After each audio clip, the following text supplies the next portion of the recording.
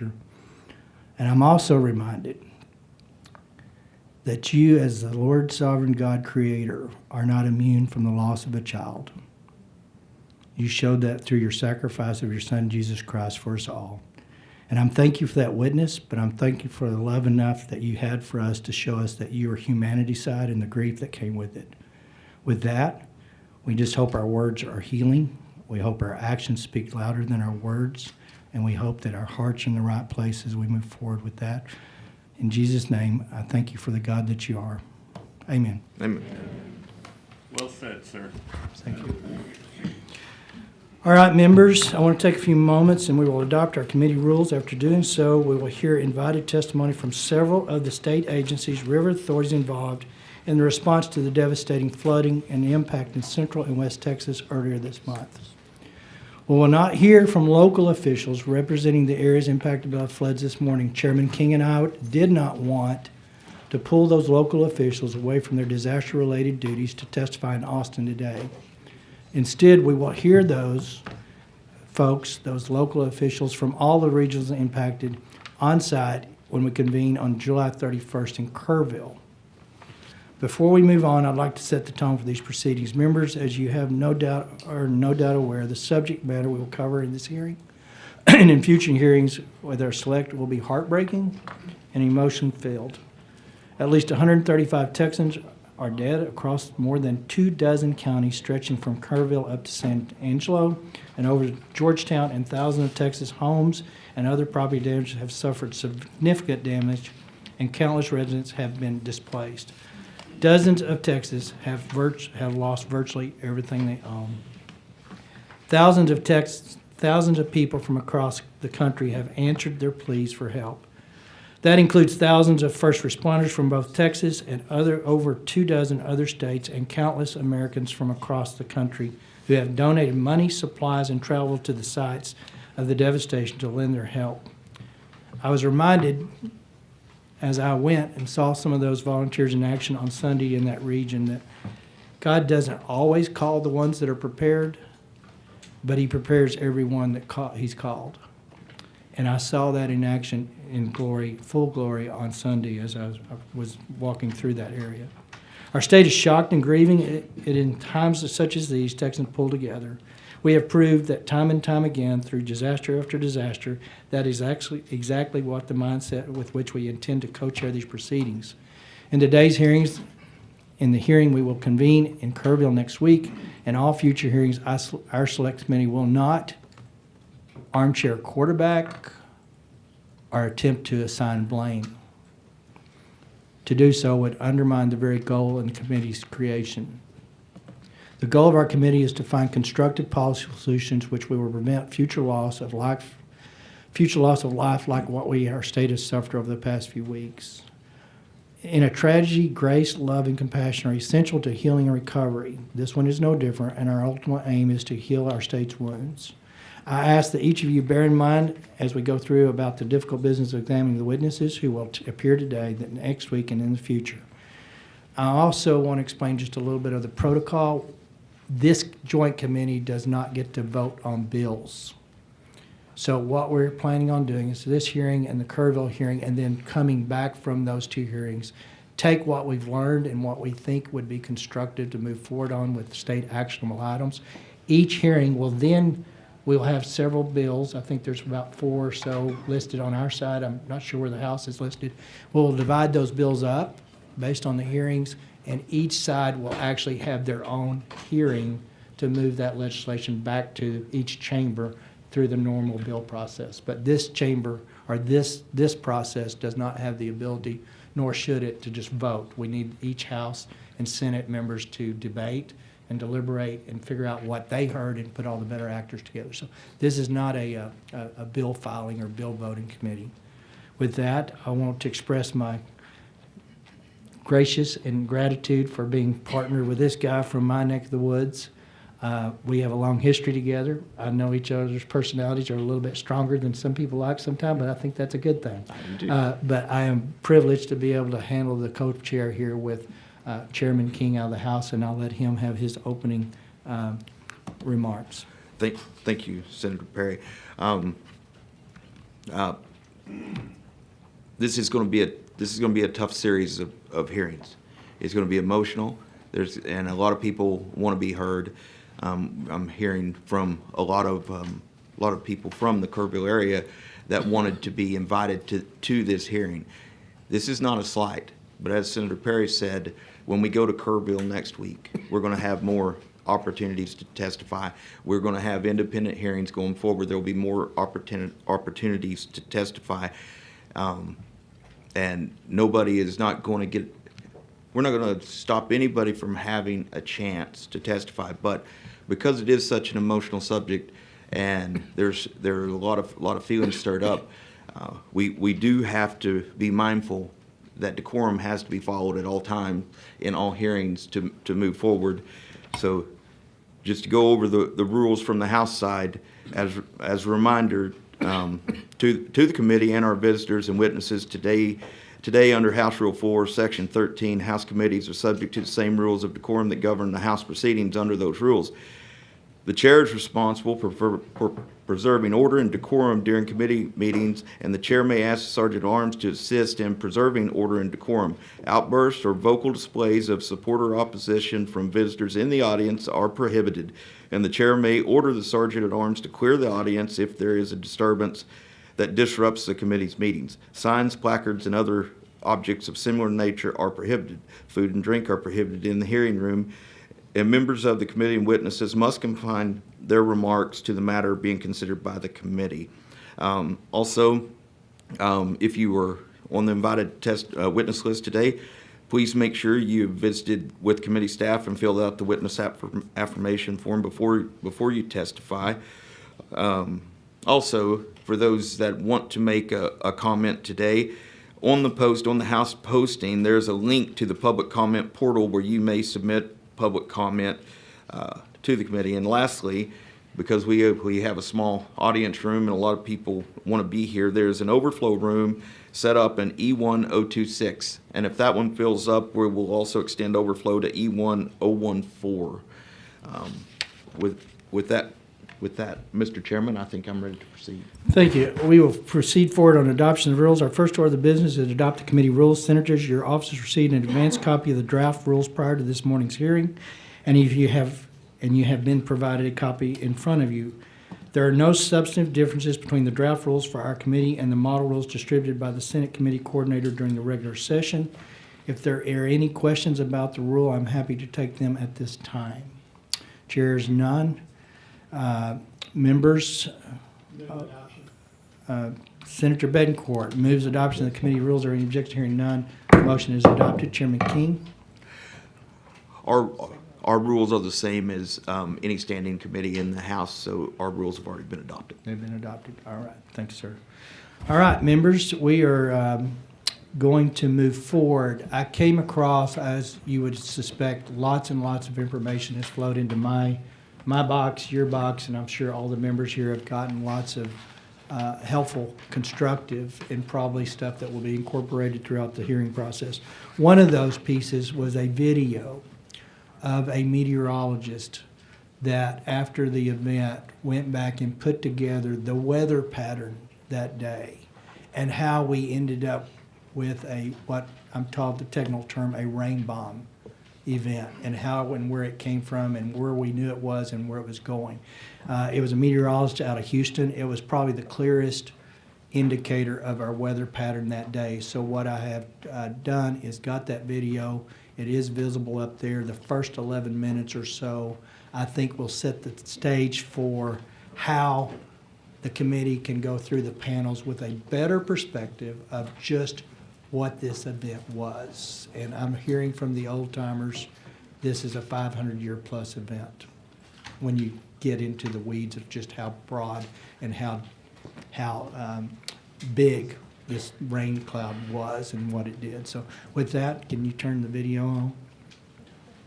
I'm meteorologist Pat Kaplan here at KHOU in Houston, Texas. It's been a really rough week for folks in the Hill Country and Central Texas, especially the last few days with the prolific flooding that's happened through Kerrville and also in the Austin area. And it's left a lot of folks asking a lot of questions. This is an extreme event. It's a freak event, really. And so I think it's important that we take a minute to kind of break down why it happened, what the factors were that led to it, and what kind of advanced warning those that were in harm's way got leading up to this. So let's just kind of break this down. We're going to start first with why this prolific flooding event happened. And it all has to do with tropical moisture from Tropical Storm Barry. And you might be asking yourself, what tropical storm? We didn't have anything make landfall here in Texas. And that's correct. Tropical Storm Barry formed in the Gulf last week and ended up making landfall in northern Mexico. That moisture then moved up into Texas and interacted with a slow-moving batch of storms over the middle of the state. Those two combined and pretty much happened over one of the worst parts of the state when it comes to flash flooding events, the hill country, where you have all of these ravines and these creeks and these streams that kind of empty into bigger rivers. And that terrain helps to focus moisture and water all into one spot. When you've got heavy training thunderstorms that occur in these areas, flash flooding becomes a huge problem. So let's take a look at how this kind of panned out on a map. This is the path that Tropical Storm Barry took. It formed in the Bay of Campeche and then kind of drifted into northern Mexico, and again, wasn't an issue for anyone here in the United States in the days leading up to this. Here's the problem though. Even as the circulation associated with Tropical Storm Barry fell apart, all of that moisture in the atmosphere doesn't just disappear. It's still there. And notice, you've got the Sierra Madre Mountains here through central and northern Mexico, just off the coastline here. When you've got low-level tropical moisture that comes onshore, it has to go somewhere. And it can't go up and over the mountains, and so it starts to stream up north. And so you take all of that tropical moisture from this dissipating storm and you funnel it northward. Now typically this would lead to maybe a couple of days of unsettled weather, more clouds, a couple showers for us here in South Texas. What made this situation unique was the presence of what's known as a mesoscale convective vortex. It's basically a mini area of low pressure. And it was very slow moving, pretty much stationary over central Texas. Now forecasters knew that this MCV, mesoscale convective vortex, was going to be over the area about 12 to 18 hours before this event unfolded. And that'll go to the timeline. We'll talk about that in just a second. But once they saw this feature and they saw the interaction that was happening with that tropical moisture, that's when the first alarm bells started to go off. And again, we'll break down timeline in just a second. But when you marry that tropical moisture with this trigger for the development of thunderstorms, it just unleashed a freak event here across the hill country with slow-moving, localized, prolific, heavy rain-producing thunderstorms, first in the Kerrville area and then in the days following up in the Austin area. So let's break down this timeline about what the forecasters knew and how they communicated this information to the public. Thursday afternoon, so July 3rd, just afternoon, so 1:18 p.m. Central Time, flood watches were issued, and that did include the Kerrville area. Basically, a flood watch is the National Weather Service's way of saying, hey, conditions are possible for the potential to see flooding. It's not imminent, it's not happening right now, but within the next 24 hours, those conditions may start to develop. Later that evening, as the forecast started to become a little more clear, as more high-resolution model data, which is what forecasters use to develop these forecasts, became more consistent, that's when they put out a special discussion about a flash flooding threat. So the messaging starts to become a little more specific Thursday evening. Now we get into the overnight hours, and just after midnight, so 1 a.m. Friday, July 4th, is when thunderstorms begin to develop right over Kerr County. And that's when the first flash flood warning is issued. This is a warning that is issued for stationary, training, heavy thunderstorms that are producing a tremendous amount of rainfall in a localized area that can lead to the development of rapidly rising floodwaters. 3 hours later, at 4:03 in the morning, that's when that flash flood warning is upgraded to a rare flash flood emergency. Flash flood emergencies are reserved for the most significant types of flash flooding events. This is when there is an imminent, ongoing threat to life and property, and if you don't leave, your life is in danger. And so flash flood warnings are common through the Hill Country. Flash flood emergencies are that step above. That's a forecaster's way of saying this is a critical situation. 17 minutes later, at 4:20 in the morning, is when the Guadalupe River at Hunt hit that major flood stage, and we know what happens after that.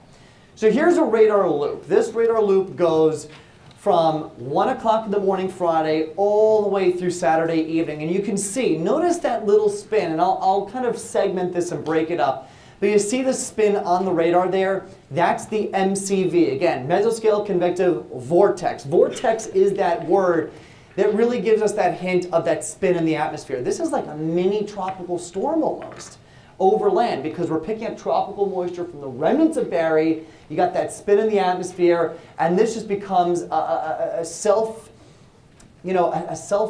engine, basically. And so we see this just persistent rainfall across the Hill Country for hours and hours and hours. We get a break, more develops here across the Austin area, and then it continues through Saturday and even during the day today on Sunday. Let's hone in on Friday specifically. We go from 1 a.m. all the way through the day. Here comes that swirl in the atmosphere. That's the MCV coming in. But before the MCV actually reaches the Hill Country, look what's happening over Kerrville. This one little training thunderstorm in here, where it's rounds and rounds and rounds of heavy rain, and then the MCV comes in. It was that initial thunderstorm that prompted the first flash flood warning. And as we kind of pause the clock here, 2:30 in the morning, remember that first flash flood warning came out just after 2 a.m., or actually just after 1 a.m., and this is the reason why. There was one lone thunderstorm right over the north and south fork of the Guadalupe River, and that's what prompted the initial flooding. Then you get the MCV coming in on top of that. Notice the spin there, and that's just kind of enhancing everything, enhancing thunderstorms, enhancing rainfall rates. It was the absolute perfect storm.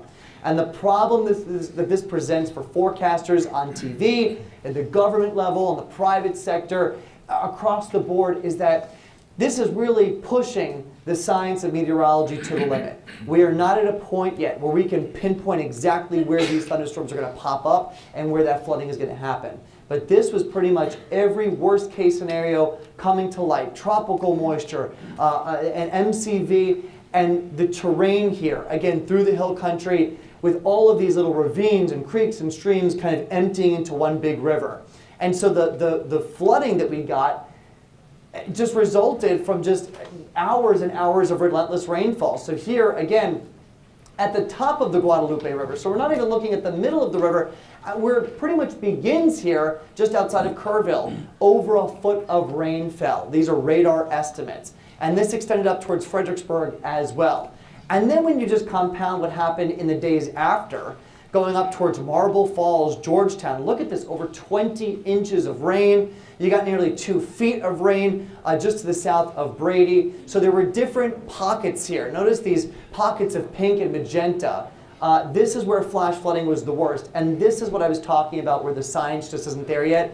We are not at a point yet where we can identify where these individual pockets that lead to this life-threatening flash flooding can happen until pretty much it's starting to happen. So within about 30 minutes to an hour, the National Weather Service is going to see the trend and they're going to issue the warnings. But those warnings will only come with about 20 to 30 minutes of notice. We can't, it's not at a point yet where we can give you a day's worth of notice to get out of the way of these flooding events. Let's take a deeper dive into the terrain around the Hill Country and where this happened. So what I've highlighted here is the North Fork of the Guadalupe River. And what you've got, outside of that, highlighted here in blue and white, these are little creeks and streams and tributaries that kind of feed into it. But this is the North Fork of the Guadalupe River. This is the South Fork of the Guadalupe River. And they meet in the town of Hunt. And remember, that flash flood emergency came in at 4:03 in the morning on Friday. And then at 4:20, 17 minutes later, the Guadalupe River here, where the two forks meet at Hunt, reached not minor, not moderate, but major flood stage. So it was just the perfect combination of conditions that led to heavy training thunderstorms over both forks of this major river that goes through the hill country and central Texas. And after that happened, you just got inundated. I mean, this magenta area here indicates that foot to 14 inches of rain that fell. And that rain came down on every creek and stream and tributary that eventually emptied into the Guadalupe River that flowed downstream through Ingram and then eventually into Kerrville. So that's this main river here. This is the Guadalupe River. And so you had all of this rain falling on all of these streams and creeks and tributaries, and that's what led to this catastrophic flooding event. And we're talking about a scale here of a few miles. And again, unfortunately, meteorology just isn't at the point yet where we can identify exactly where these isolated thunderstorms are going to pop up, especially when you come in the middle of the night. Now, looking ahead, what does the forecast for this area look like for recovery operations, for cleanup? As we go through the rest of the overnight, we did have more thunderstorms out across this area today. All of that activity should start to die down. As we get into Monday, there could be more development here. The models are hinting that we could see a couple more showers getting into Monday morning. But I think the heaviest of this starts to push off towards the south and the west. As we go through the afternoon, again, a couple spotty downpours are possible, but it doesn't look like it's going to be quite as widespread in coverage or as heavy as we've seen the last few days. Unfortunately, though, everything is so swollen and saturated from the last few days that it won't take much to exacerbate any rescue efforts and any cleanup efforts. So still another day or so of these spotty down. I hope that was informative. It was pretty well recapped and kind of how that stuff came together. I don't know that people have heard yet. They did find one of the three yesterday, so they're still looking for two folks. Some of the stuff I learned when I was there Sunday, it was a 9-mile high rain cloud, basically. At its peak, it was almost 1 million gallons per minute. So that's kind of sets the tone or the pace, I guess, for what we want to talk about. And I will tell you that there's been several people in the know, so to speak. In the Kerrville hearing, we'll have some experts that believe that we can be a little better at predicting where a rain bomb event might actually happen. So be a little more pinpoint of where they think they can put that in. So Kerrville will be pretty informative on where we can move forward on some technology that's not currently in place. With that, members, there will be no time limits for invited testimony today. Some of the witnesses testifying have elected to provide a presentation to accompany their testimony. Presentation materials will be viewable on the television in this room and on live stream of the proceedings. Hard copies will be provided for each member of the community. As we begin invited testimony, I ask you to reserve your questions until each of the panel has finished their testimony. It's my intent, as well as Chairman King's intent, to recognize members. We will try to alternate between House and Senate, back and forth. So as you light up, I think we actually have to engage your mic to get you on the mic, but we are going to do our best to alternate between members, between the House and Senate, and give everybody equal time on what they want to ask and how they want to ask it. Invited testimonies, first panel, it will be with, Chair calls up Chief Nim Kidd with Texas Division of Emergency Management. Initially, we had a meteorologist scheduled to come in. Chief Kidd is playing interim meteorologist today. Our pick, one of them got COVID, and we went to a second one, and I think that person was unavailable or out of town. So he will do his best, but if you get into the meteorology of it, he has some understanding, but we may reserve that for, and we will add a meteorologist to our initial list for the Kerrville hearing. So, all right, Chief Kidd, state your name herewith, and tell us what you think is pertinent from beginning to end of your tenure. And I know your tenure is not over yet, so. Thank you, Chairman. Let me grab one of these closer. My name is Nim Kidd. I am Chief of the Texas Division of Emergency Management, and it's an honor to be here with you today. I want to say thank you, Chairman, Senator Flores, Representative Riddell. Thanks for your support over the last several weeks for your district. It's an incredibly difficult situation. My prayers and our actions are with the families of those who lost their lives and the families that lost their livelihoods and their property. Our team is committed to continue our efforts to support until we find all of the missing persons, and the communities have been cleaned up, and they're on the path to rebuild and recovery. And I know we cannot replace the lives that are lost. I grieve for those, the families, and those lives that have been devastated. The sadness and pain for the families to find and the friends of the 136, now 137 fatalities, it will not leave me, and it drives us forward to do a better job. I've been asked to share with you our agency's roles and responsibilities, the timeline of events, a current status update, and some policy recommendations. And if it pleases the chairs, I'd like to start that now. Our role is outlined in Chapter 418 of the Texas Government Code. That government code, the Disaster Act of 1975, governs everything that we do as an agency.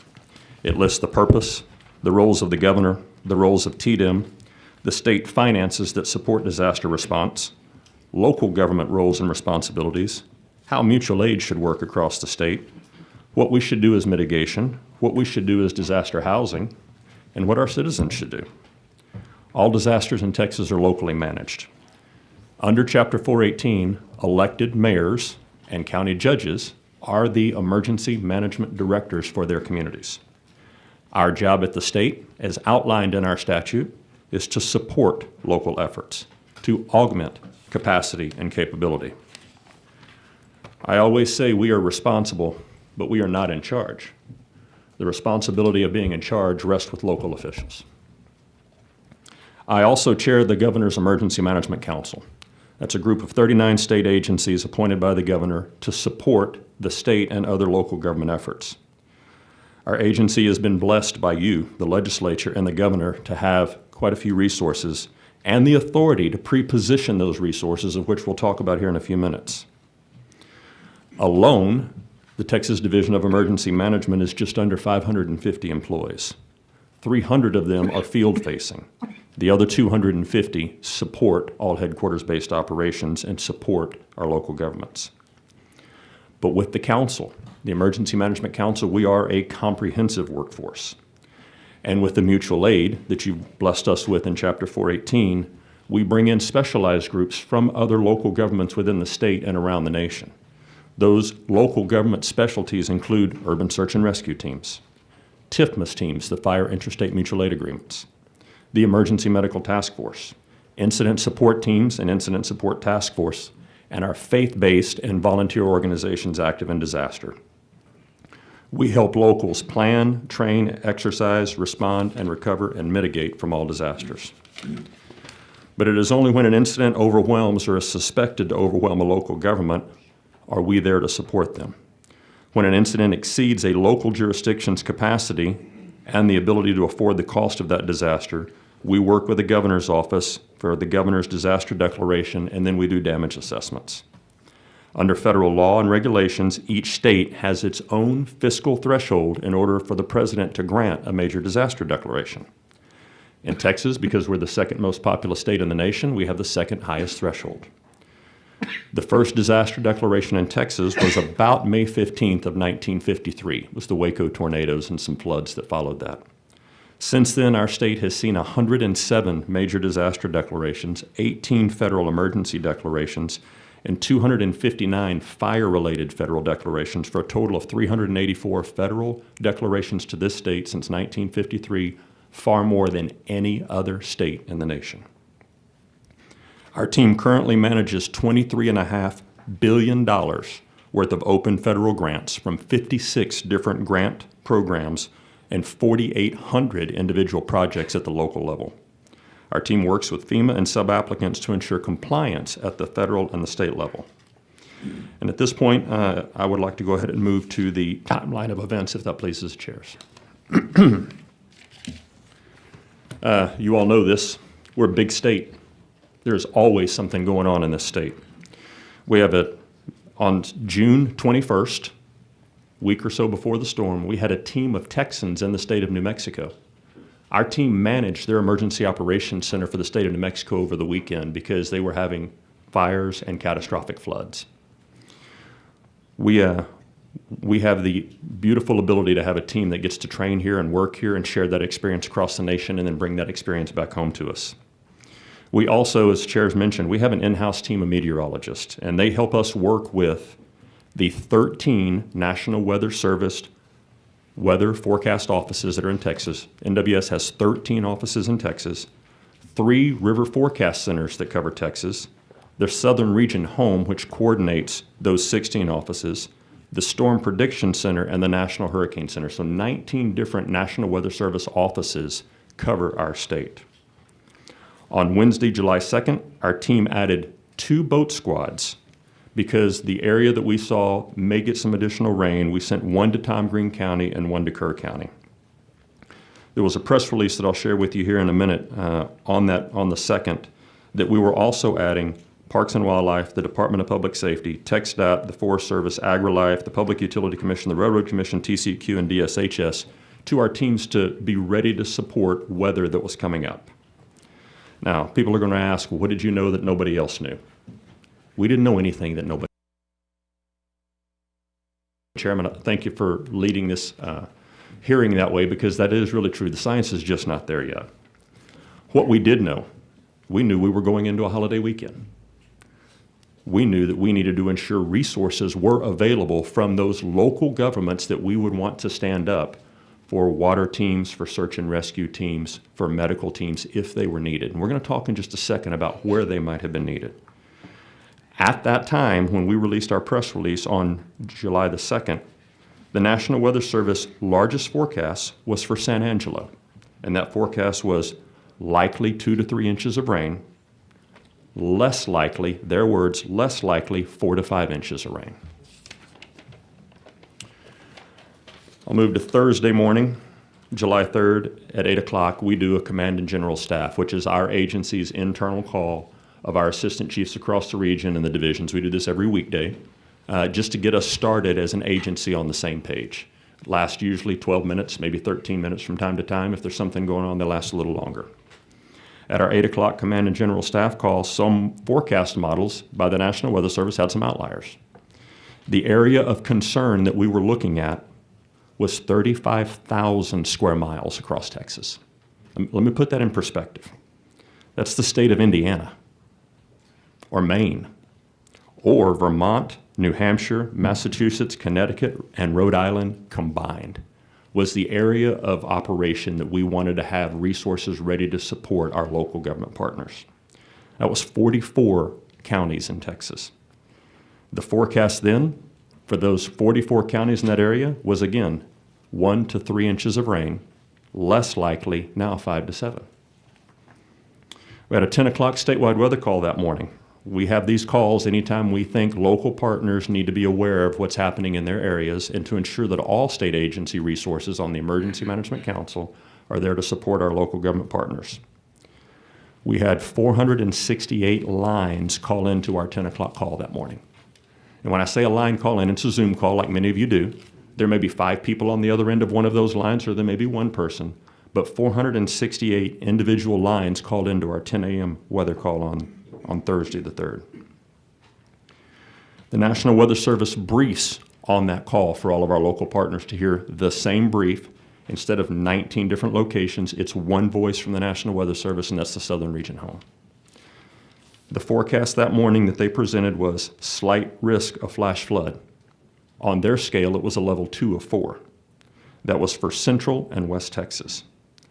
They rated thunderstorms on a scale of 1 to 5 for Northwest Texas.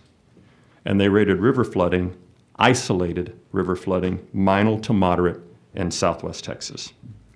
The forecast for Friday that they were forecasting in that report was 1 to 1.5 inches of rain with possibly up to 2 inches locally. Because of the size of the area that was impacted, that's when our team started placing resources in New Braunfels, in Llano, in Brownwood, in Kerrville, in Junction, in San Angelo, in Uvalde, in Cameron, in Eden, in Menard, in Kerrville, and Waco, and Alpine, and Austin, and Dallas, and Edinburgh, and El Paso, and Houston, and San Antonio. It was such a large footprint. In order to have any resource close to need, we had to have them scattered across that large area of the state. It was not about the intensity that we saw in the forecast because we didn't see it, just like you didn't see it, just like no TV meteorologist ever broadcast about it. What we saw was a giant swath of Texas. We started calling it a belt, actually, on our internal calls, of where something may happen in the 4th of July weekend. At 11:37, we put out another press release that we were increasing activity in the State Operations Center because of the geographic footprint that we were looking at. National Weather Service forecast was then predicting heavy rains and flash flooding. The theater or area of operation covered West Texas, Central Texas, the Hill Country, and that would last over the next couple of days. Again, over 44 counties, over 35,000 square miles.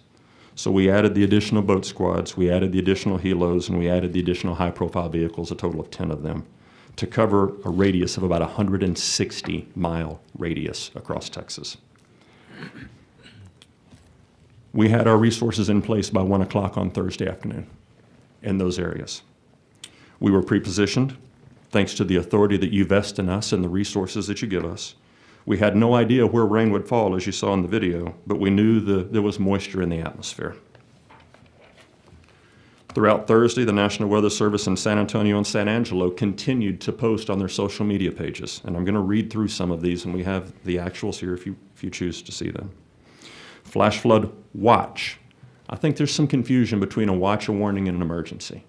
And I would encourage all of us to go back and look at those actual definitions, because a watch is just be aware.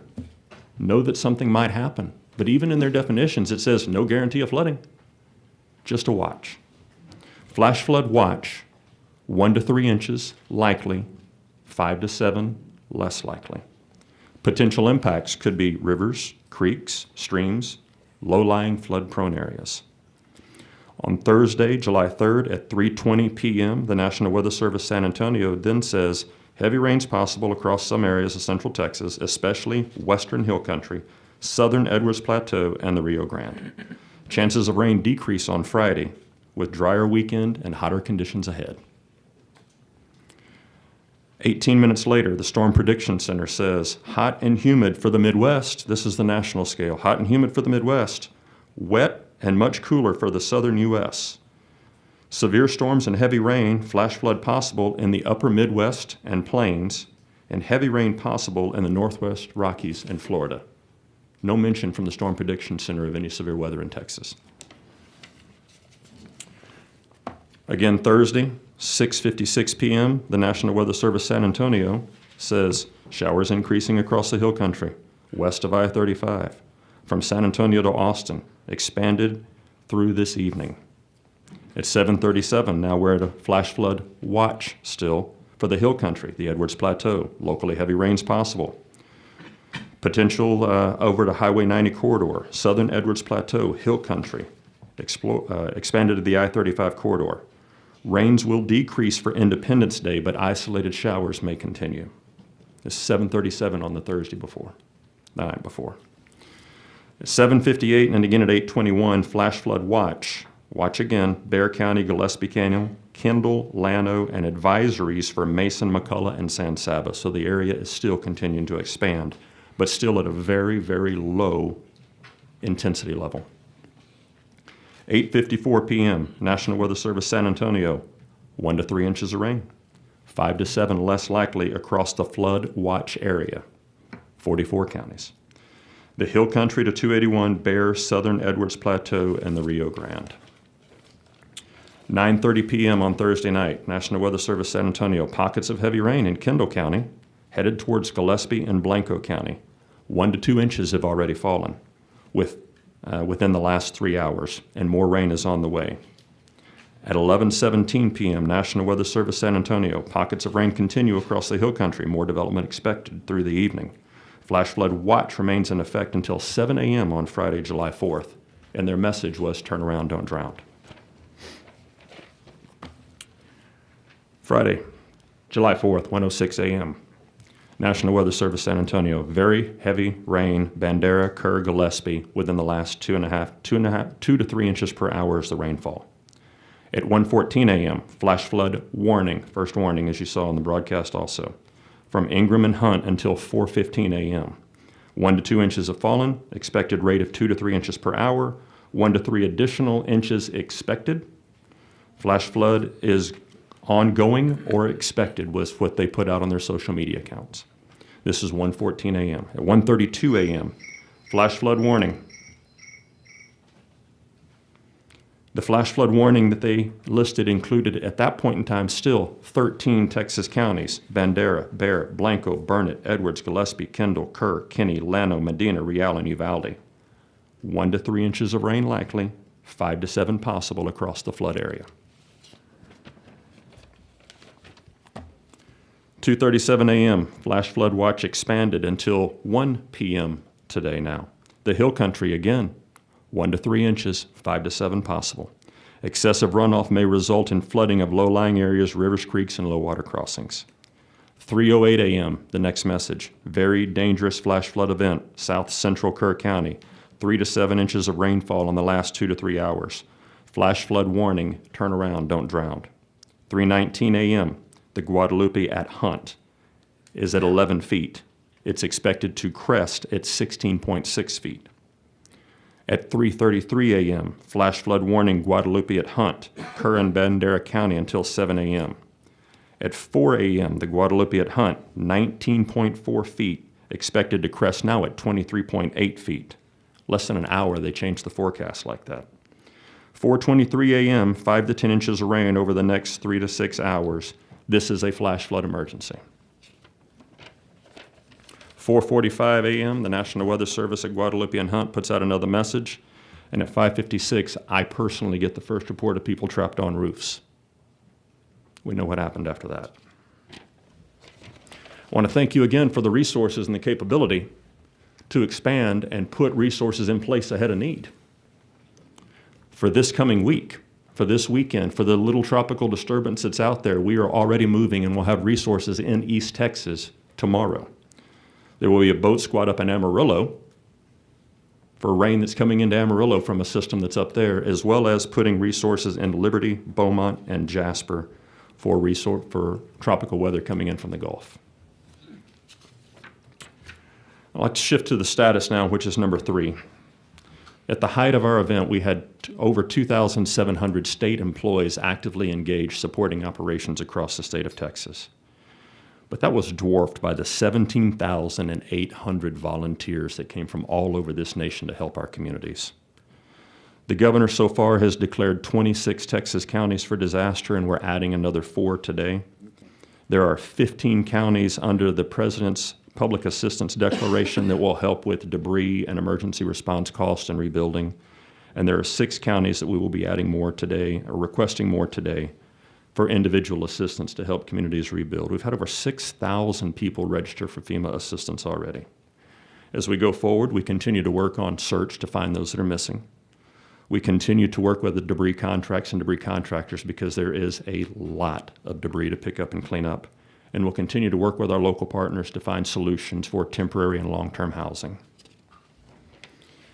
As we look at the final piece on our policy recommendations, we want to really work with you on volunteer management. As you heard, we had 17,000 volunteers show up. And a lot of those were just good-hearted Texans, good-hearted Americans, bringing their resources, their time and treasure, their heavy equipment, working really hard around the clock for no thanks and no pay. That was most of them. But then there are the others that we really need to keep an eye on as well. So we have an organization that you funded several sessions ago called the Incident Support Task Force, the Disaster Recovery Task Force. We have the capability to, in real time, within the first 12 hours of an incident, the first operational period, set up a volunteer reception center where all volunteers should go, and they should check in, and they should share with us their capabilities and what they're capable to do. Are they unskilled labor? Are they electricians and carpenters? Are they want to help sort clothes, or do they want to search for live and missing victims? Fact of the matter is, people come in so quick that we can't control them sometimes, and we don't know who they are. Yet they're going through all of your personal belongings. They're in places that nobody else is supervising or watching them. And I think we should have a deliberate conversation, whether it's here or some point in the future, about making volunteers check in at a location for their safety and for our safety and for their coordination and communication. You may recall that during the time that we were searching, there were several times we had to evacuate the river because of ongoing flooding. When the volunteers check in at a volunteer reception center, they share with us their cell phone number and they can text a code to us that I can then communicate with them that says, hey, something's coming, get off the river. Or, hey, I need you to check in. The other thing is once I'm tracking those volunteer hours, we can then use those for in-kind donations from the local community or the state in our FEMA matching grant program. So there's a really good resource and a reason to do this. The next thing I hope we get to have a conversation about is mass fatality management. When an incident happens like it did in Kerr County and overwhelms the local capabilities and the resources, the justices of the peace and the funeral homes, we have an organization that we can bring in to support that. But that organization is really not codified anywhere in statute. And I think we should have a conversation about what the Texas Mortuary Assistance Team can do and what role they can play and what we can do to support our JPs and our MEs and our sheriffs whenever we have an incident that overwhelms those local capabilities. I know we're going to talk about interoperable communications a lot, so I won't talk about it much now, but I will tell you, I went to Kerrville on Friday morning. As soon as I got the text, I went straight there, about an hour and a half drive from my house. And I ran into some of my guys from the San Antonio Fire Department that I worked with back when I was in the field as a lieutenant on the technical rescue team. And I had my radio with me, and I asked to be able to talk to them on theirs. But their San Antonio radio doesn't work in that footprint. So they had some really cheap Chinese radios that they were talking to each other on. We're better than that. We can do better than that, and we need to. We also should have a deliberate conversation about the credentialing of emergency managers at the local level. Today, in Chapter 418, you've heard emergency management directors by statute are mayors and county judges. You will see the words emergency management coordinator listed twice in Chapter 418. Only twice. It says the emergency management director may appoint an emergency management coordinator. The emergency management coordinator is an assistant to the director. Period. There's no minimum qualifications to be an emergency management coordinator in the state of Texas. It's whoever the county judge or whoever the mayor appoints. We're better than that. And finally, I'm grateful for your funding and everything that you've given us, but we have a lot of work that we still need to do. Our agency is very small, and I look forward to future conversations about things that we need to continue to support our great state. And Chairman, with that, I'm happy to answer any questions.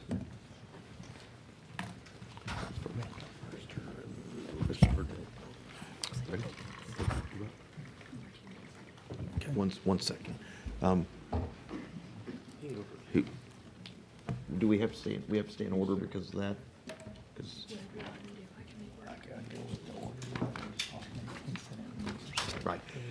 Hang on one second, Mr. Verdell, Mr. Martinez, you're up.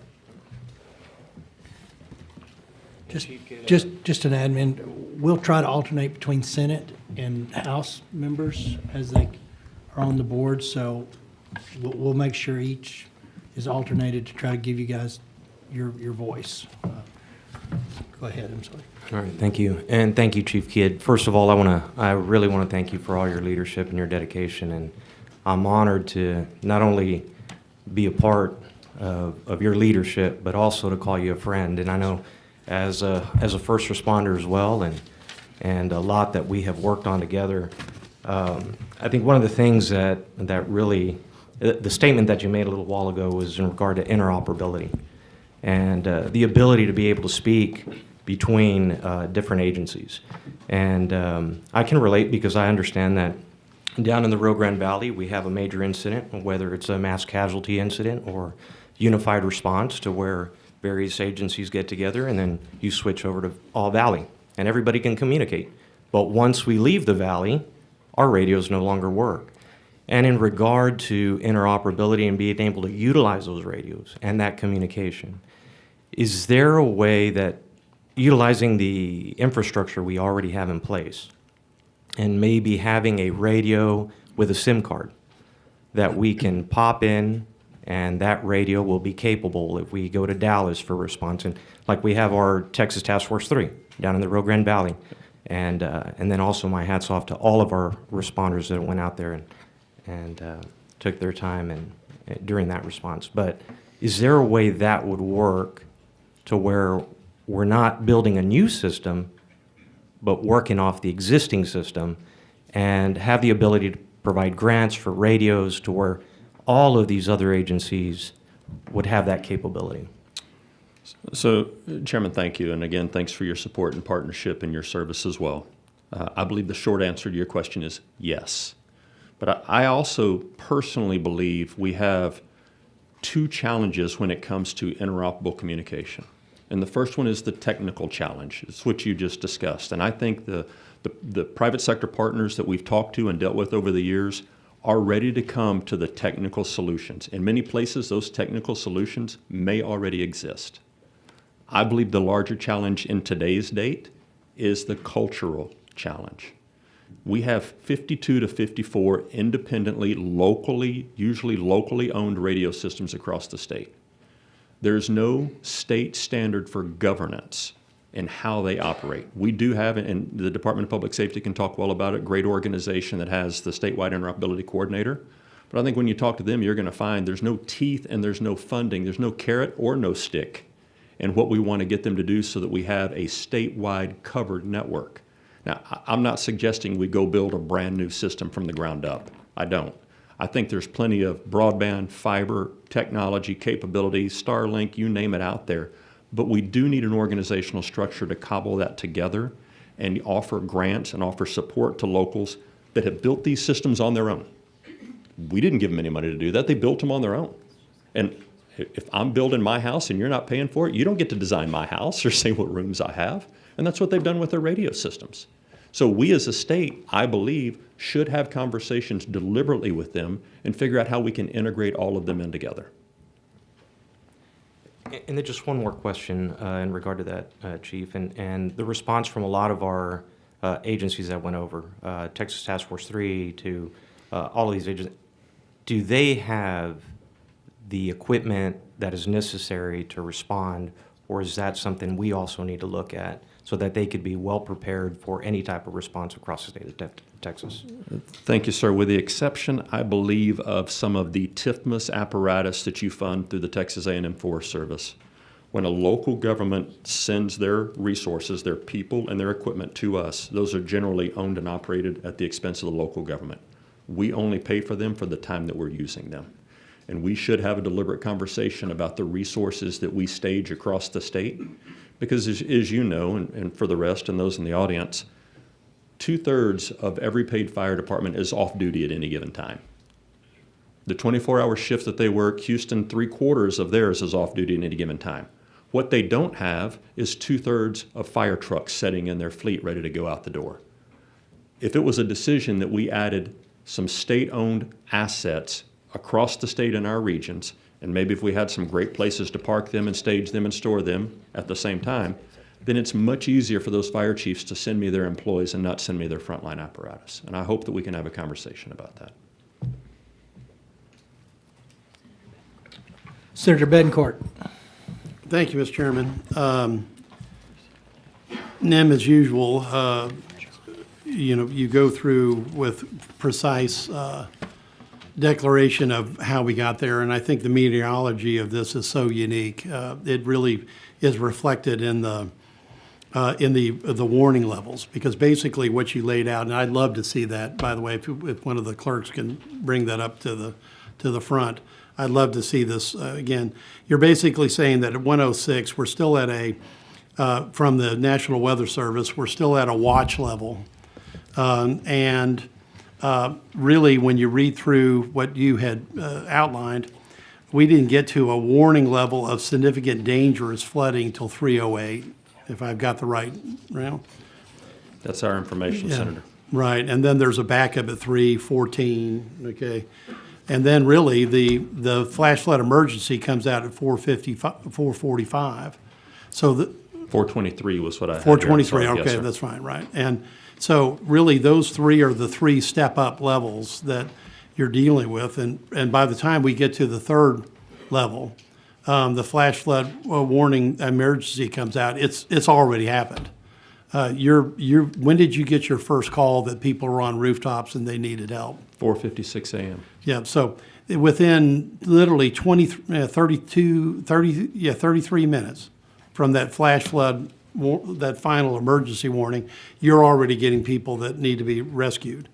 So this is an amazingly compressed schedule, okay, that you have to respond to, and that the responders in the field are having to respond to, because we're not even going from 0 to 60. We're going from 0 to 200 miles an hour in 3 hours and 17 minutes.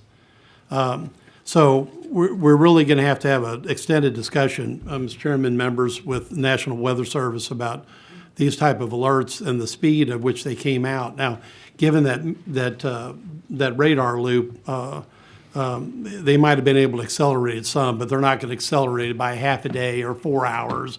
It's not possible with the meteorology that we're dealing with, level of technology we've got. Now, I'm really interested in taking this. Once you got that call and you're driving to Kerrville and it's an hour and a half, what are you doing at that point? We've given you a lot of autonomy, but I'm really curious about who do you have to call to get more authority? We've got the Senate Pro Tem who is the chair here. He's third in line. And in the next 16 months, you're going to be calling him at some point in time. That's my prediction, because Texas is too big and there's got too many possibilities of natural disaster. So, when do you have to call the governor for more authority? In this case, I know the governor was out of the state. So when do you have to call the lieutenant governor? And take us through that portion, because I think the lieutenant governor got his first call after 9 a.m. Yes, sir. So I think I understand the question. And the way Chapter 418 reads today, if I am pre-deploying state assets or local governments, that's not contractual. I don't have to go out for bid on that. Those are mutual aid resources that are outlined in Chapter 418. I've been blessed with the authority and the autonomy to take action to save lives. And you did. And by the way, if you hadn't pre-positioned where you were, even though you're covering a ridiculously large area by national standards, Yes, sir. You would have had your assets in the right place. And historically, I've been in this spot for 15 years, first by Governor Perry and then by Governor Abbott.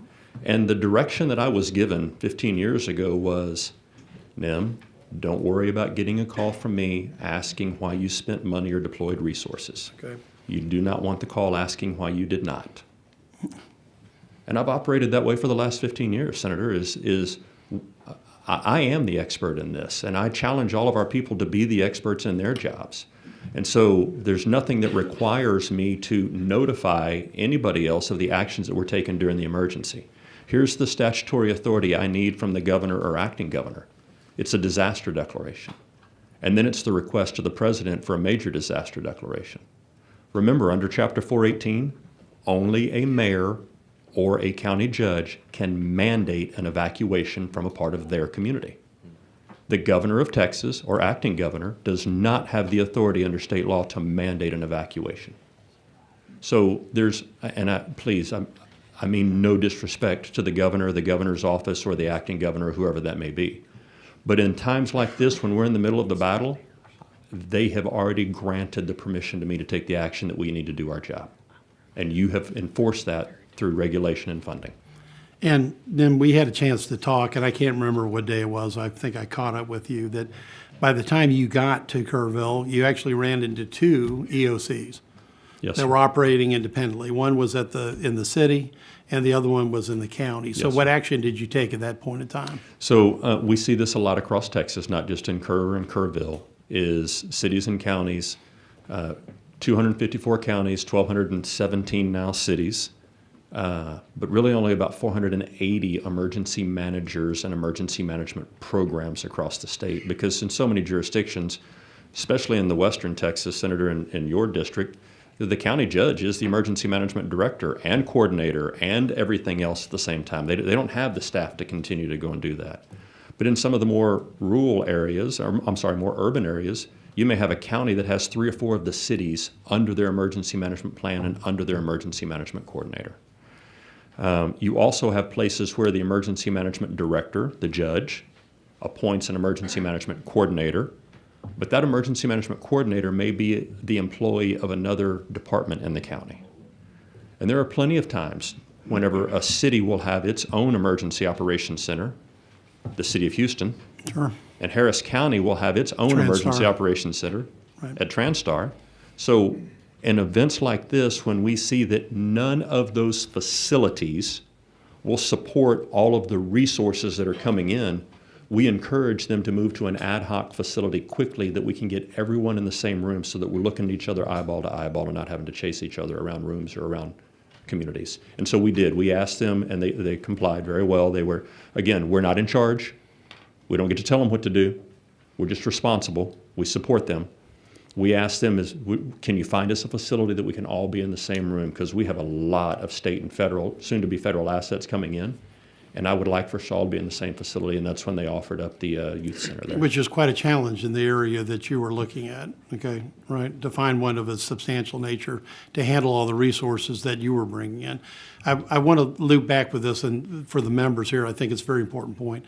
Basically, you besides pre-positioning, and then once you're involved in this, you've got there's a constraint which only a mayor and a county can order evacuation. Now, by the time you're driving, if that evacuation hadn't been ordered at that point in time, it's probably too late, just due to the magnitude of what was coming, hundreds of thousands of cubic feet of flood per second coming down the river.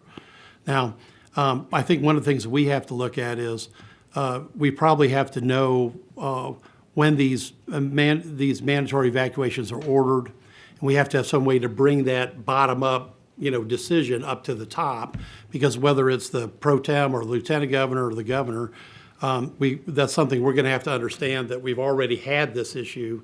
Those evac orders are in place, because otherwise the state at the higher level doesn't even understand exactly how much of an emergency actually occurs. Am I missing that?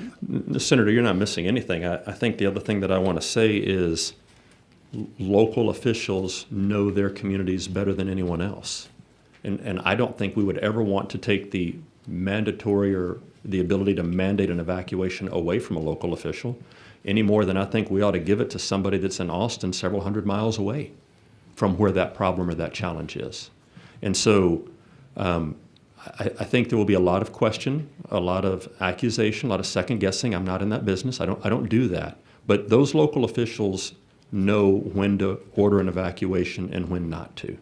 And I think at the hearing that you're going to have next week sometime, you'll probably get some of those local officials that will tell you why they made the decisions they made or why they didn't make the decisions they made, and they need to be the ones to answer those, sir. Right, and I think that it's important that those, and regardless of that decision, when it's made, there also has to be a reporting structure that people can understand that it's occurred, and that whoever is in the chair above you, okay, has to know what's happened already on the ground as quickly as possible, because we do have a distributed system. But I don't think we reported up as fast as we could have in that situation. And I think it's important that if you're really looking at what you need, and that's the other side of this coin, you really need a disaster declaration as soon as you can get one, effectively.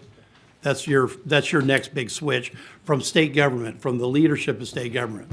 And then obviously you need a federal one as well. Yes, sir, and that state disaster declaration, when granted by the governor on the front end of an event, allows me to exercise extraordinary measure and buy things budget for. Because that's the key thing. Yes, sir. Because you can pre-position all your existing assets, but you're going to have to start buying things immediately. Or if I have to contract for debris cleanup or contract for porta potties or things like that. Right, Yes, and I want to get to one more point and then yield my time, because we've got many people that could be asking questions. We had a discussion, because one of my interests was looking at a, flood emergency communication and river warning system. And you made the comment, and I agreed, that this, as good as TDM is, and measurably, I believe it's the best in the country. Thank you. And I think that your other colleagues would agree. You can't be the one that hits that button that says we've got an evacuation order or that we need to do that alert, because the granularity of these decisions is down to the local level. And you were literally trying to look at 33,000 square miles to begin with to figure out where to position your assets. So I just wanted to repeat that conversation that we had between the two of us, that you don't think your organization is the proper place to be able to have that authority, that it has to stay at the local level. Yes, sir. Now, my last question would be, is there a backup level at some point in time for whether it's the pro tem, the lieutenant governor, or the governor to be able to intercede? You would then be required to change state law also to mandate Well, I the know that. evacuation, which today does not. I mean, we can recommend, we can support, we can bring resources in to help effectuate that, but I think, let me see if I can rephrase how I understand the question. Do we need a better system for warning? Yes. Yes. What does that look like? I don't know. But I know you've got a bunch of people coming up behind me that are experts in that and can answer that question for you. That's the first part of it. The second part is once we have this amazing system, who should have the authority to implement or actuate the system? I still believe that should be local officials. Right. Your next question is, should there be a backup to that? And that answer is yes also. Well, that's the essential question, and that's really, Mr. Chairman, what I know right. what Senate Bill 2 is effectively about. But I appreciate the work that your department does, because it is superior by any definition I Representative understand. Burdell. Thank you. Thanks, Senator. Thank you, Chairman King. Chief Kidd, I just wanted to, I know I've told you this in private, but I want to say it publicly. We first met July 4th on that morning, and I just want to give you public credit for how well you were organized, how quickly y'all had a central EOC established, and watching you over several days through that process, how well your agency integrated with the other agencies during search and rescue and recovery. And I want to give you public credit for that. I do have one other question for you, which is when y'all are monitoring the weather that occurs, do you have a central website or location where you can see all that data, or are there multiple websites that y'all are having to review? So, great question, Representative. And because the state and the nation looks to the National Weather Service, that is the public-facing weather document that we primarily look at and gauge what we think others will see in that. That's part one. Part two is we have multiple private sector weather services that our team uses in addition to the products from the National Weather Service. One of those tools for storm prediction is a private sector group out of the Friendswood area there, and they give us a very scientific forecast for tropical storms, much different than what the National Weather Service puts out. So our team of expert meteorologists does actually look at all of those that are out there to see what the public is seeing so that we can help try to gauge what public action may be, as well as take the resources and position them in places that we feel we need to be ready to support local partners. Yep. Thanks, sir. Appreciate you. Thank you. Thank you, sir. Senator Mendez. Thank you, Mr. Chairman. Chief Kidd, I'm always going to call you Chief Kidd. That's how I met you. And thank you for your work. Thank you for your testimony. If you will, I also want to agree with my friend and colleague, Senator Bencourt. Could you provide us that timeline that you? Yes, sir. I was doing my best to follow. Chief, so from my notes on the timeline of events, on July 2nd, you sent out 2 boat squads. On July 3rd, you had a command call in the morning. Is that correct, with the 44 counties because of the 35,000 square mile area that looked like it might be affected? Was that correct? So every weekday at 8 a.m. we have Okay. our team's command and general staff call that just talks about what's going on across the state and what our folks are doing. That was the 8 o'clock call. So this was on the 3rd, on July 3rd, but what prompted sending the 2 boat squads out on the 2nd? National Weather Service San Angelo was then saying 3 to 5 inches of rain. Okay, so you were kind of aware that something was coming, you needed to be prepared, right? Yes, sir.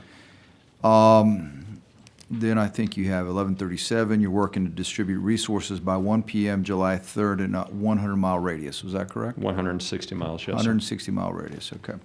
So in that 160-mile radius, how many counties are in that 160-mile radius? How many emergency operation coordinators were you dealing with? Two different questions. The number of counties, I believe, is in the 40 to 44 counties. 40? Yes, sir. That's that 35,000 square miles Yeah, that let's we say were looking 44. at. Yes, Okay. sir.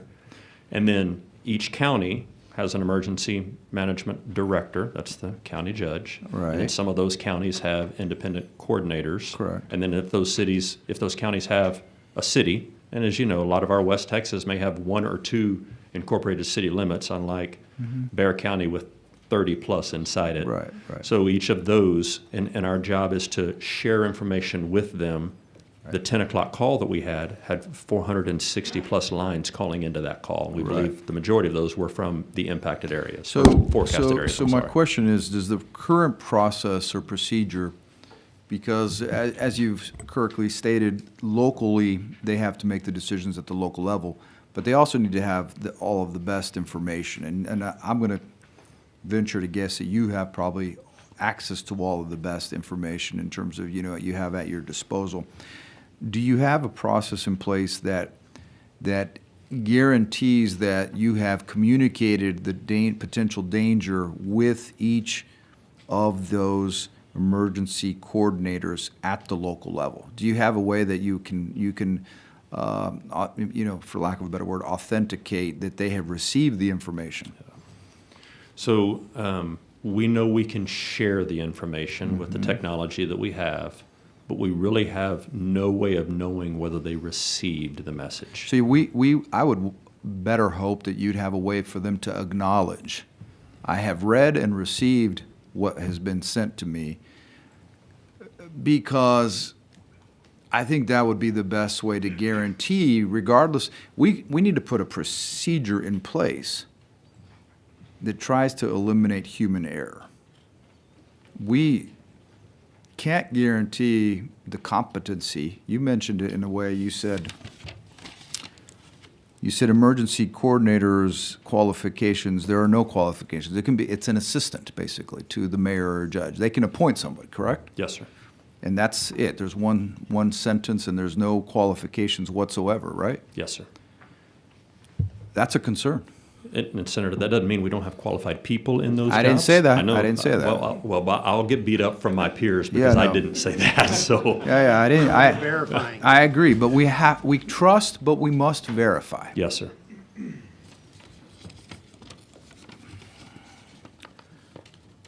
I think as I look at the timeline and I share, it's evident that, and this is where it gets a little cloudy for me.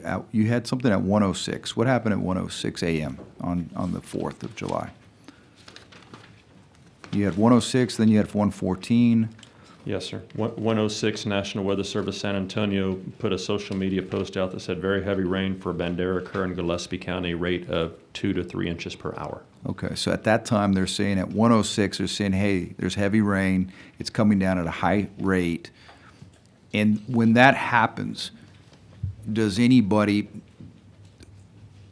other than, you have to be aware of the social media posts, you have to be watching, is there anybody that's, their job is to follow this no matter what time of day or night this is? So in Austin at the State Emergency Operations Center, 24 hours a day, 7 days a week, there are 3 to 5 humans that are watching what's happening across the state. Their job is to be the alarm bell for the rest of us. And they work for you? Yes, sir. Okay, good. So you have that, that's what I was hoping. At that point, do they make a concerted effort to communicate that, to make sure that the people in that area, in that where that flooding is occurring, do they know this is happening? Do they communicate that, and are they acknowledge that they received that information? There is no system in place today to ensure that County Judge X or Mayor Y or Emergency Manager Z Right. is getting the same information that we are getting from the National Weather Service. You do see the problem with that, right? Senator, I do, and I'll share more of the problem and the frustration that we've had over the years is we've had a form called the DEM, the Division of Emergency Management, Form 147. Right.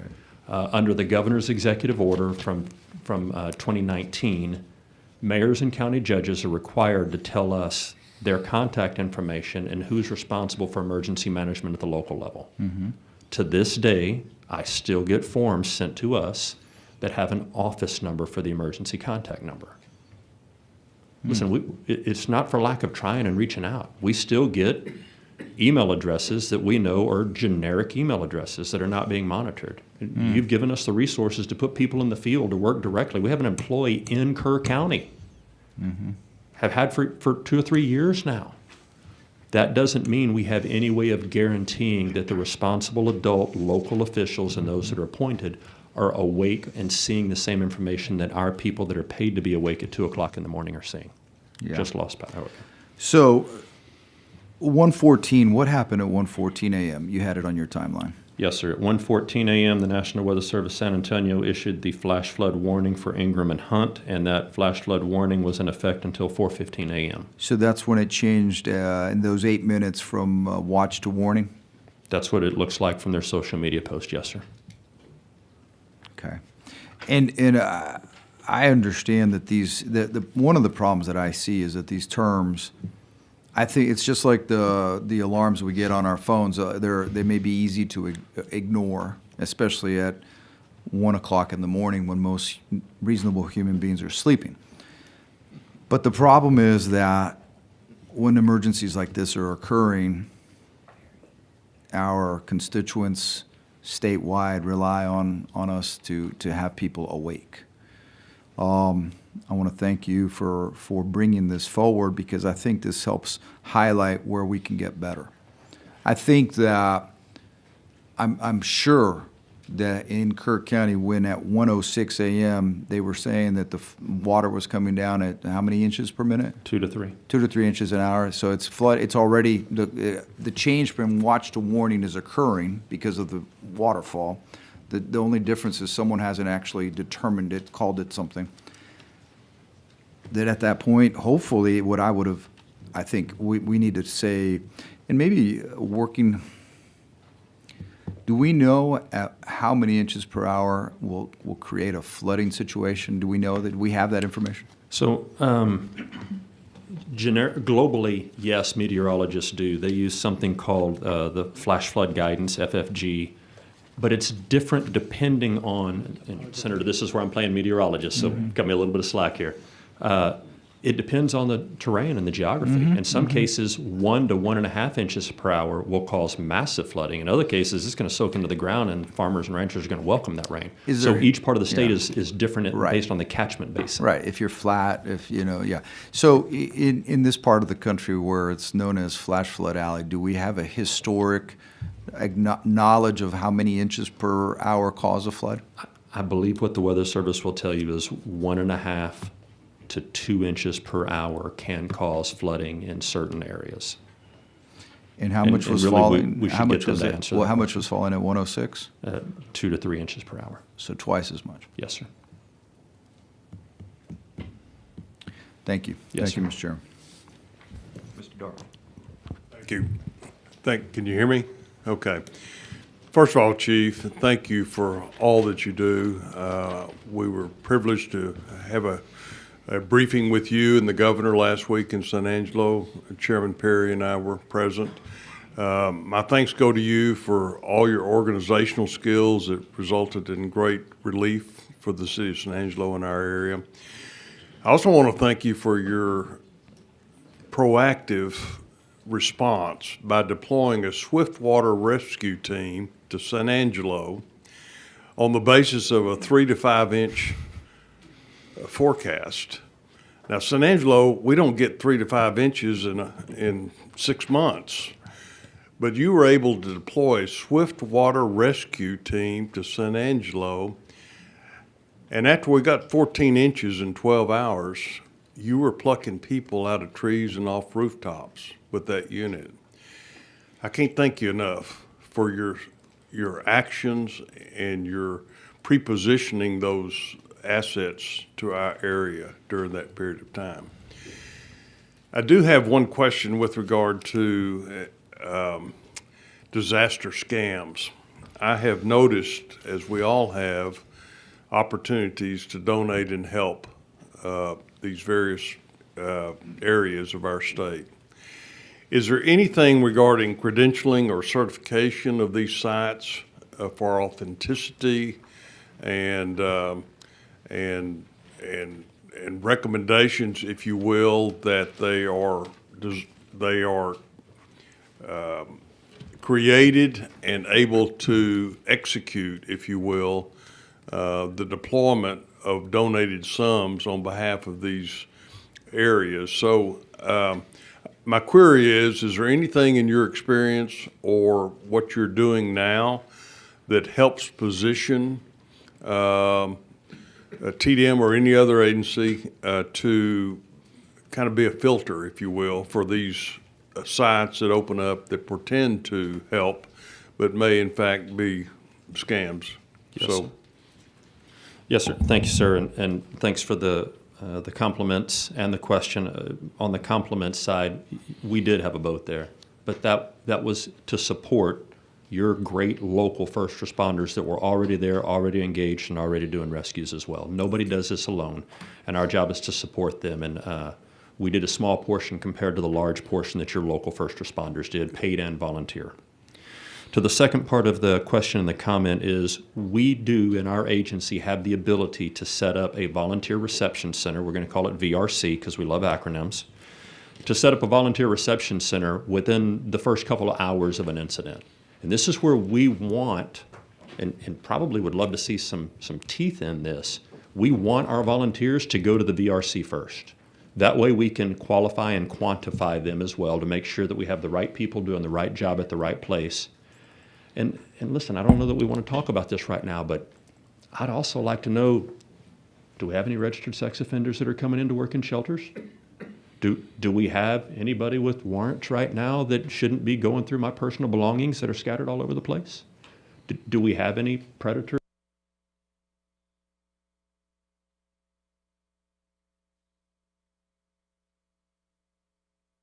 there that we... But we also know that the others are out there, so I need your help in balancing that out. The second part of the question that I think for our answer is, you have helped us fund the Incident Support Task Force, the Disaster Recovery Task Force over the years. That's the group that sets up the Volunteer Reception Center. That's also the group that meets with your community foundations like our team did yesterday in Kerr County. Because you're going to get so many of these volunteer groups that come in and say, I'm here to help you clean, but I'm going to need about $10,000 so that I can continue to fund my capabilities. And frankly, I think they become predators to the disaster at that point. And we need to find a way to call them out and get them out of the area. And I think working together with our team and our law enforcement partners at the local and the state level, we can help identify those. I know that there have been families that have been called by these predators saying, I have your kid, I have your family member. It's despicable, needs to stop. I've got a place for them. Well, thank you, Yes. Chief. Senator Flores. Thank you, Mr. Chairman. Chief, we go back a long way, Yes, sir. and we've handled small events, big events, and I understand your role very well. And Texas, I mirror my colleague, Representative Verdell, and saying thank you on behalf of our constituents for your rapid response, the great work that you have done, and the people that you have managed to get the work done. Texas is very blessed with you, and how you work with our locals, who, yes, we agree, they're the ones on the ground. They're the first ones there and the last ones to leave, but so are you. And unfortunately, Texas, being as big as it is, you're very well honed in handling disasters, from wildfires to floods to hurricanes, tornadoes. So where I'm going with this is that your function in Department of Division of Emergency Management is emergency management. So that's to be able to provide, do you agree that the first role is to be able to provide for a uniformity of a basic response to any of those types of disasters, which this committee is looking at, a baseline, and then you have specific operational parameters. But what's real important is that everyone, every county working in concert with you, every state agency, every law enforcement agency has that basic emergency management baseline to work off of. So when we respond anywhere in our 254 counties, that is established. Things like we're talking about, specific issues that I've been hearing this morning so far about, was this person notified? Those are all things that can be, that are already in place, as I understand them, may not be practiced, but do you agree that that's something that's very important to come out as a standardization of that basic baseline, using, for example, the incident command system, which came from the fire service for firemen, but it's been used in most, everyone who's in this business is trained in incident command. And for example, the coordinators, especially coordinators in the county, shall be trained in incident command, because that's the basic I'm talking about. That's the baseline of emergency management. Would you agree with that? Yes, sir.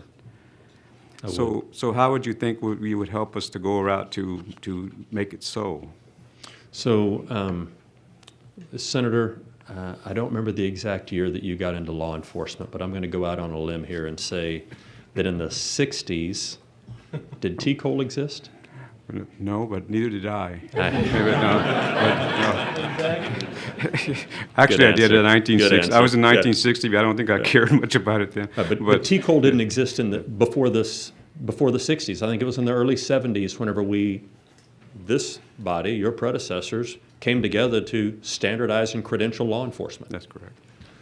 1993, I was the first class in the San Antonio Fire Department in 93 that had to take a state test to be a paid firefighter for the city. Didn't mean everybody before me couldn't do the job.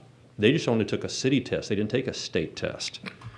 Today, to be a paramedic in the state of Texas, you have to take a national registry test.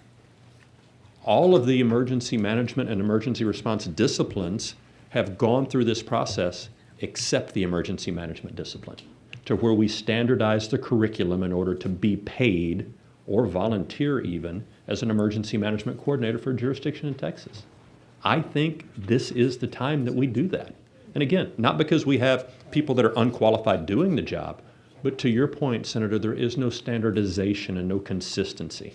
Today in Texas, every peace officer has to pass the T-Cole exam in order to do it. Every firefighter has to pass written and practical tests from the Commission on Fire Protection. Every EMT and paramedic passes the class of the institution that taught them, as well as the national registry test before they can practice medicine and touch a patient under a physician's license. But to be an emergency manager, you need a signature. That needs to change. And that's the point I'm trying to make this morning with you is, as in my experience, of course I took incident command before incident command was cool. I took it in San Antonio, and then since then required all the game wardens under my command that I had. Everyone has it, everyone. But because we wanted to be uniform in our response with TDEM and all the agencies that TDEM coordinated with. But that baseline is so important when you're responding to these emergencies. To Senator Betancourt mentioned, sometimes you'll have silos, and I understand that. That's what the locals do. They're responding in their fashion that they see fit. But when you come in together, having a baseline to start with that you already know, it's like a machine. It's like riding a bike. It's like what we did with Alert with peace officers for active shooters, where every peace officer takes Alert so they have that baseline of response. Yes. I guess I would like to see that, Mr. Chairman, and members, is something for us as something that's very critical. No matter what the disaster is that we're responding to in this state, that baseline exists right off the bat, like automatically, everyone. And then we go into the specificity of operations. It's different in West Texas for responses to floods. The wildfires in the Panhandle are different. The floods in East Texas are different. Hurricanes, tornadoes. But what's not different is the structure, the basic structure of a response using incident command. And I think that's something I wanted to stress this morning. And thank you for your leadership in making that something that was uniformly applied, as I understand it, in DPS and all the other state agencies that respond with you. The other thing I would like to bring up, if you would bear with me, I know after every event, yes, you're always going to have people say you should have done this and you should have done that, and that's going to happen. But when the reality of it is, your situation, what you do, as I understand it, and correct me if I'm wrong, is that you respond to an event, no matter what it is, using the training, equipment, and resources that you have at the time, using the information you have at the time. You respond. Then after it's over, you do an after-action report on anything, large or small, and you ask yourself, what worked and what didn't work? What did we do well? What did we not do so well? So I know you haven't had time to thoroughly do that for this event. But if you would just, if I can ask you to, if you may, and if you're not comfortable, please don't. But say one of the top 2 things that you say that you would believe were some of the lessons you learned from the event in the hill, this flooding event in the Hill Country, which 8 of my 13 counties were affected. And thank you for the work that you've done in every one of them.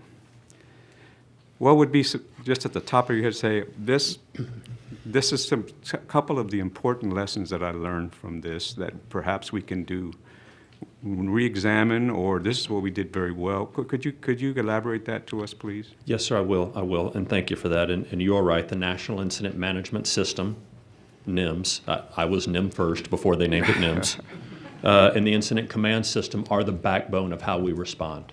And the Department of Public Safety, Parks and Wildlife, TxDOT, all of the state agencies that respond together have that basic training. And we offer all of those courses out to our local government partners. It's just really not a great system to continuously track who has and who has not, especially with turnover, to your point. We need to do better at that. The next thing you mentioned was after-action reports. AARs is what you're going to hear them referred to. And listen, you can't open an after-action report anywhere in this nation and not have communications as the number 1 or number 2 thing that needs to be improved upon. And that is operable and interoperable communications. It's the way we talk to the media. It's the way we talk to the public. It's not just telephone to telephone or radio to radio. It's all communications, which sometimes waters it down and makes it hard for us to fix. The thing that we have not done that I need help with is corrective action plans. Because to your point, in an AAR, we come up with what did we do right that we want to sustain? What can we do better that we need to improve? And then we usually set timelines for implementation.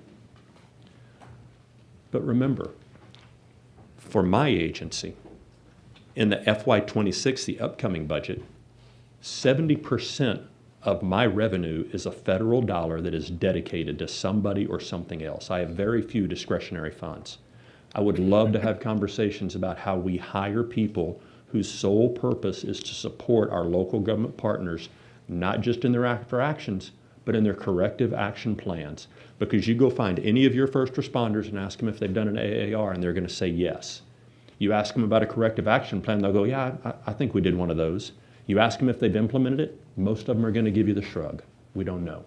And that's why we keep having these failures of the same thing over and over again. We as a state are better than that, and we can do better, but we need a sincere focus on corrective action plans. You asked about the top 2 things for this event. I'm going to tell you communications is one of them. That's messaging from the media, that's messaging to the citizen, and that's messaging back and forth with our local first responders that are coming from all over the state. We have a long way to go on improving our communications. The next thing is, and I know y'all are going to look at this, we've got to do a better job at our warning and notification systems for all hazards, not just floods.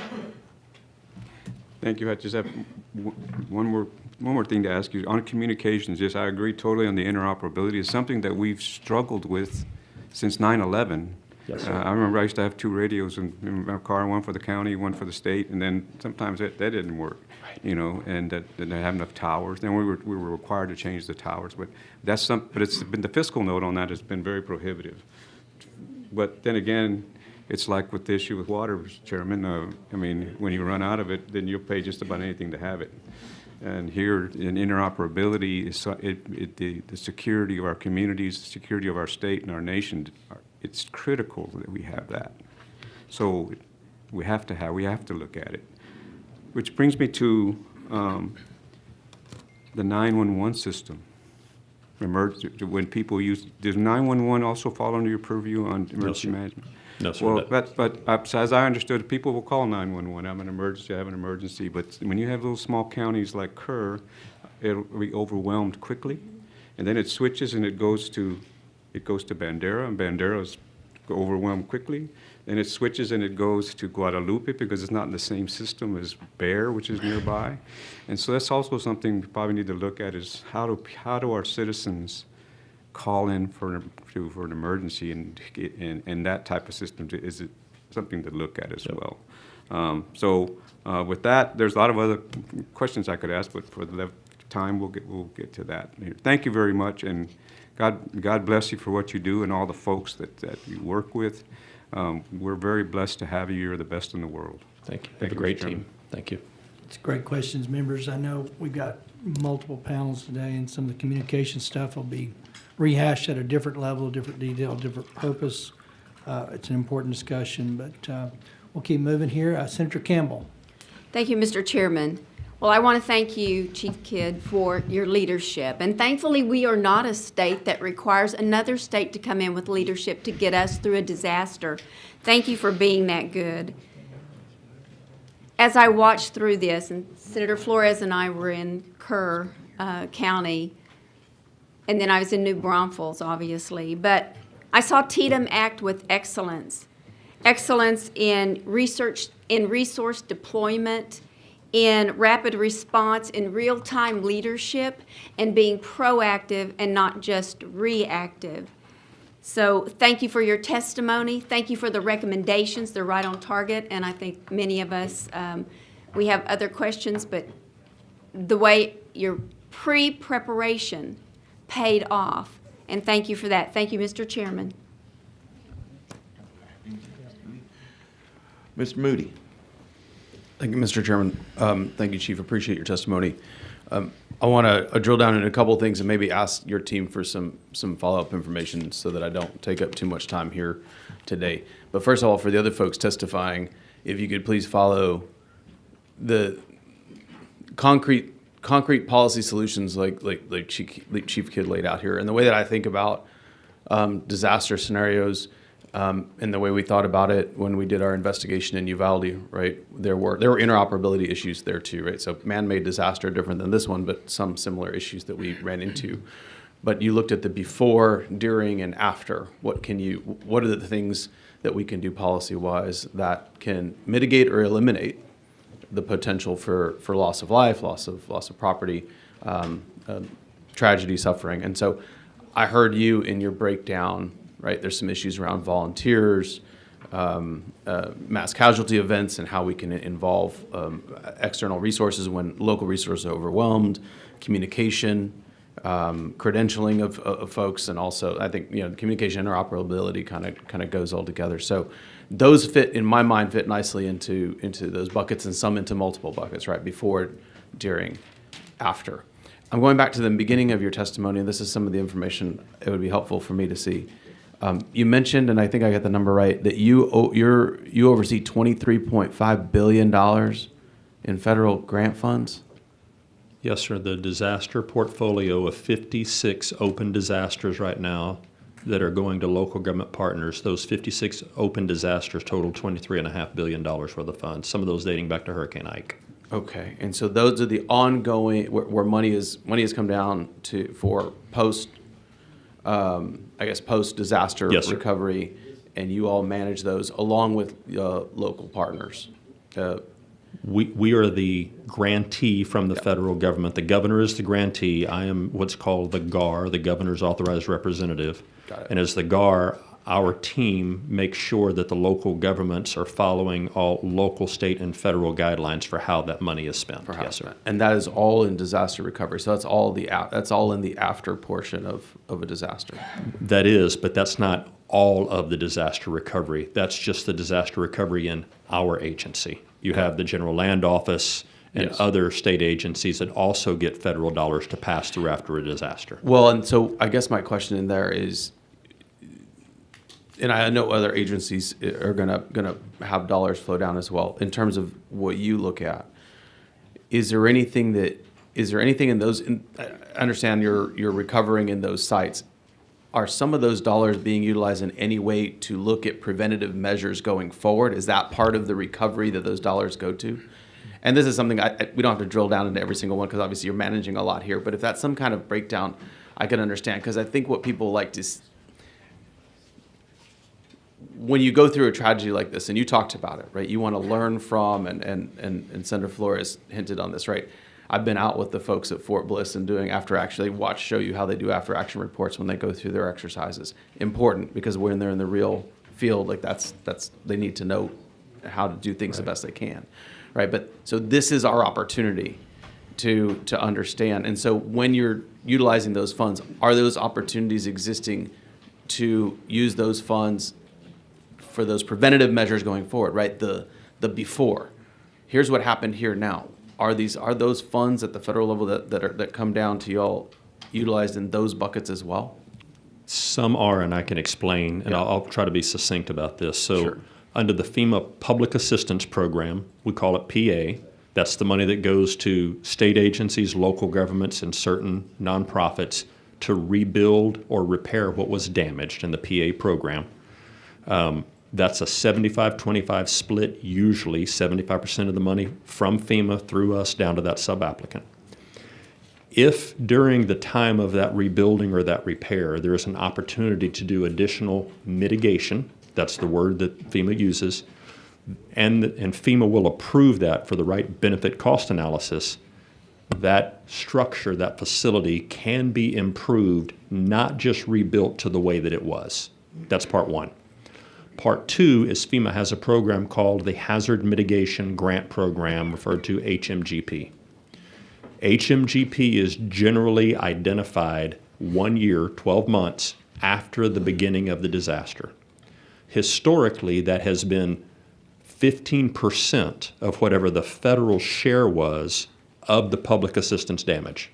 Tracking so far? Mm-hmm. So for every $1 million in damage, I get $150,000 in new money to go do mitigating efforts in different places that were not impacted by the disaster. Could be the same community, but remember in the PA program, I can do mitigation.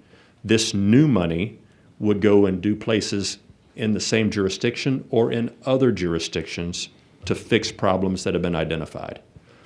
Historically, that mitigation money does not all get spent across the nation, not just in Texas, but across the nation. There are multiple reasons for that. One is it's a 75-25 split. Mm-hmm. Most of the jurisdictions that have just experienced the disaster do not have the financial resources to go and build what they want to fix because they're building what has been damaged in the inventory and repaired. Sure. There is no state fund for hazard mitigation in Texas that I'm aware of, and certainly not one that runs through our agency. So let me drill down into that, because this is where I was trying to get to, is this is the space where the weight and the heft, the power of the state of Texas can help, right? Yes, sir. We've heard from some of these communities that are struggling, suffering. You just mentioned right now, when they're going through this, they're just trying to get back to where they were. They're trying to get back to zero. They're not trying to figure out how to prevent in the future. This is the 8th largest economy in the world. And if we don't have, and maybe we'll look into, but if you're saying you don't know of any state bucket of funding to help in that regard, I don't know why we're not doing that, right? Over the last decade, you can look at, and you mentioned these are disasters across the board, freezes, major heat events, floods, wildfires, hurricanes, tornadoes, all of them have hit. If you've been in the legislature for the last 5 or 6 years, you've seen all of those come through. And so these are the opportunities that I want to grasp onto, because I know we only have the 30 days now, but this work is not going to stop between now and when we come back in 27. This is going to be one of the key things we do in 27. At least that's my opinion. And I think it should be. I think probably people share that opinion. But those are the types of opportunities we need to look at, because I don't want to look into no one should want to look into the eyes of any of these folks that are struggling to figure out how to rebuild and not then offer them that leg up to say, here's how we can make sure this isn't as bad in the future, or we can mitigate or eliminate the possibility this can happen in the future. That's what's powerful about the state of Texas, because we can do that. You know, these smaller cities and counties, they don't have that. We can leverage that because we have the ability as the state. So that's the challenge that's in front of us. But this is a really, you know, this is the time to get in front of these things. So I appreciate that, and that's a really good point you made. Thanks, sir. And I don't want to mislead anyone that the legislature does not fund projects at the local level, because that's true. You do. But there is, to my knowledge, no coordinated mitigating fund for multiple communities to sign into the same project. And this is why the FEMA flood mitigation program and the hazard mitigation program isn't really that successful. Because the way the program was designed, it's to the individual jurisdictions. It's very difficult to get the taxpayers in Harris County that are impacted by the flood to flood mitigation efforts 200 miles upstream that caused the flood. We're better than that, folks. We've got to find a way to do this together. You know, you've said that multiple times as you've gone through your testimony. We're better than that. And that's the one thing I'm probably remember a lot of things as we go through this experience together. Those words are going to ring in my head throughout this. We are better than this.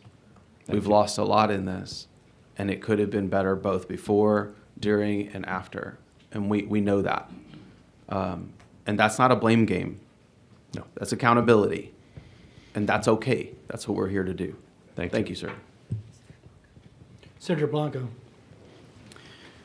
Thank you, Mr. Chairman. Chief Kidd had an opportunity many, unfortunately, opportunities to work with you and your team. You all are excellent, always prepared and always present. So thank you for that. I want to drill in a little more on the questions that Senator Flores did a great job of asking as it relates to community readiness. It's said that disasters start locally and end locally. And you yourself have said that they are in charge, the locals are in charge. Correct me if I'm wrong, but under current law, only counties with populations of 500,000 or more are required to ensure their EMCs complete the TDEM approved course. Is that accurate? Yes, sir. The 3 hours. 3 hours. So, as someone who represents several rural communities, since these emergency management coordinators are appointed, do you believe that that threshold, that population threshold under current law, limits broader preparedness efforts? And what do you need, what does TDEM need from this legislature to expand that access to training across all counties, and should they be required? So, Senator, thank you. And yes, I say it certainly discourages smaller jurisdictions from doing it when we have the standard or the bar that only those communities with more than 500,000 people do. I do believe, and the other thing is, in the very rural counties where the county judge can't afford through their budget to appoint a coordinator, then now we're requiring that county judge to go through that training. But listen, after Katrina and Rita and Ike, I think we will go back to either the 07 or the 09 legislature. There was a push to make county judges go through training. But if you actually read the statute, it's the county judge or the sheriff or the person responsible. There's no ands in it, and there's no teeth in it. There's nothing, even in the legislation, there's nothing that says, if you don't do this, this is what happens. And so this is where I think, yes, sir, I would love to have conversations publicly or with your staff about what should it look like. I got a feeling we're going to come up with the same answer, and I got a feeling it's not going to be what we see today. Great. We'll look forward to working with you on that. My last question relates to the focus, again, on local operations planning and oversight. Are local governments currently required, either by statute or by administrative rule, to regularly review and update their disaster response or emergency operations plans? And if so, is there a standard timeline or is there an an updated cycle for that? Yes, sir. Great technical question. So the current standard is at a minimum, once every 5 years, that jurisdiction submits that back to the state, and we look at that and make sure that it complies with the FEMA guidelines, Community Preparedness Guidelines, CPG 101, which is the national standard. There is also requirements that the locals should at least review internally their plans at least once a year. And the once-a-year review, I think, is great. The 5-year review, man, we probably should take a closer look at that. I can tell you, with 1,471 jurisdictions required to submit plans, that's well over 10,000 planning documents that our team needs to review and look at to ensure compliance. That will require additional staffing at some point. So you'll need the staffing, and so are there state-issued guidelines and best practices to assist these local jurisdictions? I think you had mentioned it right now, but just to make sure that Yes, sir, that's there are. accurate. And Senator, I'm sorry for interrupting, but I go a step further. Not only state, but federal guidelines. Listen, we do want federal standards as it relates to emergency management. Now, we're Texas, by God, so we still want to do things our way. But to Senator Flores' point, the National Incident Management System is the baseline, so that when we're going to other states, or like in this event, we had 26 states send people to Texas. I want to know when they come here, they have the same standard of training at the minimum level that ours do. So, Sounds like we can just fix that with some legislation. So thank you. Look.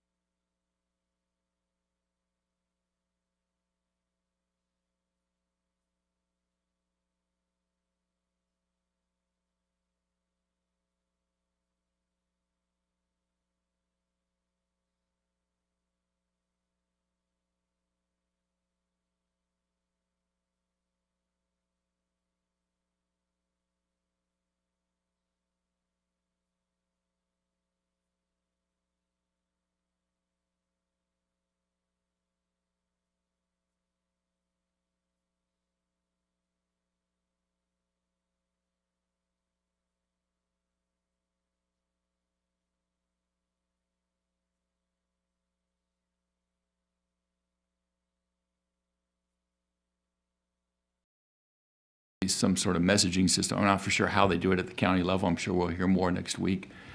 But that judge's level, from my understanding, from what I'm being educated on today. And so the most important person to know that and to save the most lives, we can have sirens up and down, but if someone doesn't turn them on, they're no good, right? And so that communication to the person making the call, not dissimilar in the time of war, in this time of emergency, needs to happen. And so there seems to be a disconnect of making sure the person making the call is awake, alert, and doing it. Am I wrong in, No, in Senator, my concern there? You're not wrong. I think there's complicating factors, or it's a word I want to find. When an emergency alert goes out from the National Weather Service, the National Weather Service does not check with or get permission from state or local officials before they push that alert. They use a program called WEA, the Wireless Emergency Alert, we love our acronyms, and IPAWS, the Integrated Public Alert Warning System.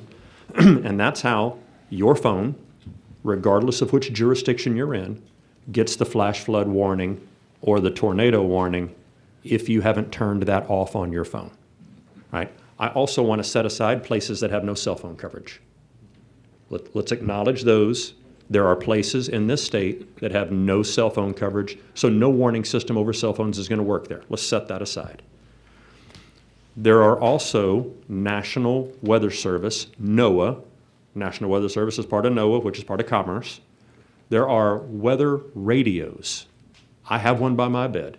You should stop at H-E-B or Walmart on the way home if you don't have one and spend the $35 and have one next to your bed. Because we're places where we don't have cell phone coverage, the National Weather Service NOAA weather radios will alert and wake you up at 1, 2, 3, 4, 5 o'clock in the morning. You're asking who from the state reached out and touched the local officials. Well, we started doing that the day before. No, I'm talking about at the time a flash flood emergency was issued and you were notified at the SOC, by the SOC, the ability to evacuate, and when was an order for evacuation ordered? I do not believe there was ever one ordered, sir. There was never one ordered. To my by the knowledge, county I'm judge. not aware of one, no. And So- again, question for the so locals, that, but that there's coordination though, but the decision maker is a county judge. There was not, I'm not talking about preparation, I'm talking about actual warning and the saving of lives. And that has to be implemented by the decision maker at the local level. That's the system we have here in Texas, right or wrong.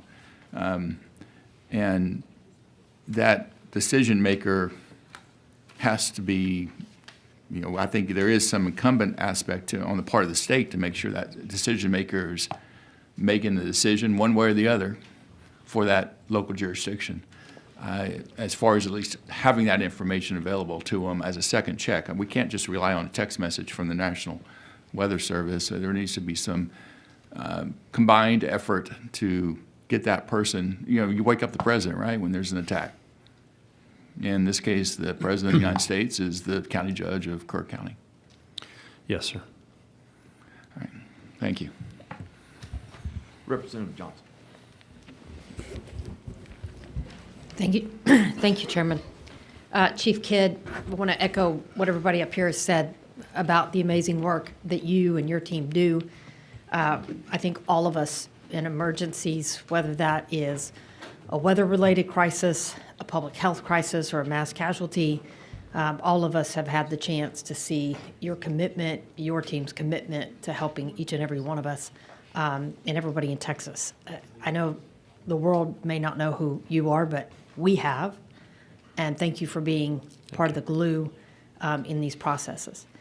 You mentioned a couple of things, and as Speaker Pro Tem Moody said, there are evaluations that are going to come out from all these hearings that we will hopefully look at in the next legislative session that are big issues, and hopefully we do what we can now in this 30-day window to assist with what you all need.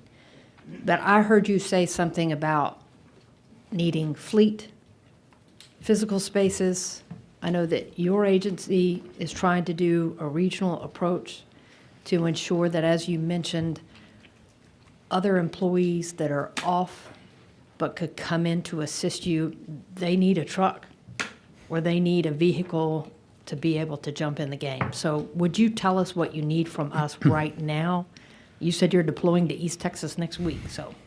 Yeah, thank you for that. It does feel a little surreal to be in the finance.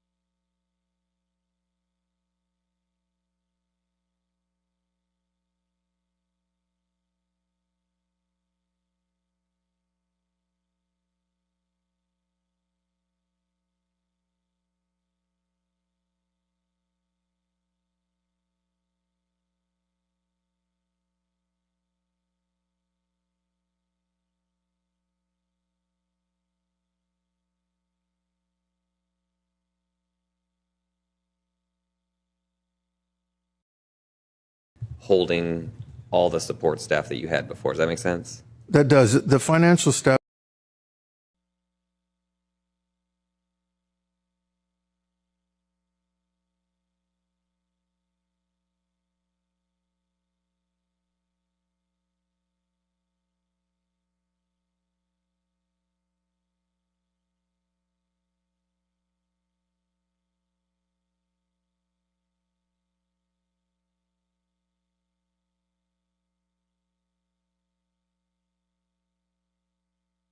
Chief Munoz and the mayor there have promised me they'll give me all the firefighters I want. They just can't send the fire trucks.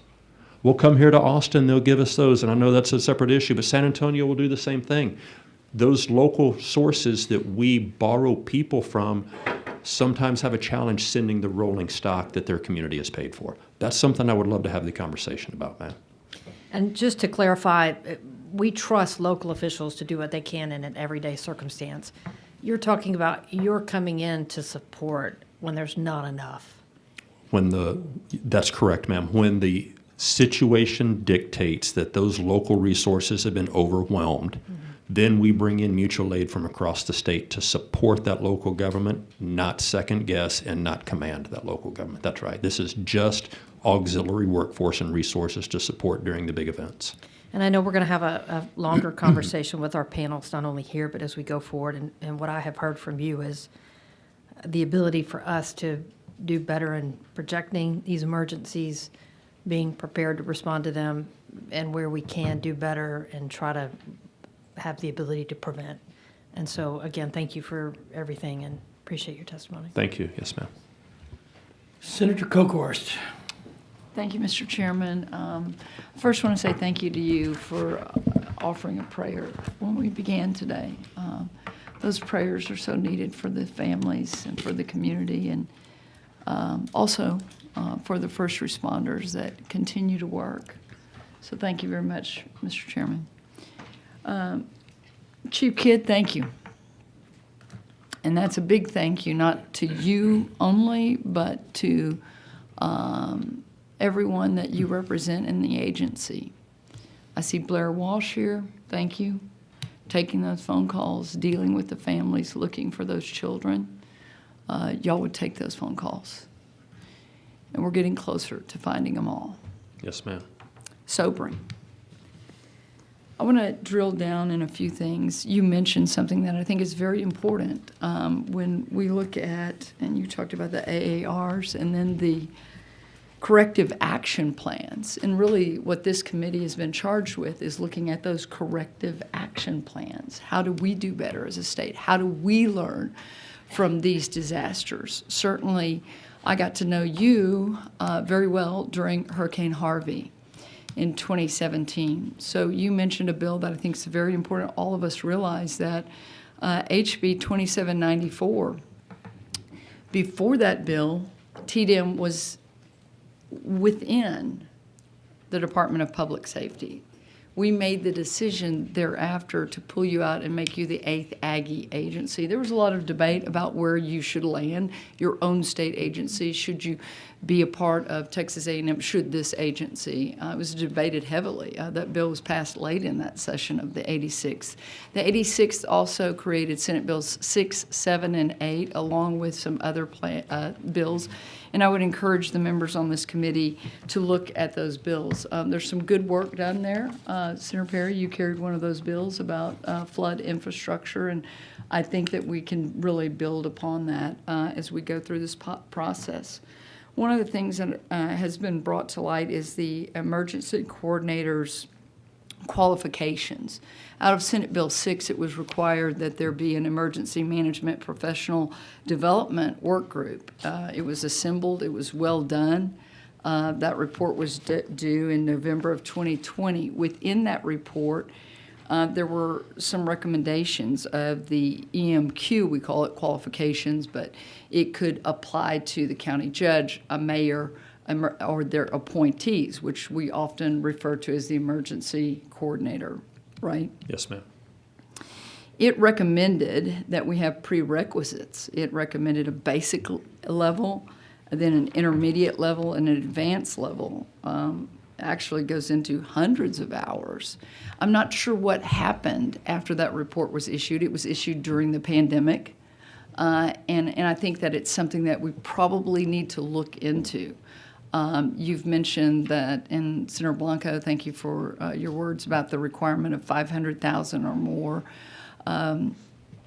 I've heard from some of my larger counties, hey, we're on call 24/7. Some of the more rural counties, that might not be the case. And maybe there is something that the state could help coordinate, help fund. We do look at rural areas a little bit differently. They just don't have the resources. Right. So that's something that we need to look into. And I would like to get your opinion on that. I mean, you haven't read this report recently, but is it time to go back to that report that was issued by, it was an outstanding group that put it together, and say, these are the different levels, and we're going to require, on the basic level, you have to have these hours within 30 days of the appointment. You have to have continuing education, much like the professionals that you talked about with Senator Flores. What's your opinion on that, and going back to that report and really implementing it? It's And do we need to do that statutorily? It's absolutely where we need to go. I think the only way to ensure that it gets done is through statute. I mean, we're working with the Texas Commission on Fire Protection right now as a voluntary consensus standard that our team has put together with local government partners, many of the great ones that you mentioned, to say this is the things that we need. We've developed bridge courses. I think many of you are aware our agency implemented the first ever in the nation Emergency Management Academy for practitioners for emergency management. Just like today, you have to go to a police academy that is credentialed by TCOL, or you go to a fire academy that is credentialed by the Commission on Fire Protection, or you go to an EMS academy that is licensed and regulated by the Department of State Health Services. We created an academy, but we've had 20 students the first year and then 24 and 23 in years 2 and 3. I have another class that'll be starting, but it's an 8-month-long class. In the 8 months, we give those students the ability to gain what it took me 32 years to put together, and I still don't have some of the stuff that we're teaching these students that are coming into this class. And we're doing that. Nobody else in the nation does that right now. We've done that out of HIDE. We've done that out of federal grant dollars. We've put that together, and right now, everybody across the nation is looking at us to say, wow, that's pretty cool. Can we go do that? And we would love to share that. But to take somebody that's been in the job for 10 or 15 or 20 years and ask them to go sit in class for the next 8 months is never going to happen. That's why we've developed some short 1-week-long bridge courses to move along, and many of our locals that have somebody dedicated to do the job and can afford to send them to the class. We don't charge them to go, but that's still time away from family and their regular work. We're pushing that. I do think now is the time to start the clock on an implementation phase for professionalizing, credentialing, and certifying emergency managers in the state of Texas. And I think it has to be by statute. Well, let me say this. I went back and read Senate Bill 6, 7, and 8 in preparation for this hearing. And in Senate Bill 6, and I'm the author of it, we formed a lot of study groups. And we did things because we've had a lot of hurricanes and, as you say, more emergent disaster declarations than any other state in the union. I encourage our group not to create any more study groups. We did that. We did that work and that legwork, and this report is excellent. It's excellent, and the requirements on the hours and the recommendations and even the advanced. I mean, the number of years that you need to have. It's like Senator Flores said. You know, it's the training. It's the I think the application of standardization. Military works like that, obviously first responders in that way. And so I hope that we look into that and then we put teeth into it in any legislation. And Representative Moody, that is correct. We'll be working on this long beyond this 30-day session. And then finally, I want to touch on one other thing, and I'm unclear of this. And after Harvey, again, we all said, wow, there were just tremendous volunteers. How do we coordinate that? And that was a progression, right? Yes, ma'am. So in particular to this incident and this disaster, and you refer to it as the incident, what is it, the incident where you register as a volunteer? Volunteer Reception Center, VRC. VRC. Did the Salvation Army run that for y'all, or is that done by TDM? The Salvation Army may have been a part, but it is a TDM function in support of local governments. We still, I think the analogy that I try to use is we're there to bring people together, but the local government should be the one to manage and maintain. Where they can't, we support them, and as soon as they can, we back out of their way. So our team has the skill sets to bring that together and stand it up, and then working with either the local government partners or the local government VOADs, volunteer organizations active in disaster, like the Salvation Army, they can help manage and flow those facilities. Well, I know I was receiving phone calls. Where do I go? How do I help? And I think that's something we need to beef up and make sure that we do. My final question to you would be this.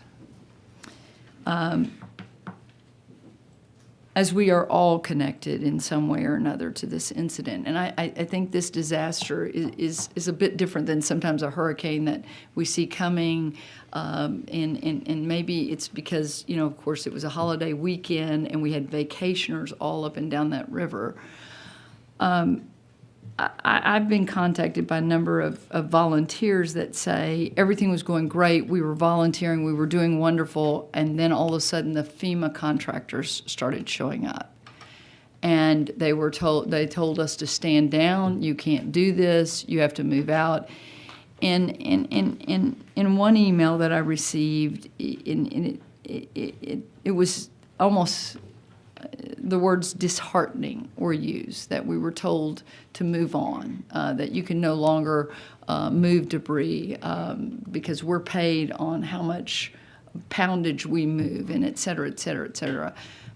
I don't know what to say to volunteers that are giving freely. These are people that are just giving free. They went down there with their equipment. They're not asking for any money. They're even paying for their own hotel rooms. What do we do about that, and what do we say to our constituents when they're told by FEMA to stand down and move out? Yep. So, And they leave very disheartened. Senator, thank you for the opportunity to answer that. And I want to echo the far majority of our volunteers are amazing and they do great work. And we will never be able to do a disaster recovery without volunteers. We need the volunteers. But I need them in organized volunteer groups. It's said in my discipline, in my world, that with every disaster, there are 3 disasters. The event, what actually caused us all to come together, the spontaneous volunteers that are not part of an organized group, that show up wanting to help.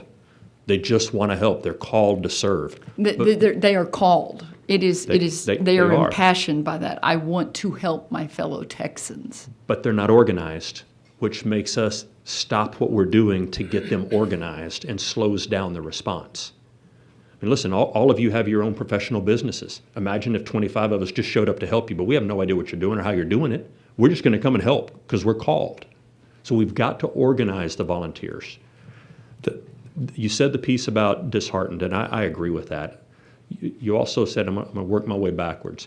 You said FEMA told them they can't move things because we get paid by the pound. That's a lie. That's not true. I don't know who told them that, but I can tell you that's not the way the system works. FEMA doesn't get paid to move anything, number one. And number two, the contractors that we have doing this work are not even going to start until today or tomorrow. So anybody that told them that you can't touch this because I'm going to get paid, that's a fallacy. That's not true. And he said, and this is not just, I mean, I've received several messages, but that is, there was so much disinformation. And this is recent. He said, at first we were really moving. It was great. Everyone was together. And there was some organization. And now I think they've been told to stand down. So, and this is not to be belabored here, but it's part of our corrective action plan for the future. Yep. And Senator, I'll say this, and I'll try to keep it brief, but it is important to me. The first 3 to 4 days of an event will feel like 3 to 4 weeks. And then when you hit to that 3 to 4 week mark, it feels like it only happened 3 or 4 days ago. The inverse happens on every disaster that I've been a part of.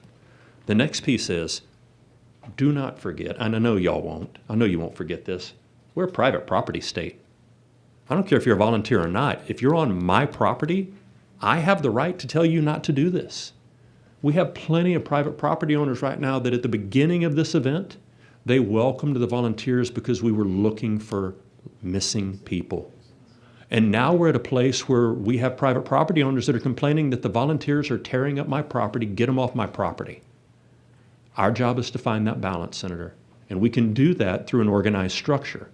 But it's very difficult to wrangle 17,000 spontaneous volunteers, people called to serve that just want to help, when they have no connective tissue to each other, no way to communicate with us, and no way to get permission from the private property owners, that they end up working on their property, in their words, tearing up their property, taking some of their property in cases.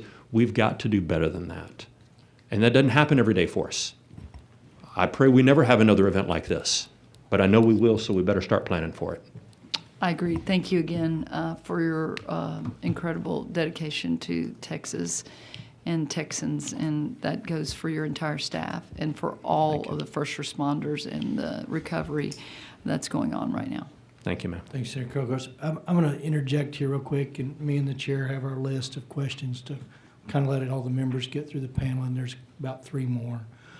On that volunteer issue, first of all, there was a bill filed and passed. McQueenie goes in effect 912542, House Bill 4281, that deals some of the issues we're talking about, the bad actors on the volunteer. But Sunday I was talking to DPS and multiple emergency personnel still at the center there, and they made a comment, and it goes to what you're saying, the coordination is critical. Because after seeing and flying over that area and then walking in those river basins stuff, I just made a comment, I said, how deep is the silt? And the response was either from 1 foot to 5 foot, depending on where the river broke at that point. And the comment was made to me, and I don't want to mean this in any other way than I think it's very relevant why coordination and knowing where people are at and what they're doing is important. They said, the sad truth is the traffic on the silt with skid loaders and people that are well-intended helping to try to do something have hampered the recovery effort because now they're using sonar and other technologies to try to determine if there's someone underneath the silt. Yes, sir. So that goes to the heart of a very practical application why we need to be able to, at least at some level, coordinate and dispatch with the proper personnel assignment with them so that they don't actually create a problem. Now, I'm not trying to backtrack and say they shouldn't have been there, and I don't think that they did irreparable harm or damage on a long-term basis. But that's just one aspect until you've seen it, walked it, and been there, and you see how they're trying to recover the final 2 now, that it's real at that point. So, Yes, sir. and I don't know where the balance is. Maybe all the good that was done by those folks trying to get in there and doing things early outweighs some of the stuff that we're trying to deal with now. But that's a very practical application that has a very real impact. We didn't get those sonars in from, and I think they came from out of state. Somebody there brought them in. I think New York actually is what I was told. I met those guys. Interesting people, New York State. One of them started to work a year before 9/11. Very interesting fellow, but I think they're in there, and I think they brought that technology down, if I'm not mistaken. But either way, that's a very real application why it's important to have this center on the front end, to some degree, being able to coordinate what's going on. Thank you, Chairman. Representative Lauterbach. Thank you, Chief Kidd. Appreciate what you do. Listen, law enforcement and public safety has been dealing with a basic fundamental radio issue for a very long time. Would you agree? Yes, sir. Yes, sir. Is it time to take a serious look at radio interoperability in our state? Yes, sir. Thank you. Representative Bonner. Thank you, Mr. Chairman. And Chief Kidd, thanks for all that you do for our state. And I really look forward to continuing to work with you and our colleagues. And a lot of great questions have been asked. I just wanted to get your thoughts about evacuation from maybe a little bit different perspective. And you had commented on how that authority resides at the local level with cities and counties. And in this tragic event, there was concern that people obviously who needed to move to a safer place, unfortunately, were not moved. But at the same time, we have had other experiences, and everybody remembers Hurricane Katrina, but what they may not remember is Hurricane Rita. And in the aftermath of Hurricane Katrina, there was a lot of fear and a lot of anxiety, and there was a mass evacuation, not necessarily mandatory, but people chose to leave. And more people died in the evacuation than directly by the storm itself. And so we have to be thoughtful that if people choose to leave, they could put themselves at greater risk, and they could impair the ability of people who truly need to move to a safer place from being able to safely get to that safer place. And many of these events transcend a single city or county or local jurisdiction. So how do we manage an evacuation from that perspective? Yep. Dr. Bonin, you have articulated that expertly well. We go back to 1987 in Comfort, Texas, just down the same river, where it was the evacuation that caused the loss of life in the Waterloo. So this is why my fundamental belief is all disasters are local, and the local officials know best where to evacuate and when to evacuate.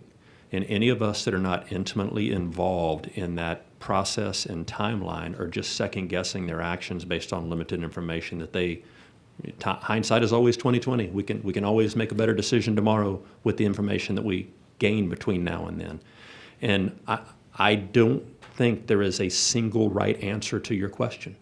I think it is a management process for every time we're going to deal with it. For instance, in the Gulf Coast, your hometown, we know that we should run from the water but hide from the wind. In a river basin, we should try to seek elevation, but that doesn't mean get in our car and drive through 3 low water crossings to get to it. And so there is no single one magic silver bullet answer that we can give all Texans right now. What we have to have is adequate radar systems that understand the weather threats that we're dealing with, the ability to communicate that to our citizens and our local officials and our responders in real time with adequate warning time, if it even exists ahead of time. And then the resources to be able to back up and either evacuate those and shelter them, or those that we ask to shelter in place to be able to check on them and make sure that they're okay, and then find the way to get them out as soon as that threat passes or subsides. And I wish there was a single one-size-fits-all right answer to this, but there's not. And in each jurisdiction of the state, there's got to be somebody there at the local level that's responsible for doing it. They've got to be ready to answer the call, and they've got to have the resources in order to effectuate action. And I wish there was a better answer than that, but I don't have one. Look, I think you're doing a great job. I appreciate that response. It just seems there may be times where some coordinated effort is needed to organize or triage the evacuation process. Yes, sir. Representative Wilson. Thank you, Mr. Chairman, and I know that we have other panels that we're wanting to get to, so I'll make this very, very brief, Chief. I echo everybody's appreciation of not only the TDM team, but all first responders and volunteers who move forward at the call of duty. A very detailed timeline associated earlier associated with the flooding, especially there in Kerr. Do we have a detailed timeline as it pertains to Sandy Creek? I did not prepare that for this package, but we can go back and look at the National Weather Service forecast as well as their social media posts that we gleaned this information from, and we will. If you could provide that to committee. Sandy Creek, would yes, sir. Appreciate that. Also, as a matter of process, you mentioned after-action reviews earlier. Where are we in after-action reviews? Do y'all lead them? Do you participate at the local level? How does that work exactly? Yeah, great question. Thanks for the opportunity. After-action reviews are a standard. They're a gold standard. But the only thing in state law that I can find right now gives the chief of the division the authority to request from a local an after-action report on a significant event.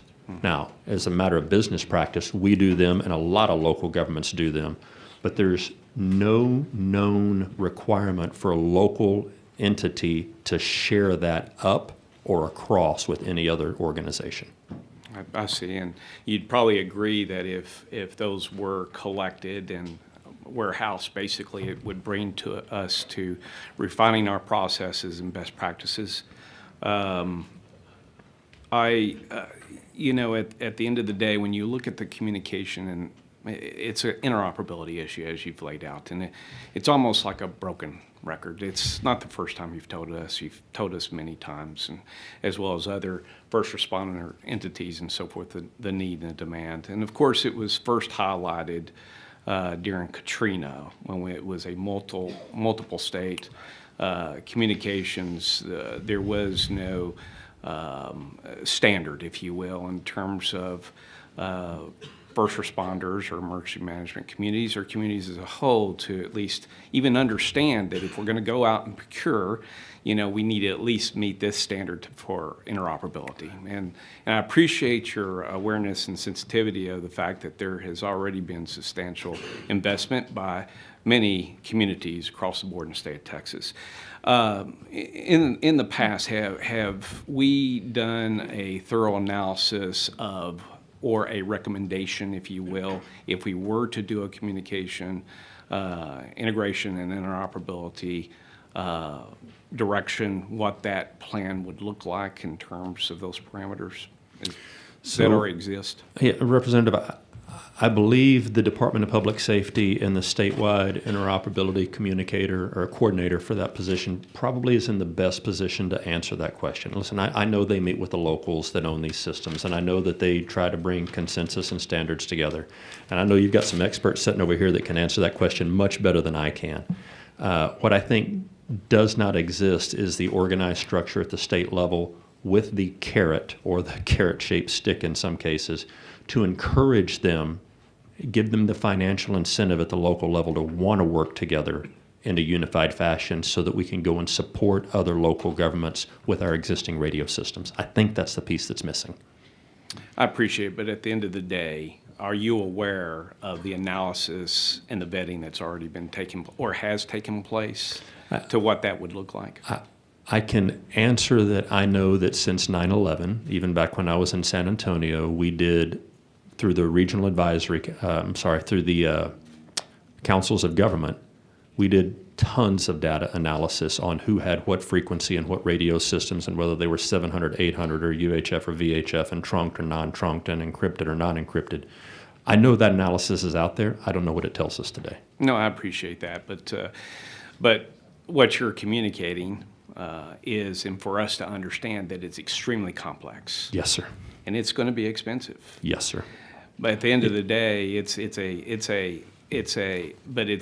a necessary requirement in order for us to be more responsive and to enable the local communities to be able to, as you said, lead, but they can do that when all those resources are pushed to them to understand and know that there is a level of interoperability that must happen or it becomes too expensive and too complex for them to manage.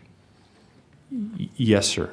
I agree with that. And I want to restate it to make sure that I understood it correctly, that these systems are expensive. That's true.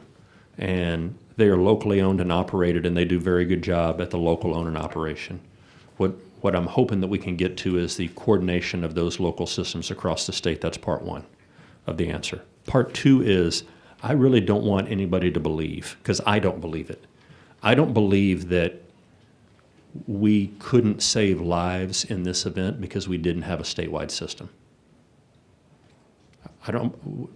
Having a statewide system, if y'all had given us money, or if we had come up with our own money years ago and we had the most state-of-the-art interoperable radio communication systems on the planet, I don't know that that would have changed any of the outcomes of the lives lost in this event. And I want to make sure that those two are clear I and separate. appreciate it, but Chief, I'm not just talking about this event. I'm talking about emergency management in general, be it the fires up in the Panhandle and the confusion associated with the fog of war during that time frame, be it a hurricane or whatever.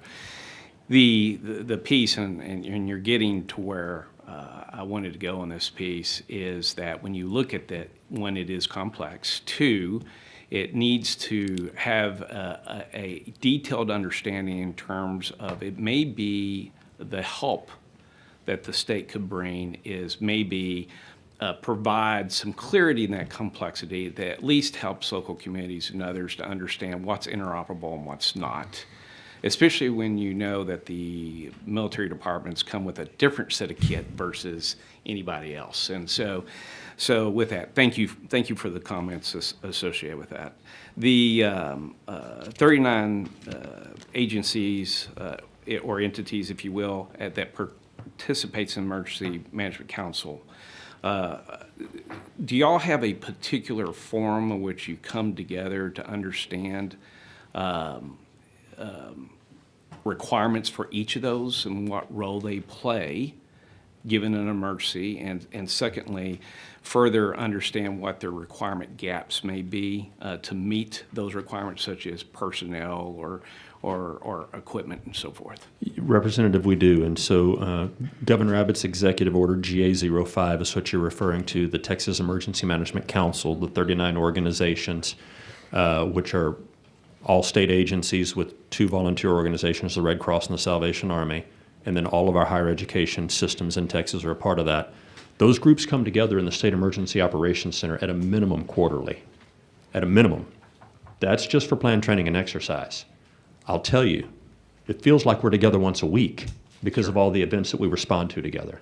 And so that it's those quarterly purpose forward facing of, does your agency have enough depth in it to sustain operations here in this operations center for 40 days straight, for 60 days straight, or like we did during COVID for, I don't know, felt like 1,000 days straight.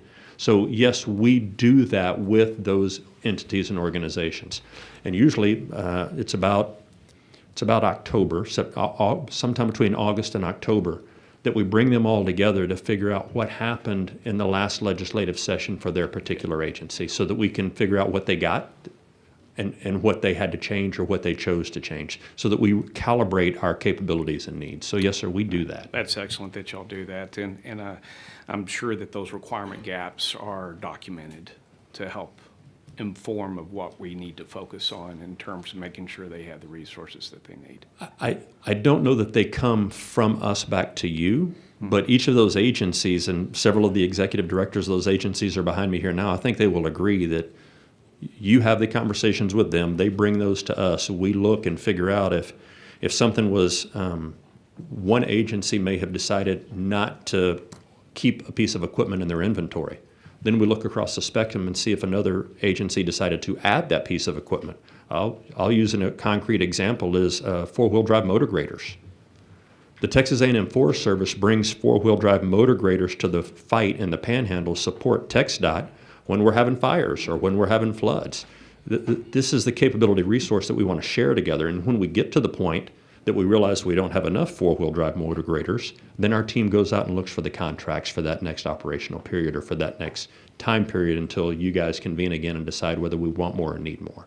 So I think that happens, although I don't know that it's in a singular document, and I'm worried that that may be what you're asking for, and I don't want to mislead you that that exists. Thank you. This is my final question. You have a series of meetings. Sometimes it's the 10 a.m. meeting during a particular event. What other meetings do you have with the emergency management coordinator or director on a routine basis, given an event? During the event is the question?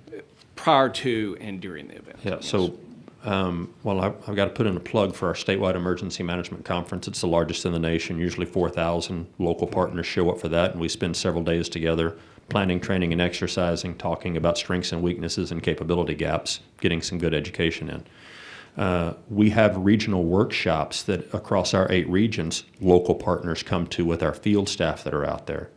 And then we have embedded our people in jurisdictions across the state where we now have about 135 of the field focus, 100 of the field focused personnel at the county liaison rank and title that are constantly embedded with our local government partners. Above them are the district chiefs that have a council of government area that are usually in a different county, constantly embedded with our local government partners. So I would think if we can find a county judge in Texas that doesn't know the name of their TDM rep, that's a problem. I'd consider that a failure on my part, and I'd love to know that judge's name. But we are constantly in communication with them about all things disaster and emergency management. Thank you. Yes, sir. Senator Hinojosa. Thank you, Chairman. Thank you, Chief Kidd, for all the time you've taken to answer all of our questions and for your preparedness in this process. Look forward to working with you.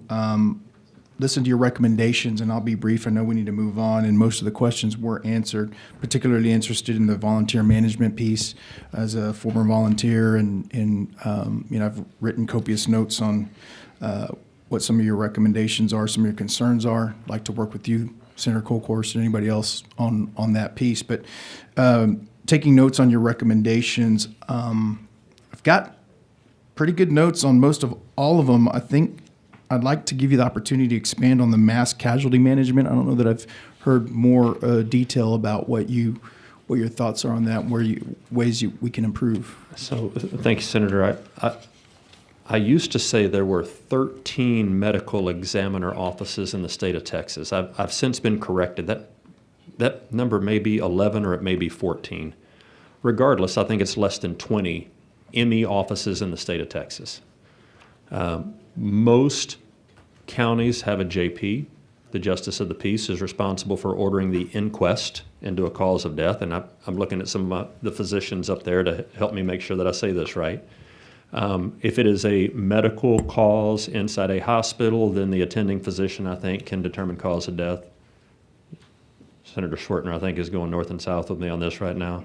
But if it's outside of that, then the JP comes out and either determines cause, manner, time, or they order the inquest, which goes to one of the ME offices.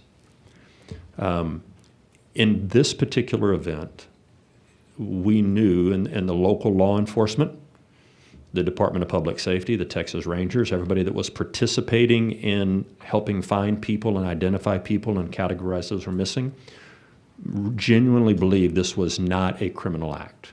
It was not a terrorist event. It wasn't a human-caused mass casualty event like we may see in a mass act of violence. And so did everybody need an autopsy was one of the questions. Most of the local law enforcement felt like not everyone needed a complete autopsy, that we wanted to get those that had been recovered and get them returned to their families as soon as possible.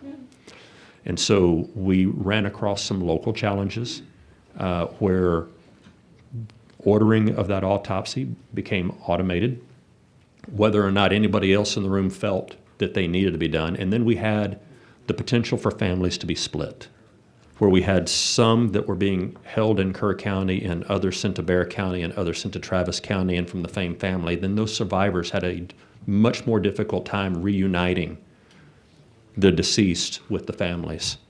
I think we can do better than that, Senator. I think through some organizations that our Emergency Medical Task Force, EMTF, has built, Dr. Shuford, the Commissioner of Health, has been a great partner in the EMTF program. I think we can partner with those existing medical examiner offices and offer deployable resources to help in a county that does or does not have an ME office, bless you, in order to be able to support a surge in fatality management that they don't have the local capability to support. And it's not new, it's not rocket science. We do it with police, we do it with fire, we do it with EMS, we do it with public works, we do it with emergency management. It's probably time that we look at doing it with the mass fatality management as well. And we have a frame line for that already, a frame network for that already. It would just be going back and looking at certain pieces of legislation that may allow a JP not to be the sole one responsible for making those determinations, and allow us to bring additional resources in to consult with them, the county judge and the county attorney, on how we manage multiple fatalities from a single incident in a single jurisdiction. Very good. And then did you touch enough on the credentialing of your emergency management personnel? Man, I'm afraid that my phone is blowing up with hate mail right now from all of my peers out there that, there are, and it's to Senator Menendez's point, we've got some great local emergency managers out there, but there's no baseline standardization for how they got to where they are. And I do think it's time that we as a state decide there needs to be a baseline for people that get appointed into that position. You cannot be a medical director. You can't be a public health authority without being a physician. You can't be a county engineer without having an engineer degree. You can't be a peace officer without being licensed. You can't be a firefighter, a paid firefighter, without being it. Now's the time for us to do that for emergency management as well. Thank you, sir. Senator Mendez. Thank you, Mr. Chairman. This will be brief, but Chief Kidd said something earlier. You said when Representative Johnson was asking you about what you needed, you said facilities, so if you had enough facilities, you could be 3 hours from every Texan, I think is the quote I heard you say. Have you thought about partnering with either school districts or TxDOT? Both of them operate and maintain vehicles. Both of them have facilities or property in most communities. At that point, maybe, and I know our school districts have a history of, during the school year, during ice storms and other such, to get up and they look at the roads to see whether or not the school district's gonna have school or not, and it's safe enough for people to get to school. So that's just one thought as you move forward, because I think it'd be important for you to have it. And I think as I read, and I'm not sure, have you had access to the calls that came into the emergency operators? There's a list of calls that came in that were recorded by an IT director from Kerrville. Have you seen them? I have not listened to those, no, sir. Okay, well, there's a transcript, and I'm going to make it available to you. Thank you. Because one of them that concerns me here, at 5:32 a.m., another rescue team arrives in Kerr County and asks, who's in command? The dispatcher team says they don't have an incident command. Can you advise who's running command? The team asks, sir, we don't have an incident command right now, the dispatch responded. The rescue team continued to alert other responders to their presence. So, without an incident command, obviously, how do you coordinate the efforts? And so, great question, and I don't dispute any of the transcript. I can tell you that the way the incident command system works is sometimes jurisdictional. If you were in the city of Kerrville, right, then Kerrville local authorities would have established command. But so Senator, if you could think of those as, if there's a traffic wreck at an intersection, sure, one traffic wreck, 2 cars at an intersection. The first arriving disciplines that show up on that scene by the National Incident Management System and Incident Command System, whether it's police, fire, EMS, the most senior person on that first arriving apparatus should establish command for that incident. Everyone else coming into that incident should either go to the incident if ordered or stage if not needed at that point in time. I'll tell you, every traffic accident changes commands about 3 or 4 times. From firefighters trying to gain access to somebody that's trapped, to the medical providers that are trying to provide care, to the law enforcement that's trying to do the investigation, to the public works people that are trying to repair the street sign or the lights damaged, to the tow truck driver who's going to haul it all away. Those are changes of command. 1 intersection, 2 vehicles. Correct. But when you have an entire area, you could have multiple command posts. Correct. What an emergency operations center is supposed to do is support those multiple command posts. And I can tell you, in a dynamic situation like this, where a massive amount of calls are coming in at one point in time, every individual apparatus that went to every individual rescue would have been establishing their own command. And that may not have been transmitted back to the people answering the 911 call or the radio system. Doesn't mean they didn't do it. It just happened so fast in a period of time like that that it takes a little bit of time to get those systems organized. So this would be an example of a reason why we have to have people who are trained, well-trained. Completely. To understand what to do in a situation like this. Yes, sir. What is a code red? A firefighter asked dispatcher to send out a code red alert. Yep. Also another great technical question. Code red is a trade name of a reverse notification system. So across the nation, we talked about WIA, the Wireless Emergency Alert System, and IPAWS, the Integrated Public Alert Warning System. Those are federal programs. FEMA usually supports and runs those, activated by a lot of different people. But each county in Texas also has access to a local reverse notification system. You may know them as Reverse 911, as Code Red, as iInfo, as Everbridge. There's a dozen or so different name brands. Code Red is one of those name brands. The reason I ask is there was a question, is there any way we could send out a code red to our Hunt residents asking them to find higher ground or stay home? We have to get that approved with our supervisor, the dispatcher response. But the supervisor, it says here, they couldn't be immediately available on the phone. Just another example of why we need to get this professionalized. Yes, sir. Thank you, Mr. Chairman. Members, that's all the members of the panels up here. Chairman King and I'm going to try to run through some of this. You want to go first, Chairman King? Feel free. Chief, it's good to see you. I wish it was a different circumstance. I'm gonna try to run through these. A lot of this stuff's been tried to address, but I'm gonna try to bring a little bit of perspective. I do agree with Representative Louderback and Representative Wilson on the interoperability conversation, and I want to be clear with this. Having met with DPS, but having had this conversation in 2011 when I came here, having seen Chairman Nichols try to address this over a decade, it is extremely complicated. That said, we have a whole lot of technology that I saw in action at DPS regarding IP addresses, even to the point cell phones and things were able to connect. Now, I'm not a technician and I'm not advocating that I know the answer, but there was a actual platform that seemed to coordinate no matter what P25, Motorola, or what any technologies were. So here's what I would suggest, and Chairman King's got more expertise in setting this up. If we go down this road, it will be a multi-discipline conversation at local, state, I don't know, include federal. That's another layer of anxiety. But if we're going to go down this road, and it ties into some of the other panels we hear with internet and how that works and what a vital resource that has become in these disaster recoveries. It will take time. It's not something we can decide in the next 4 weeks. But I personally am kind of frustrated and don't want to hear about it again after we get done. And what I mean by that, it needs to be holistic and very, very partnering and not turf building. And I don't want to leave you with the impression that's your job. It's these guys' jobs to set that format up and get to the bottom of what is possible and what it costs before we get out of here next session and through the interim.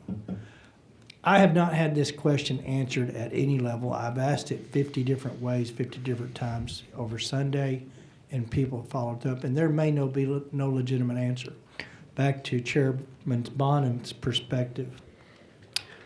If you have the opportunity to kind of start at Hunt Store and you see where the two rivers really come together and then the bottleneck, the very narrow area that creates, you understand why shelter in place and higher ground is the only course of action we have today based on our early warning and what actionable items we assign to that. So I needed to know, when were the roads impassable? At what point in time? Was it 6 o'clock in the afternoon, 3 o'clock the Thursday afternoon, or could we have gotten people out at 1:15 a.m.? I think pretty clearly it was way early, because I don't know when the first low river crossing was, and that very narrow, 2-lane, very narrow road in and out of Hunt, Texas was locked up. So that is a critical point as we have conversations, because the ultimate change we make in this process, if we're able to make changes at all, is the best possible objective information to give to the local person designated as the evacuee call, the confidence to call that. We don't have technology. Well, let me back up. We may find that through July 31st hearings, there is technology that can do a better job and pinpoint rain bombs and those events. This area is not a rain bomb event every time, though. It doesn't take much on flat limestone rock. But we have to start with that as a basic principle, because if you have to evacuate under a threat of a 2-inch rain a day before, that's what you do, or you decide not to do and take the consequences. I understand making an evac call and all the conversations that go into it, especially on a July 4th weekend with many, many people in that area. But I have not found that. Do you know when the outside access in and out of that area was effectively non-existent? So, Senator, I don't think I have the whole answer. I think I have part of the answer, and I'm hoping that I can give you a path to get to that full answer. And what we have from some of the discussion boards of the National Weather Service on July 4th at 3:19 a.m. It's the timestamp. This is part of the in-depth from the Mesonet discussion boards, and I know you're familiar with that, but please don't ask me to explain that for everybody else.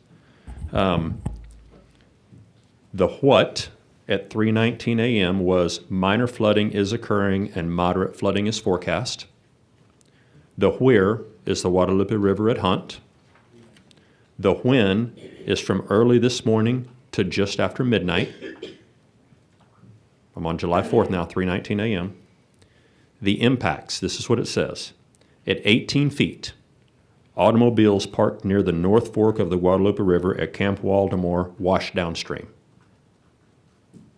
Roads and low bridges near the North and South Forks flood badly and are dangerous to motorists. The Highway 39 bridge floor near Hunt is 6 feet underwater. Some residents are cut off and should stay put. Secondary roads and bridges near the river are extremely dangerous to motorists. This is near USGS 1 to 5 year flood, which means a once in every 5 year flood. All right. Additional details. At 3:05 a.m. Friday, the stage was at 11 feet. Riverbank stage is 10 feet. Recent activity. Maximum river stage in the 24 hours ending at 3:05 a.m. was at 11 feet. The forecast, and this goes back to the points I made earlier, the river is expected to rise to a crest of 16.6 feet this morning, then will fall below flood stage this afternoon. I think that's part of your question is, when do we know what becomes impassable? I believe the Weather Service and local engineers know what that looks like. I think the disconnect is they don't know how much rain is falling and where it's going to land. And they don't know that until it happens. And at that point is when the snap decision has to be made of, did it fall 10 miles to the east or 10 miles to the west, or did it fall in the exact wrong spot that caused this to happen? And I know we all want the answer to that. I'm just afraid we're never going to get there. Yeah, I can appreciate that, but we've got to get to a conclusion that we're willing to make error on the safe side, or we're willing to just throw mud at the wall and say, you know what, it hadn't happened that way before, which, I mean, at some point, and here's what I hope to come from this process. We do come up with an objective standard that's a little bit more scientific based on where that event could occur. Set that aside, that we find a metric that can give locals that are delegated this very, very tough call enough confidence that they have state backing when they make it. So if they're wrong, it's okay, but I understand the political fallout of that. So I want to kind of big umbrella here. They all have constituents they answer to. And they have a lot of, that community probably doubles in size with people that don't live there. So they probably don't know where the gas station is, much less how to get out. They just knew they came in. So there's a whole all other factors that are very unique to that region after looking at it, but we have to find a way to give the locals more tools and more confidence that if they believe they need to make the call, and if it's 12 hours out, they make it, or preferably in an event like this, after looking at where the camp was specifically, shelter in place and get on the roof. Some of the kids actually were able to climb up the wall of the canyon because they had enough notice. So that's probably the best case scenario until technology proves different, that at some point higher ground is the only option you've got, but it cannot be when you see the river cresting. No, it's too late. You got to make it 12 hours early, 6 hours early. We think this could be a major, and you got to bring them to a higher ground in the community that's designated no different than go to your bathtub in a tornado, whether the tornado's coming. So that's what I hoped came from. So moving forward with Senator, that, if I may, I don't ever want to go through this again. Sure. I know none of you do, and we don't want the heartbreak for any other families in Texas. We've got to figure this out. Right. It's our job to give those locals the right tools and standard. And then we're not changing the warning systems from NOAA. I wish that was our jurisdiction. It's not. But we darn sure can attach what I would call an actionable item to those warnings.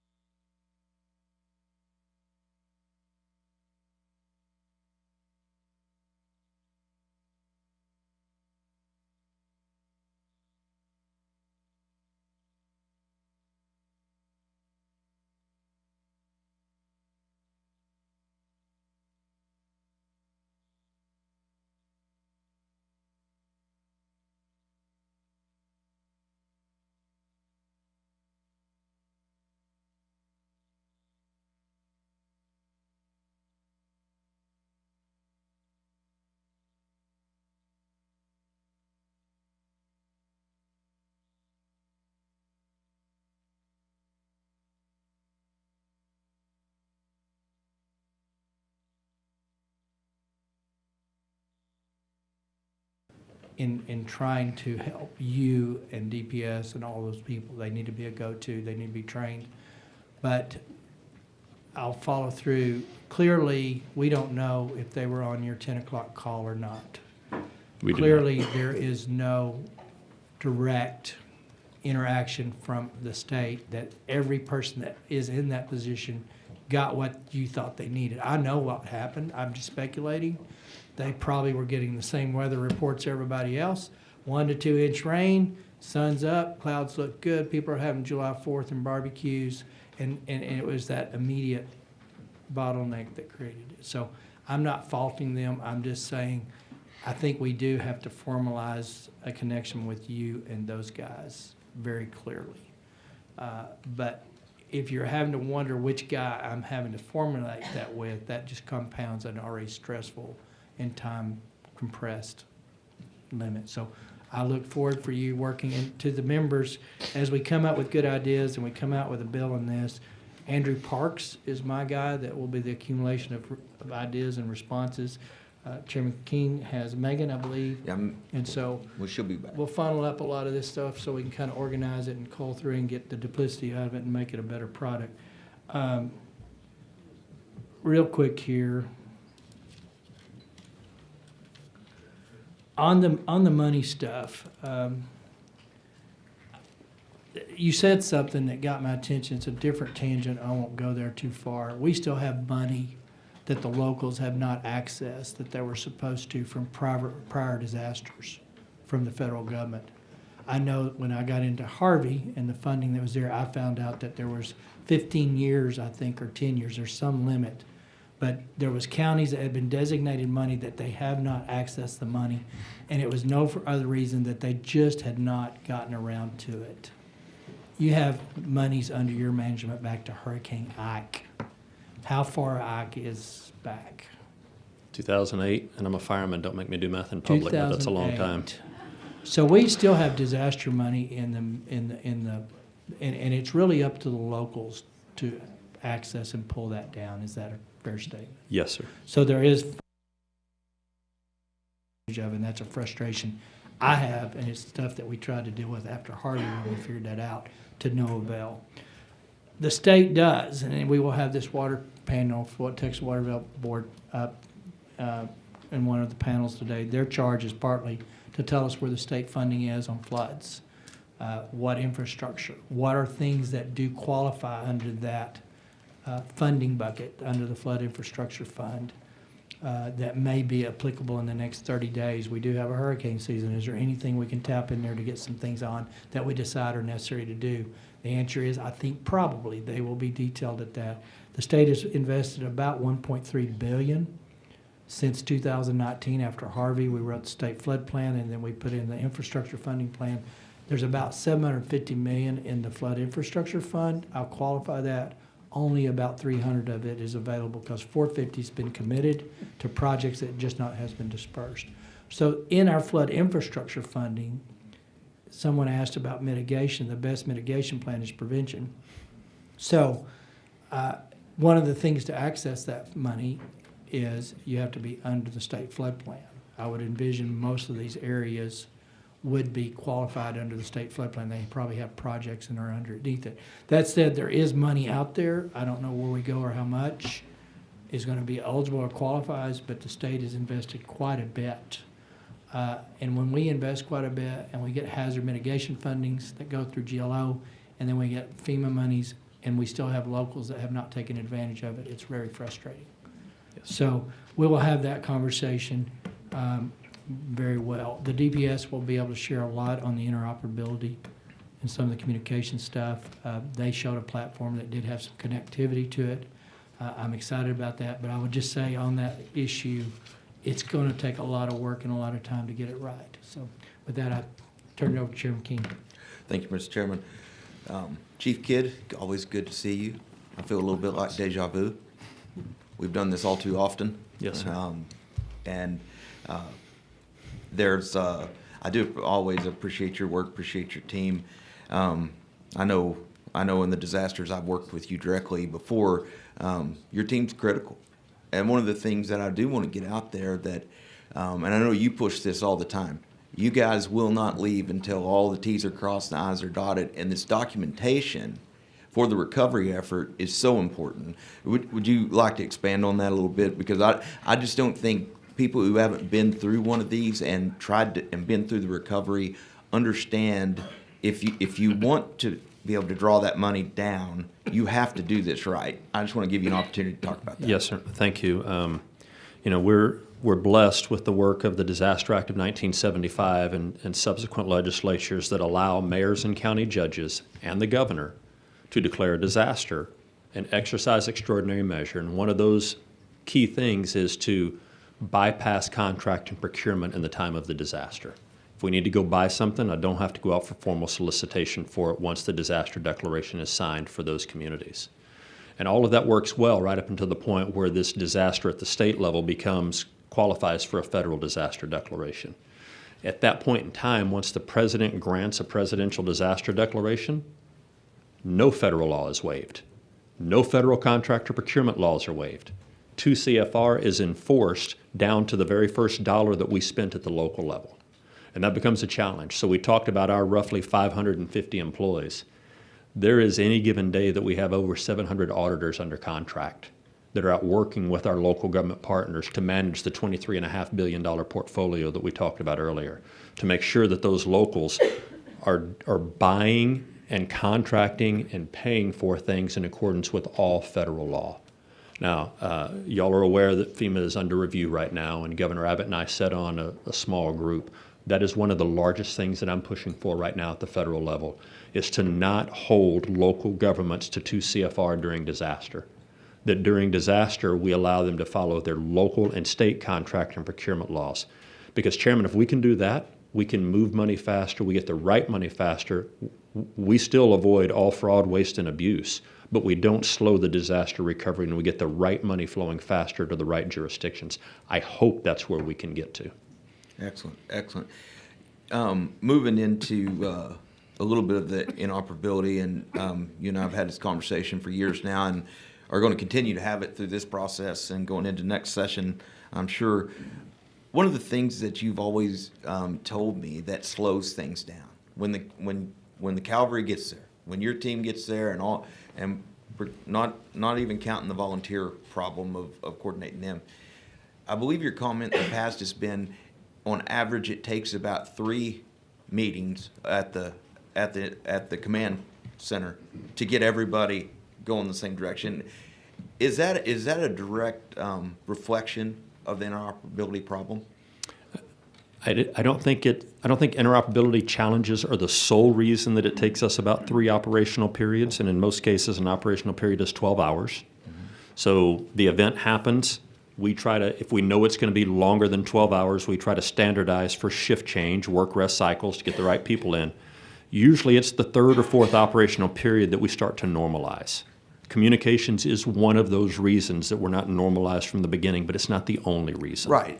And I'm not suggesting it's the only reason. I'm just asking, is it part of it? Yes, absolutely it is. Okay. I mean, it's where, and I think some of the stuff that Chairman Perry talked about, you know, the communications platforms that DPS had at one point were TDIM.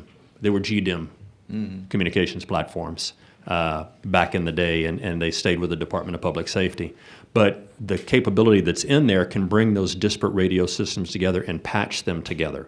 That takes time for the resources to get to the location, to not be working long enough to grab the radio, to hook it up to the computer, to make sure that we get the right channels in it so that we can talk to each other, because you can't do that when you're trying to use it in the field. Right. You've got to wait till a shift change in order to make that happen. That's part one.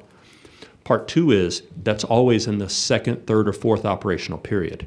The most critical time of the event is at the beginning of the incident when everybody's coming together, and if I'm not on the same platforms or systems or able to talk at the beginning of the incident, that sets the tone for how long it takes to get everybody on the same page. That's why it's so important to me that we have the capability, as Chairman Martinez talked about, was in the Valley, in their system, they have a Valley-wide channel. They can all go to that channel. But if I'm sending people from North Texas down there, they don't always have that channel in their radio until they get there. And if they get there and go to work at the beginning, they don't have it until they get to that 2nd or 3rd operational period. Understood. And one of the unintended consequences, and I think most of this has been remedied since a few disasters ago that you and I worked on this. But when we made the decision as a legislature to remove TDM out from under DPS and make it a standalone agency, an unintended consequences is you were denied access to SO channels without a county resolution. Is that correct? Yes, sir.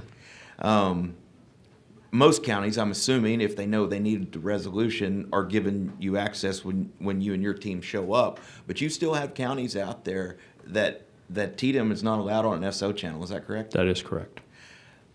If was Kirk County did you have SO access in Kirk County? I think I have one of the channels for Kerr County Sheriff's Office, but not all, and I don't have any for the City of Kerrville PD, and I think we have the county fire channel and fire EMS channel in there. Which is also a contributing factor to interoperability when you're standing up a command center, is particularly, Chairman, when you're having to work between two, a city and a county, and maybe you have access to one channel in the county, but you have no access to the city.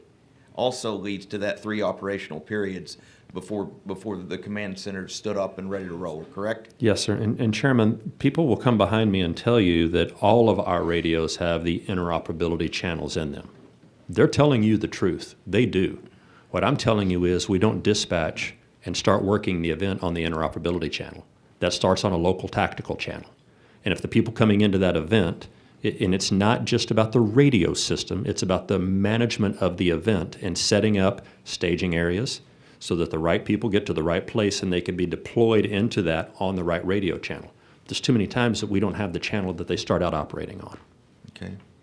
And you know, to me, the third factor of why it takes 3 operational periods, and I feel just like Chairman Perry. If I'm wrong, just tell me. But in my experience, one of the things we have looked at trying to address with interoperability, going back to your carrot and the stick, if we're going to put money in this and get the locals to buy in, we want the locals to take each other's training, correct? Yes, We sir. want law enforcement to know what the firefighters are doing. We want firefighters knowing what EMS is doing.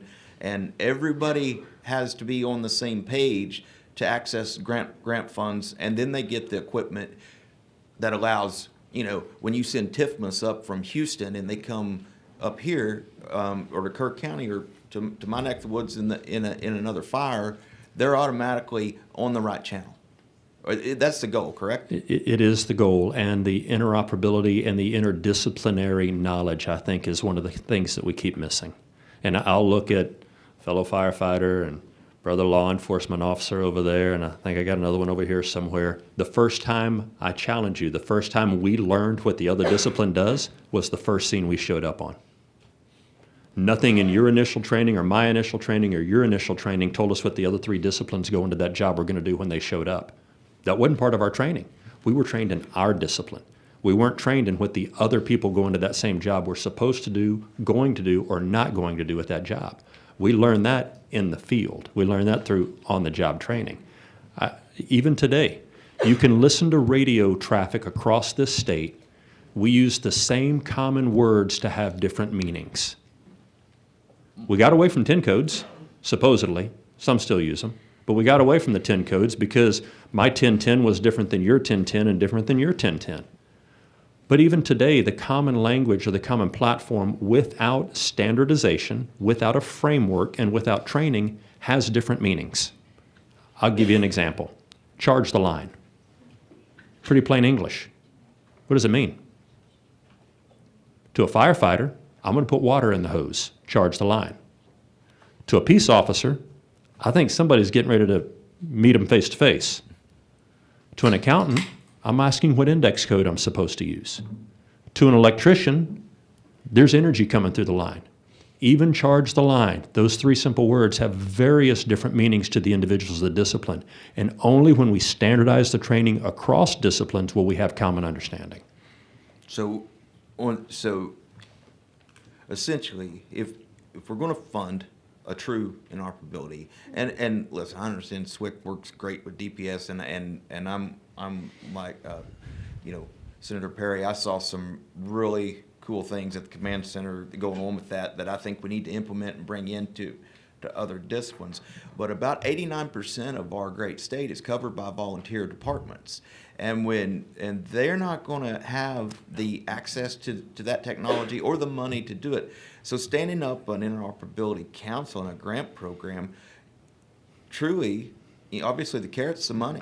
We allow these small departments to buy into technology they'd otherwise never be able to afford, but they have to take the training to know how to use it, Yes, and they have to understand what their counterparts are doing. Would you say that is a correct plan? I would think that would be an ideal model. Thank you, sir. Last thing I just want to talk about, and you hit on it just a little bit, and we deal with this all the time, FEMA. Years ago in the hurricanes in Louisiana, and we saw all the trailer houses. We saw all that. And I know from the disasters I've worked, unless we have $54 million worth of damage to government infrastructure, that FEMA isn't coming. Is that correct? That is correct. And the $54 million threshold is only for taxpayer-funded infrastructure, correct? That is correct. So anything that can have private insurance or privately owned doesn't count toward the threshold. That is correct. When you're having these meetings with changing how FEMA works, is there a discussion of lowering our $54 million threshold to get us? I know we're a bigger state, and I know we're a bigger economy, and we have more disasters. But is there any discussion of lowering that threshold to somewhere close to where our neighbors are? Chairman, just the opposite.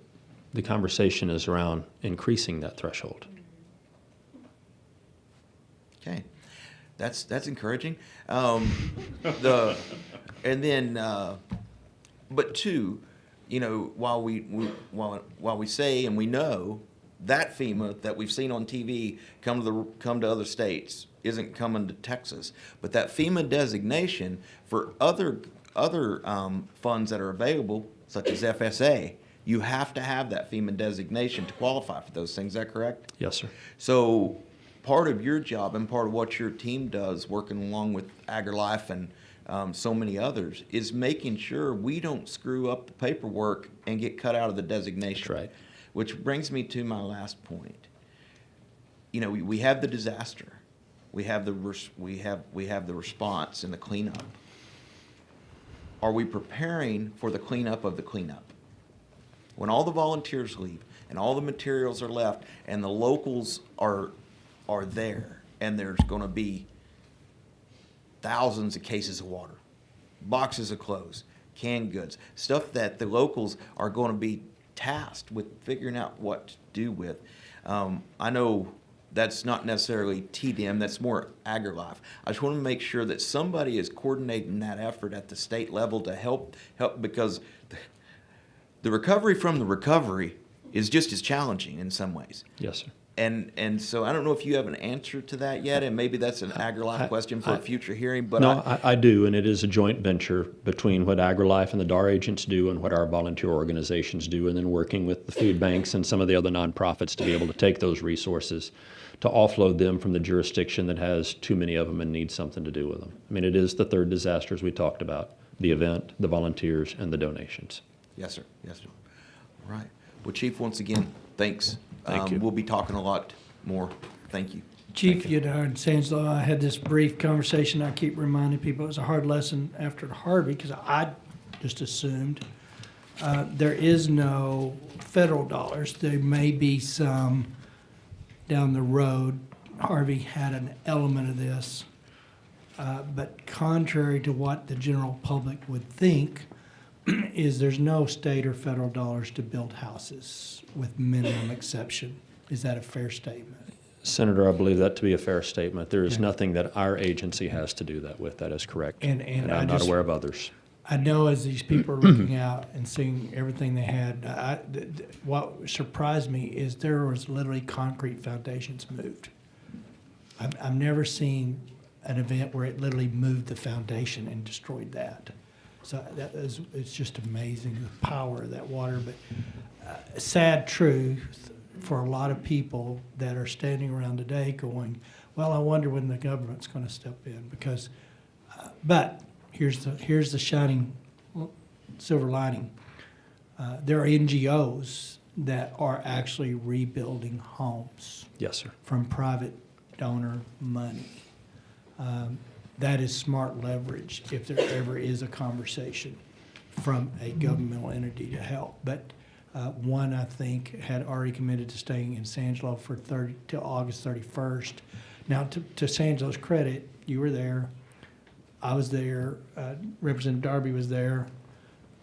Within a couple of days, they had a large majority of those homes. There were 1,700 structures. I don't remember how many were homes. Already sheetrocked where the water line was out. The debris was on the street. They had already contracted in pre-advance of the disaster with the debris removal. Gold standard. They're moving the debris out as we speak, and the NGOs that are committed to stay there and help rebuild homes are really starting probably months ahead of what most communities would do. So, but that just goes to show the goodness of people that shows up. But I just put that out there because I think that's a shock to a lot of people, and we throw it out there. So thank you for your service. Appreciate you being here. Actually, we cut it off 30 minutes before I thought we'd get through with you. So you've had a good day. I had a great day. It's not Thank bad. you all for your help. Appreciate you. All right, Chair calls up next panel. Colonel Freeman Martin, Texas Department of Public Safety. Colonel Ron Vanderost with Texas Parks and Wildlife Department. Carl Johnson with the Texas Department of Transportation, and Connie Corona with the Public Utility Commission of Texas. So Colonel Martin, Colonel Vanderost, Roost, Carl Johnson, and Connie Corona.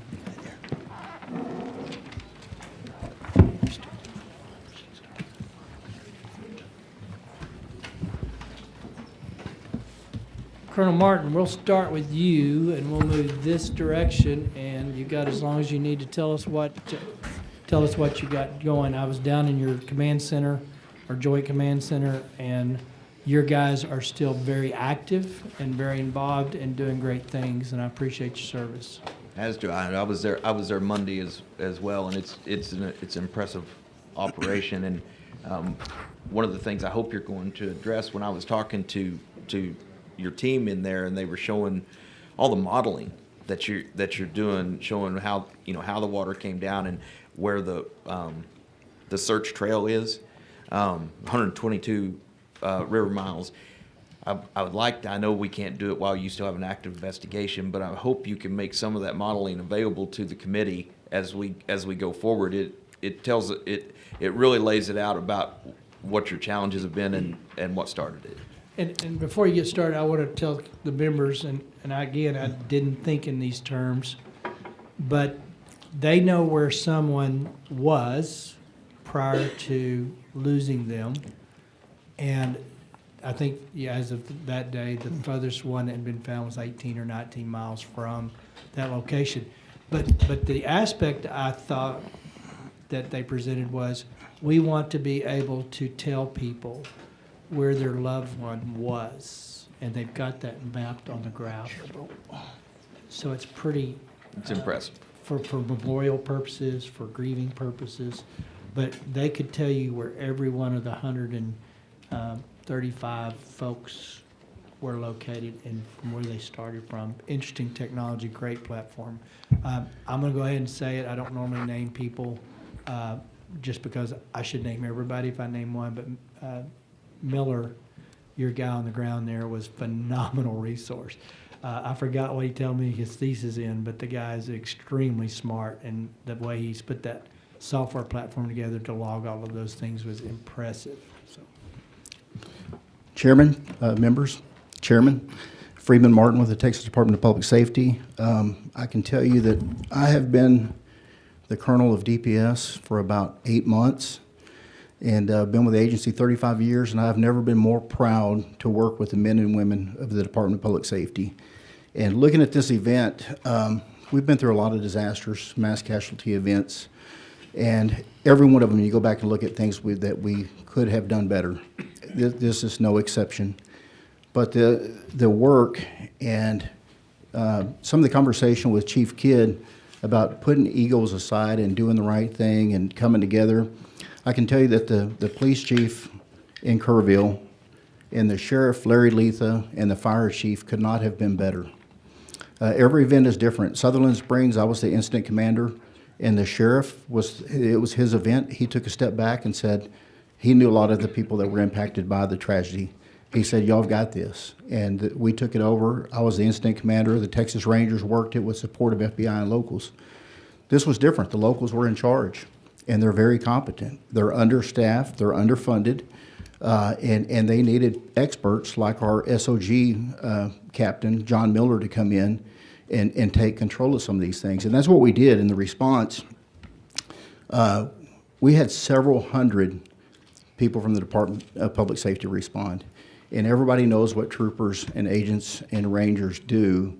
There were so many other things that, voids that needed to be filled. And early on in this response, every time I went to Kerrville, almost every day, I heard a different story from somebody outside the department about things that went well. That initial morning, we had 5 helicopters respond. And before I move on, we just finished the legislative session. In this session, we had a lot of conversations with Dr. Bonin, Senator Huffman, Schwartner left about finances and why do we need 6 replacement helicopters? Well, the first day of this flood, we had 5 that had hoist capabilities respond. They did so many things that I didn't know until 3 weeks later. So Friday, I was in Hunt, Texas, talking to the fire chief, and he tells me a story about he was flooded in. He was on an island. He lives up high. He came down the hill. It was flooded. It's still raining. The storm is still happening, and there's helicopters circling around where there's a storm where they couldn't get in to where they needed to be. As soon as they got a gap, they came in, and he told a story about a lady, he guessed she was late 70s, early 80s, who was 30 feet up in a treetop, and she was out on a limb, and she was away from the trunk, so she's holding on to a twig. And how that DPS helicopter swooped in with a hoist crew chief that was lowered, grabbed her, latched on, moved her, lowered her to safety so the first responders could get to her, and took off to the next one. And every time you go, you hear a story like that you haven't heard. So you don't realize the impact of, you can't buy a helicopter for every local agency, for every city. And sometimes at DPS, we feel greedy because we're asking for more. When you look at, we were able to move from Houston, San Antonio, and Austin to this Kerrville area and have 5 on scene that morning. There's no telling, they saved dozens of lives. Even our helicopters that weren't hoist capable would land and load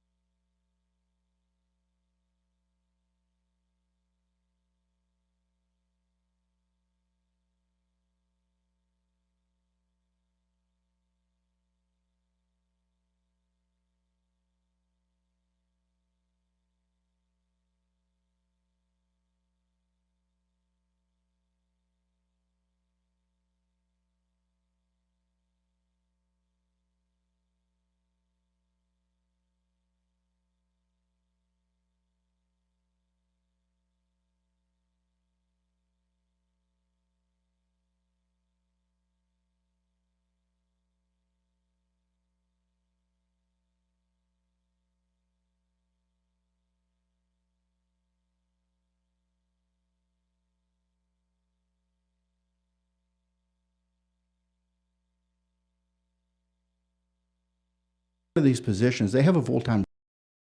They have a 25, part of that was a one-time and a lot of them increase. are 85 Monday through And so let Friday. me, We let pull these me- teams together, the and they work last with year, the same the adrenaline debate was and basically, sense of urgency as our troopers and agents and rangers what we doing the had rescues. had as a They one-time showed up and they increase, I took had an control amendment that to first make day that an when we were working ongoing, with part TDM, of the governor budget. was They there, did Lieutenant not Governor get was there. We're in increased the big last command year. room with the sheriff, the They, police chief, and fire what chief. they And we're went talking from, about let's say, next steps. again, I What can't do remember we need the to do numbers, now? but I'm gonna make them up. And we were just 2.3 was bombarded ongoing, with and there calls had of been missing like persons. $150,000 or something like that of one time. And in lieu of children that were alive trying to and kind well, of that we relitigate need to this reunite them battle with their every families. year We set up about, a one separate time. center, It's really not one time. for It just those kind that of, were we unknown just that- kind of that do it we every were year. searching The for, idea so was we to didn't get them coordinate to with a new families, and some baseline just at get the sit there and see others 2.5, reunited when whatever they're, number that you know, was. sitting on the edge of And their I don't seat. know how, And we set up I feel like there was a couple phone miscommunication or numbers, one something for like that. People that if you suspect we somebody in will, your family, let me a take a loved look one, at it and family get back to friend, you, whatever because is I missing, think that you could call this line. with the transfer. Real quickly, that number grew to over 800. It was overwhelming for the Kerrville Police Department that was managing that. We brought in this team, and they were able to work through that list, and we some really smart analysts that have access to every database that there is made to law enforcement. And with that was some local investigators from the Sheriff's Department, Police Department, and Texas Rangers that could make decisions on these. And what we found real quickly with these really smart analysts was go through and deconflict. A lot of people were on the list multiple times.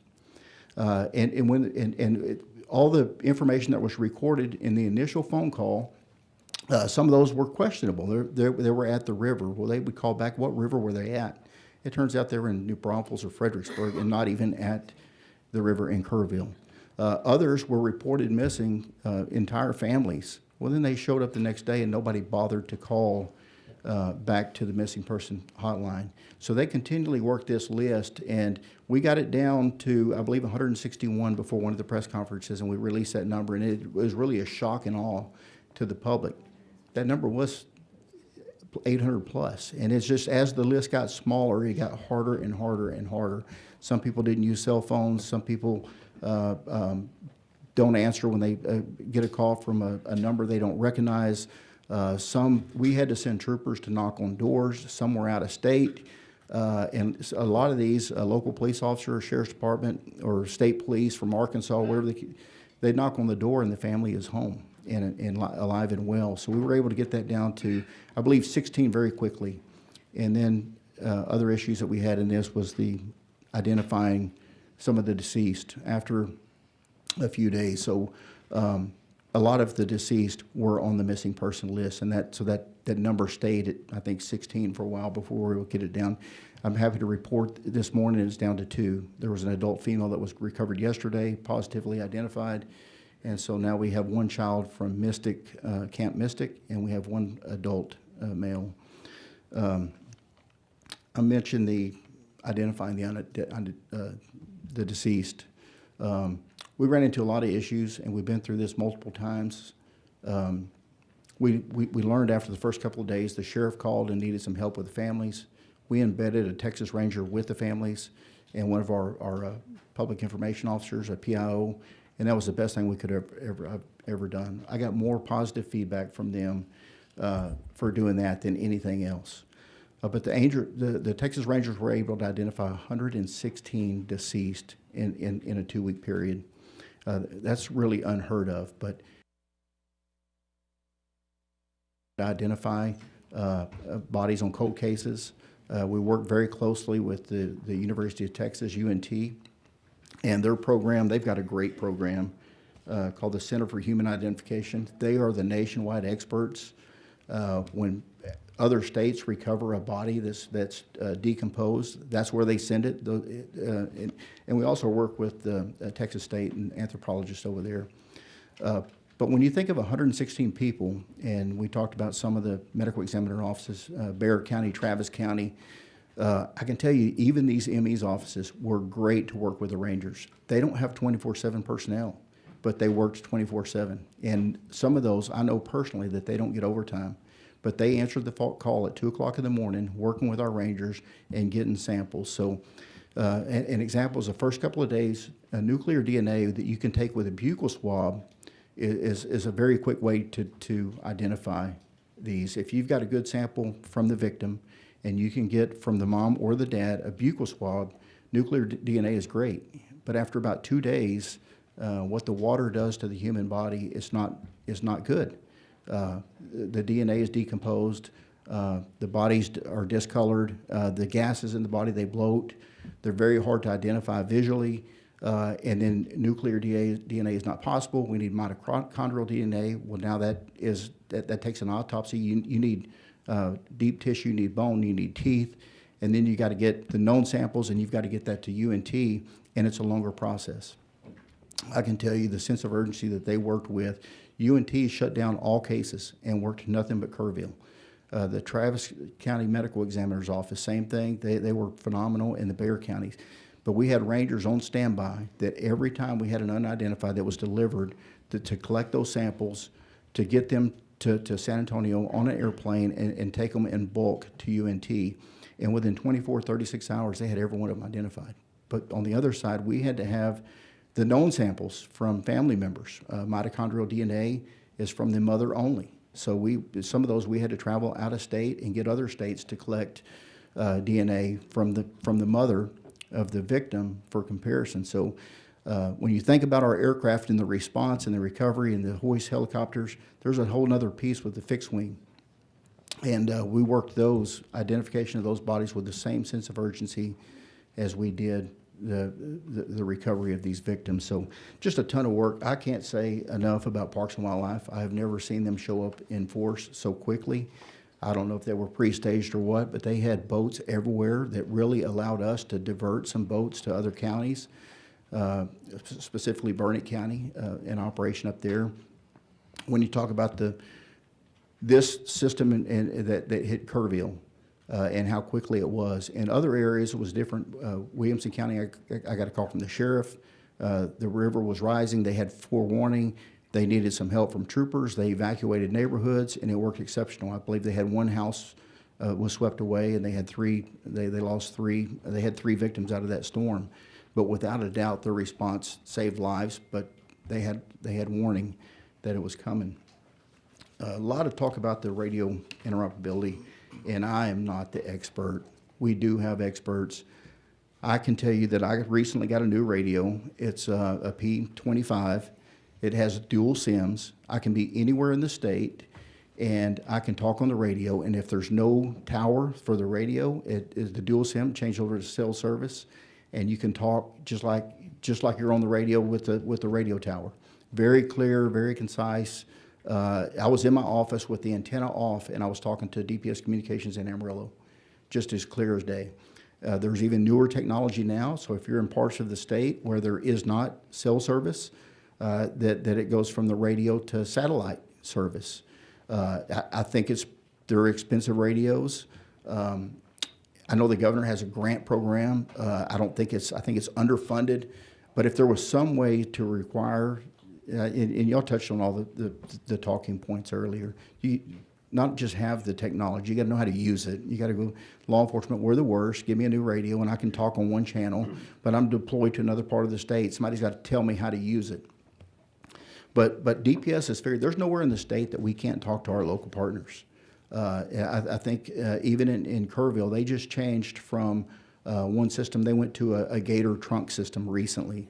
And we were able, with our new radios, to do a plug-in to where we switched over. So it doesn't matter if they're on an analog, a digital, or a digital trunk, or a mixed mode. Our radios are compatible where we can program them to that area. In the border operations for the last 4 years, we can communicate with the locals, the feds, and all the state agencies with no issues.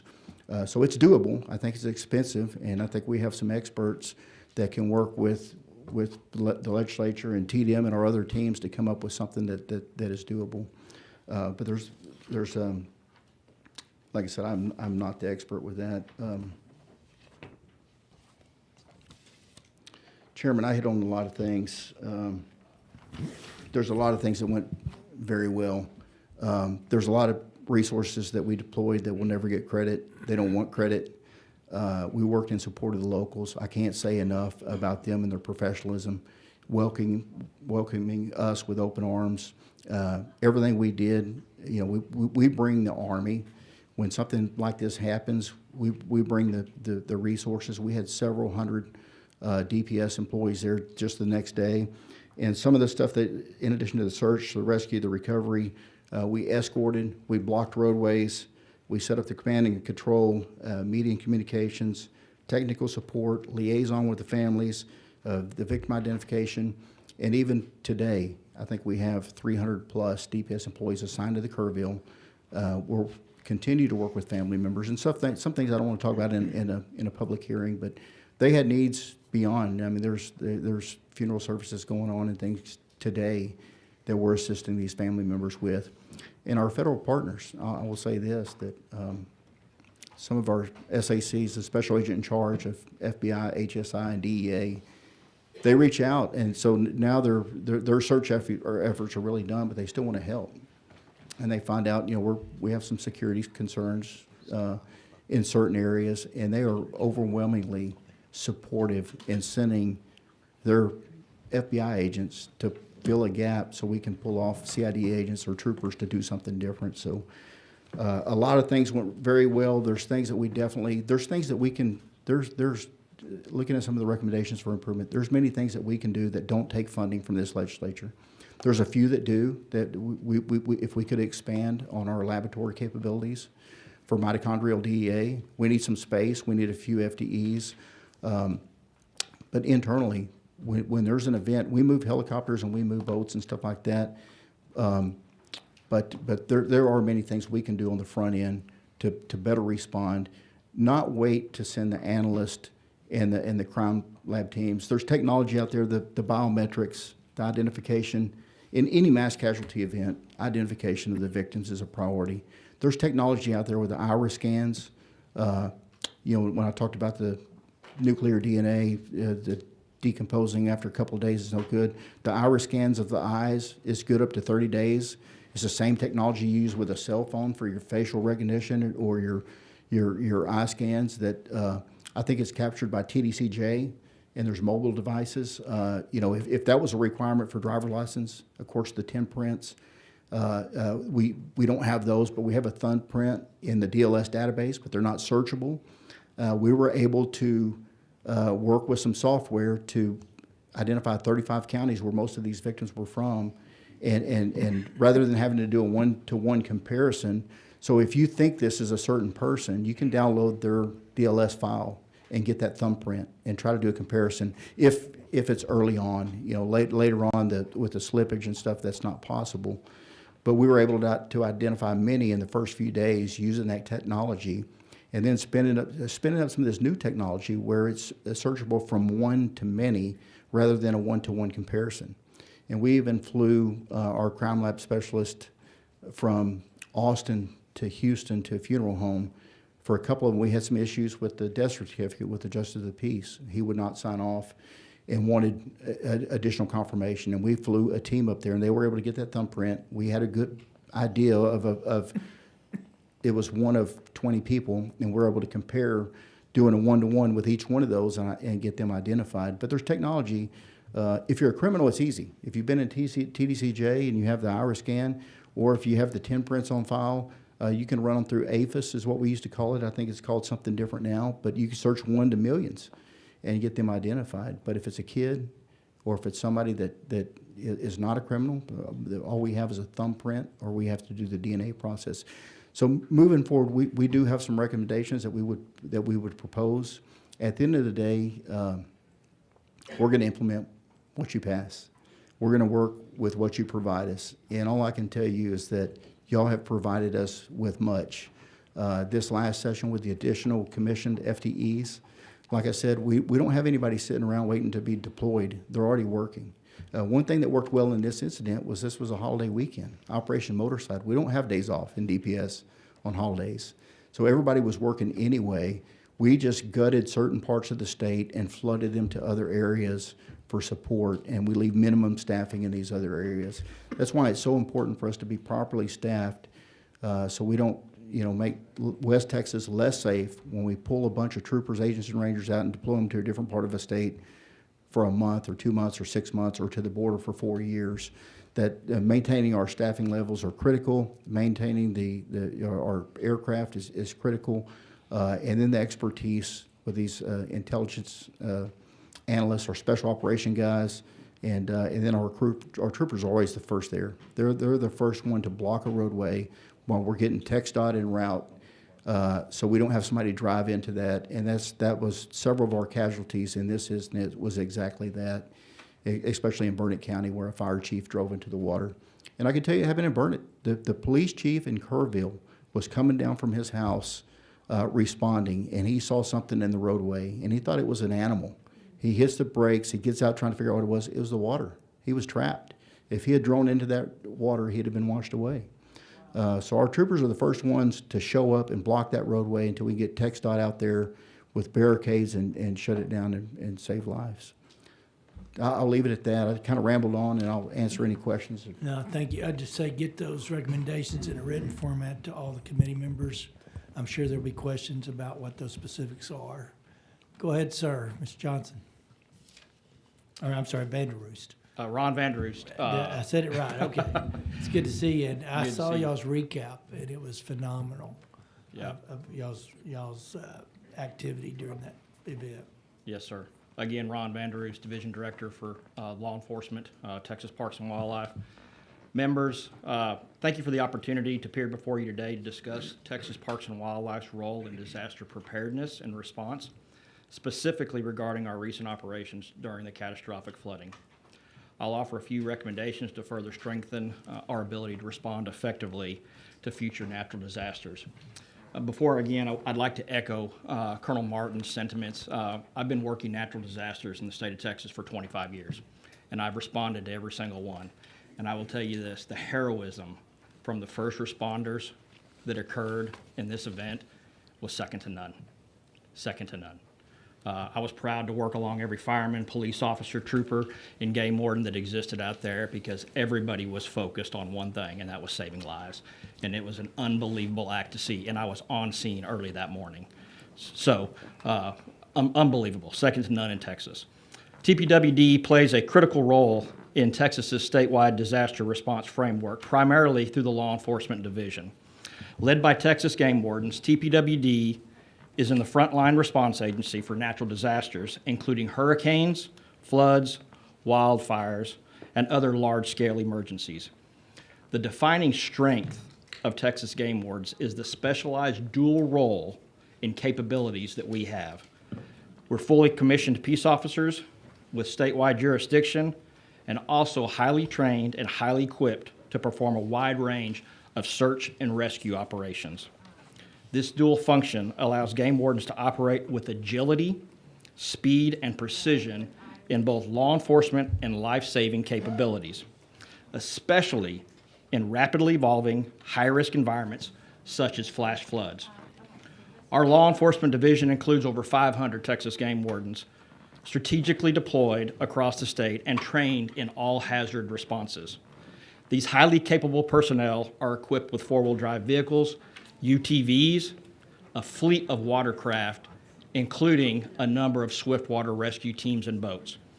We have hoist-capable helicopters, K-9 units, unmanned aerial systems, dive teams, and tactical search teams as well. These resources allow Texas game wardens to rapidly respond statewide, deploying scalable teams tailored to the needs of each incident. Whether enforcing evacuations, rescuing Texans in imminent danger, or supporting local and state public safety partners. Additionally, the safety of our state park visitors is one of our high priorities. Each park maintains site-specific emergency plans designed to mitigate weather-related threats, such as flash flooding. TPWD staff monitor data, alerts from the National Weather Service, the Division of Emergency Management, local river authorities, and the historical models that exist for each individual state park to follow emergency protocol plans. As Central Texas faced increasing flood threats in early July, game wardens initiated proactive measures.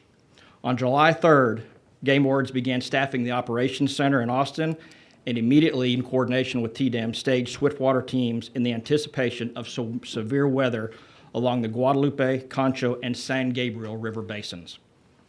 By July 4th, as flash flooding intensified, TPWD deployed robust quick reaction forces within hours and were on scene. Over 169 game wardens and 200 specialized assets were on the ground and conducting active searches in the Kerrville area. Our teams operated across the Guadalupe, Concho, Colorado, and San Gabriel River systems, responding to multiple communities impacted by water that was rising and dangerous issues that were ensuing. In total, during this response, we deployed 375 game wardens across the state to actively look and search and rescue.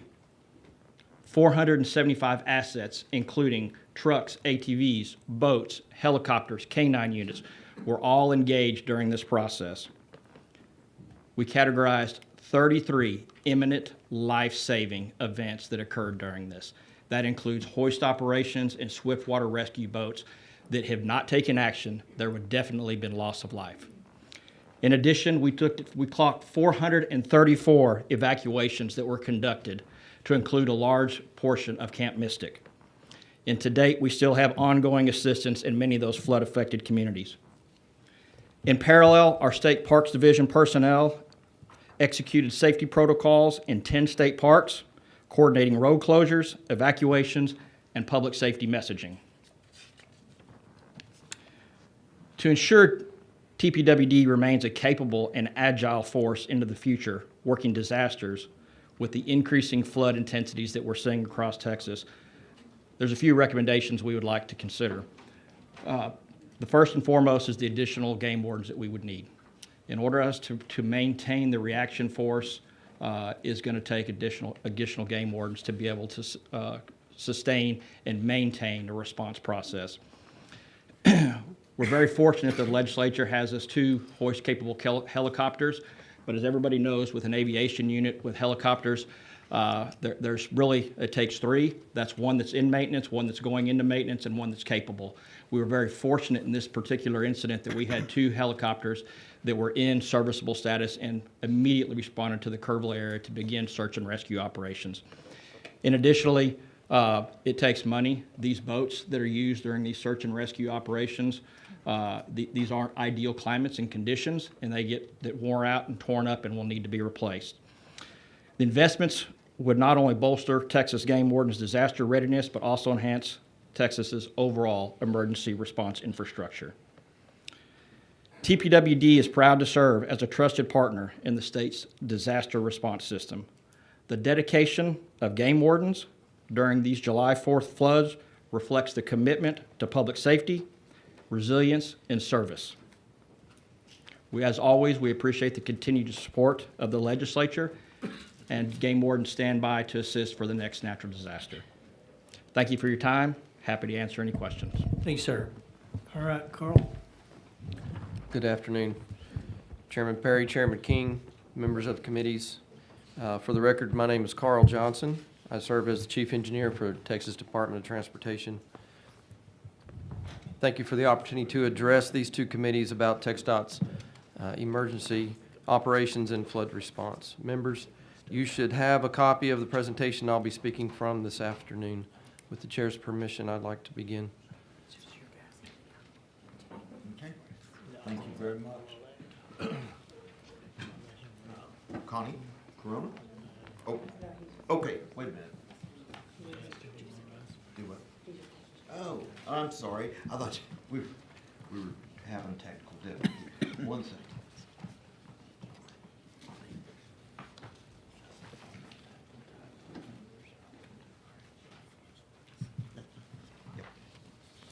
Okay. Everybody get them?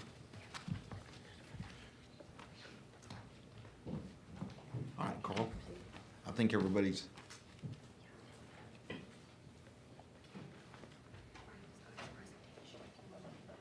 Oh. She's got it. Oh, your presentation is on the screen as well. All right. Ready? Oh, I'm ready when you are. Yes, sir. Thank you.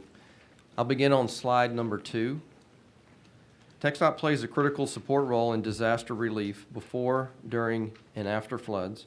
Our operations involve assessing road conditions, clearing debris, repairing damaged infrastructure, providing detour information to the public, and providing emergency communications through dynamic message signs and media. TxDOT's #1 priority is enhancing public safety. To address this goal, we must prepare and maintain infrastructure before, during, and after flood events. On slide 3, I highlight some of TxDOT's operations before and during floods. TxDOT monitors weather conditions, low water crossings, and at-risk state roads. We also post warnings and detours using mobile road signs and dynamic message signs, and we work with local media regarding communication. TxDOT is part of the State Operations Center and works closely with relevant state agencies, including Texas Division of Emergency Management and the Federal Emergency Management Agency, as well as with local governments through TxDOT district operations. This collaboration is accomplished through coordination amongst emergency operations centers and fulfilled through State of Texas assistance requests, which are submitted by county judge or their designee. TxDOT also assists in planning for large-scale disasters. You can also see that TxDOT strives to inform the public in real time. Public communication is a key factor during a natural disaster. TxDOT uses drivetexas.org to provide close to real-time, accurate, and up-to-date travel-related information, including state road closures and water-covered roadways.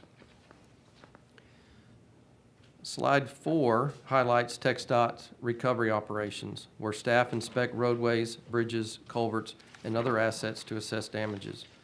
TxDOT also begins clearing roadways of debris to restore access to first responders and the traveling public. Overview of TxDOT coordination efforts during this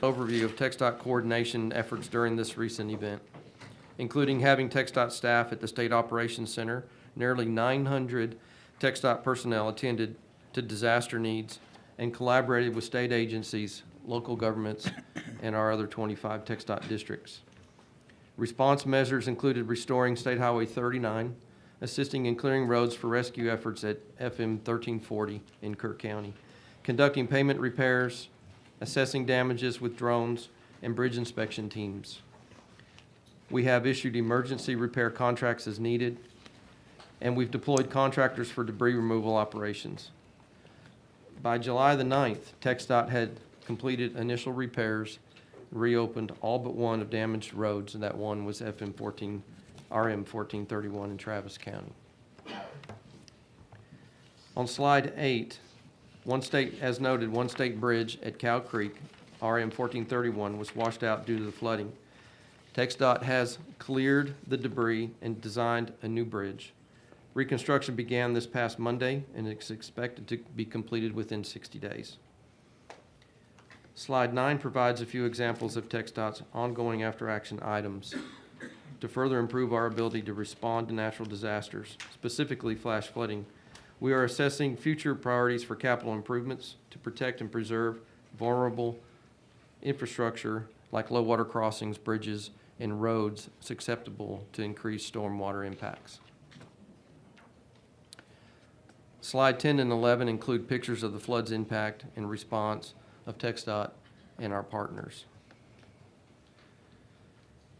Our final slide, slide 12, represents one of TxDOT's new safety campaigns, Drive Like a Texan, which focuses on kind, courteous, and safe driving. The campaign reminds everyone in Texas to treat one another with kindness, respect, and a neighborly spirit. As I close, I would like to take a moment and recognize the dedication and hard work of the women and men of TxDOT who are called upon all hours of the day and night, 365 days a year, across the state to respond to disasters and emergencies. Without them, TxDOT could not address its top priority of safety. With that, Chairman and members, I thank you for your support and opportunity to be here with you today. I'm happy to address any questions. Thank you very much. We'll be back to questions shortly. Now, Connie Corona. Thank you. Good afternoon, members. Connie Corona. I'm the Executive Director of the Public Utility Commission. I'd like to begin on behalf of everyone at the PUC by extending our deepest condolences to all of our fellow Texans who were affected by the floods in the Hill Country. I also want to recognize the vital work of our state and local partners, including my fellow panel members, and the tremendous response and recovery efforts that followed. PUC is honored to provide support for the many boots-on-the-ground responders that you're hearing from today. PUC is a member of the Texas Emergency Management Council that you heard described by Chief Kidd, and we are the lead agency for Emergency Support Function 12, Energy. We coordinate with TDM, utilities in an affected area, and local officials to monitor electric outages, assess restoration times, and to coordinate communication between local officials and the utilities. This is especially important when outages affect critical infrastructure, like water treatment facilities, or in the case of the recent floods, a substation that went offline after taking on significant water. As you may be aware, TCEQ is responsible for monitoring water quality issue related to disasters and issuing boil water notices, but PUC works closely with TCEQ throughout each event. For this event, PUC's activation began with statewide monitoring calls that we've previously discussed on July 3rd, and we reported to the State Operations Center immediately upon request the following morning, July 4th. Over the course of the flood event, the electric outages peaked at 5,400 customers in Kerr County, primarily due to damage at the LCRA Hunt substation that I mentioned a moment ago. Thanks to coordinated efforts with the Kerrville Public Utility Board and LCRA, most customers were restored by July 5th, and full restoration was completed by July 8th. This disaster was different from many others that have had widespread impacts on utility services, but we've stood ready to support TDM and our emergency management partners as needed. I'm happy to take your question. Thank you very much. Members, I don't see anybody lit up yet.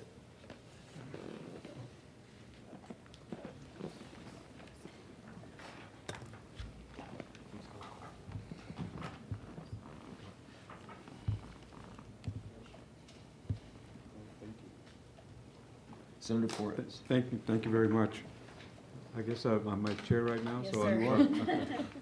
Well, then I need to recognize someone else instead of myself.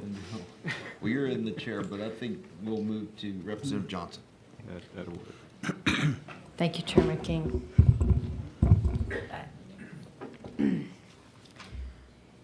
I appreciate the recognition of what was done well, but I think this select committee is formed because 137 people are dead, including a number of 8-year-old little girls out of a camp. And while I don't think anybody wants to point fingers, I do think we want the most honest assessment of what went wrong. And so I appreciate, Mr. Johnson, the recognition of what you do to close roads, but I'd like to know why the chief of police drove into a road of water without the proper state agency having done their job in that area. Thank you, ma'am. So TxDOT, Please, just before you start, please just state your name one more time, since we're going back and forth. okay, I'm Carl Johnson, TxDOT, Thank you, sir. Chief Engineer. So you're asking why TxDOT? This is not a normal hearing. This is not a normal attaboy of the agencies and what went right. This is a hearing to try to figure out how 137 people died and why we've been convened. And so I appreciate that the agencies can function in an appropriate manner. I think our honest, genuine question that the families across Texas are demanding is, what do we need to do better or what went wrong? So when we're presented with a slide that says we monitor roadway conditions and close them, and not 5 minutes earlier heard that a chief of police in that neighborhood drove into the water and almost got washed away, as you said, then something there went wrong. Yes, And so I ma'am. would just want to be honest to the moment. Right. So what do you need from us? What went wrong? Why didn't you close the road? Did you not have the proper monitoring system? Did you not have the proper radar system? Were we not getting the data of what's actually happening in real time? Did we not know where the flood of water down the river was going to interact with our public highways that people are going to drive on? What went wrong that we didn't block off timely? Yes, so I think one thing that we have identified that would be very helpful is more meteorological information about road conditions to know where that impact is going to hit. And we're continuing to assess all the low water crossings and try to come up with ways to identify and understand where that water's going to be, when it's going to be there, so that we could try to get teams out in front of that. It's a constant assessment of looking back on what we did, what we didn't do, and then just trying to do better on the next event. Do we have the proper flood gauges or rain gauges in the areas that we know and anticipate water's going to flow out of this area, and it's going to hit these tributaries or rivers or creeks, and it's ultimately going to end up here? Can you, as the Department of Transportation, tell us that you have the proper monitoring equipment in these floodplains that we know are prone to flash flooding, that we're not waiting on somebody in the weather to make a prediction of what might happen tomorrow? Do we have the real-time data that says, boy, you guys underestimated, we're actually getting this flow, we're actually at this peak, and do we have the data along that route to give the proper warning so that you can get to a camp to get a bunch of little girls out of it? Right. So we try to use some data that's out there that we don't own, that are on stream beds and stream crossings. We do have some high water warning systems on a few places in the state where we have a sensor in the creek right there at the structure where the vehicle would drive across, and then we do have some lights that go off if that water gets to a certain level. I don't have it widespread statewide. That is a program that we are looking to expand and try to make our footprint bigger, trying to utilize stream gauges that are out there that others have provided is something that we try to do and are looking into more so that we can do what you're asking. I think your point is very valid, and that is something that we are working on, yes. I hope you can give us the most genuine and honest assessment of where you need what clearly we did not have in this moment from any of these agencies. I appreciate the recognition of what you guys acknowledge of what may have gone right after the fact, but our responsibility is to ask the tough questions and ask you guys to do the self-reflection and evaluation to tell us what is not currently available that needs to be available to save people's lives in the future. Absolutely. Happy to be a part of that discussion. Thank you. The chair recognizes Senator Menendez. Thank you, Mr. Chairman. Mr. Johnson,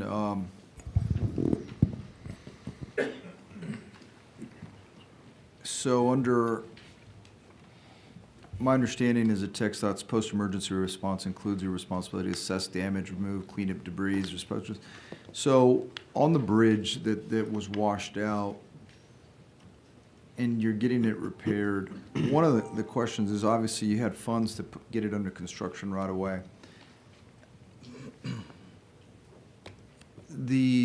Just to follow up on Representative Johnson's concern, if you had the funds for that, what would keep us from funding those stream water gauges? Because in these low water crossings that are in rural Texas, because in urban Texas, I mean, most of the time it's a police officer comes up and where the low water crossings are, and they'll put the lights out until a crew comes out, Public Works, and puts out barriers or something. What's the cost? Do you know what the cost is for these stream gauges that can operate independently with some, barriers that can come down on their own and so? So the cost varies. $10,000 to $20,000 is a setup, and that would be either just lights that blink or a gate that might come down. We have a couple of automatic gates, but we're looking at $10,000 to $20,000 a piece is what we think one of those setups would cost. Now, that does not include design cost. It does not include management of contract. That would be just the apparatus itself. What would be total cost? Approximate range? $30,000. $30,000? Yes, sir, approximately. How many of these low water crossings do you think you have in this flood alley that we've talked about? Well, so we have over 1,300 statewide, almost 1,400 Right. statewide. In the Central Texas region, which would be 4 of our districts, we have approximately 420. So I believe I do have that number. So in the 4 districts of the Austin District, Brownwood District, San Angelo, and San Antonio district, we're at 420 low water crossings. Now, if I was to say in this, if I Of the was to say- 420, how many would you consider rural? I would say majority of them are rural. So 400 of them? Yes, sir. Because you said San Antonio. I didn't think San Antonio, I wouldn't consider that You're right, rural. yes, sir. So I have 80 in San Antonio alone. So we subtract 80 from the 420, so, okay, let's just start with that, get round numbers, 340 times 30,000. So we're looking at about 10.2 million? Yes, sir, 10 to 12 million is what. Okay, to get them all covered. How much is the reconstruction of that bridge gonna cost y'all? $4 million, I believe, is our estimate currently. Are there any safety funds that TxDOT has in order to, I would assume you have a safety fund for vehicular safety, to improve safety for Texans, that sort of thing? We have a category for safety, yes, sir, that's correct. Are there funds in that? Yes, sir. We have maintenance funds, and we also have category safety funds as well. Yes, sir. Do you have that, a number on hand, or is that something you could get back with us? I could get back to you with All that, right, sir. let us know, because I think we just need to do everything we can to prevent the loss of life. I appreciate your testimony today, and thank you for answering my questions. Thank you, Mr. Chairman. Yes, sir. Chair recognizes Representative Martinez. Thank you, Mr. Chairman. I'm going to direct my questions to Mr. Johnson as well. And, you know, Senator Perry mentioned something earlier about the best mitigation plan is prevention.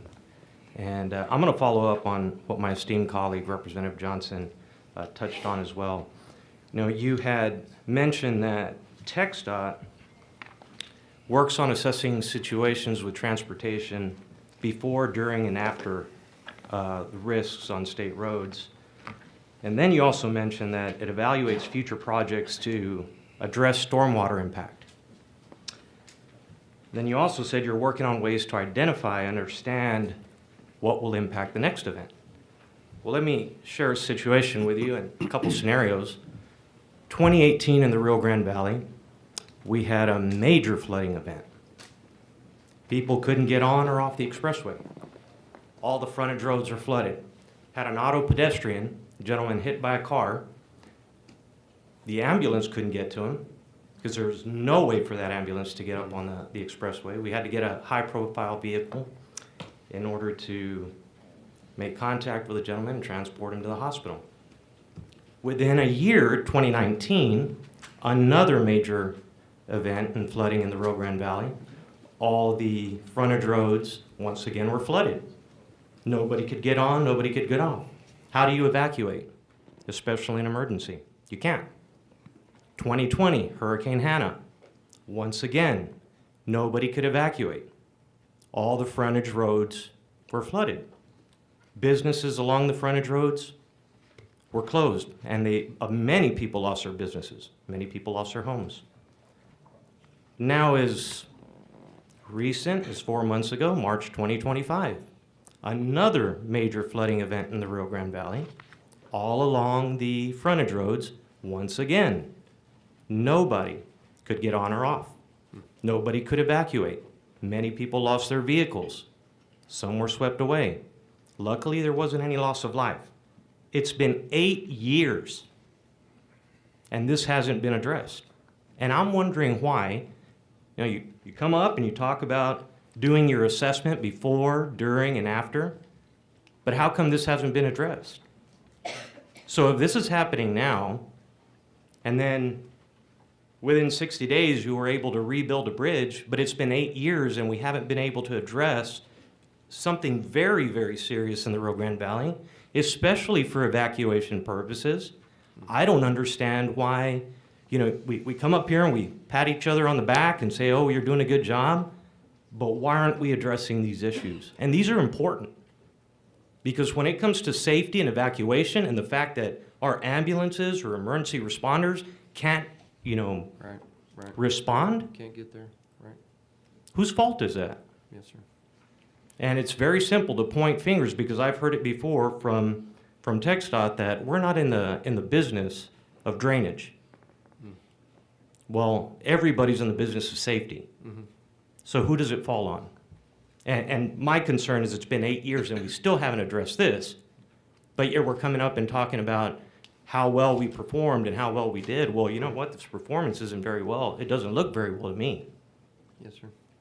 So could you give me an answer for that, please? Well, so I don't know all the specifics about that particular area, but I'd tell you, I think it'd be great for me to dive into that and circle back with you and my team to talk about that at a higher level with you, with constituents in the Valley. I understand your concern. It's a valid concern, and I appreciate the concern. So honestly, I'm happy to work with you on that and try to come up with solutions. Yes, sir. Chair recognizes Senator Blanco. Thank you, Mr. Chairman. Mr. Johnson, you had mentioned the use of drones through the TxDOT to identify some road damage areas and things like that. So my question is not directed to you, but maybe more for our law enforcement officials. There was a private drone that collided with a Black Hawk helicopter that was undergoing rescue missions. That luckily nothing happened, nobody was injured, but that helicopter had to do an emergency landing, which made it inoperable, right? And the report said that it was a private drone. So what do we need to do? Obviously, drones are a force multiplier. And our agencies and law enforcement and emergency management folks need to utilize these drones for rescue operations and a variety of other things. My question is there anything in current law that prohibits private drones from going into these rescue areas so that our first responders and our emergency management folks can utilize that airspace for rescue operations?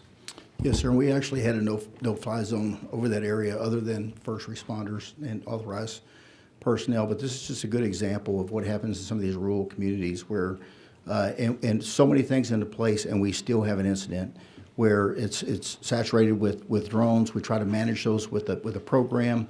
Keep drones at a certain level, 200 feet and less. Keep aircraft 300 and above the rotary. And this is one where I think aircraft was a little low and the drone was a little high at the same time.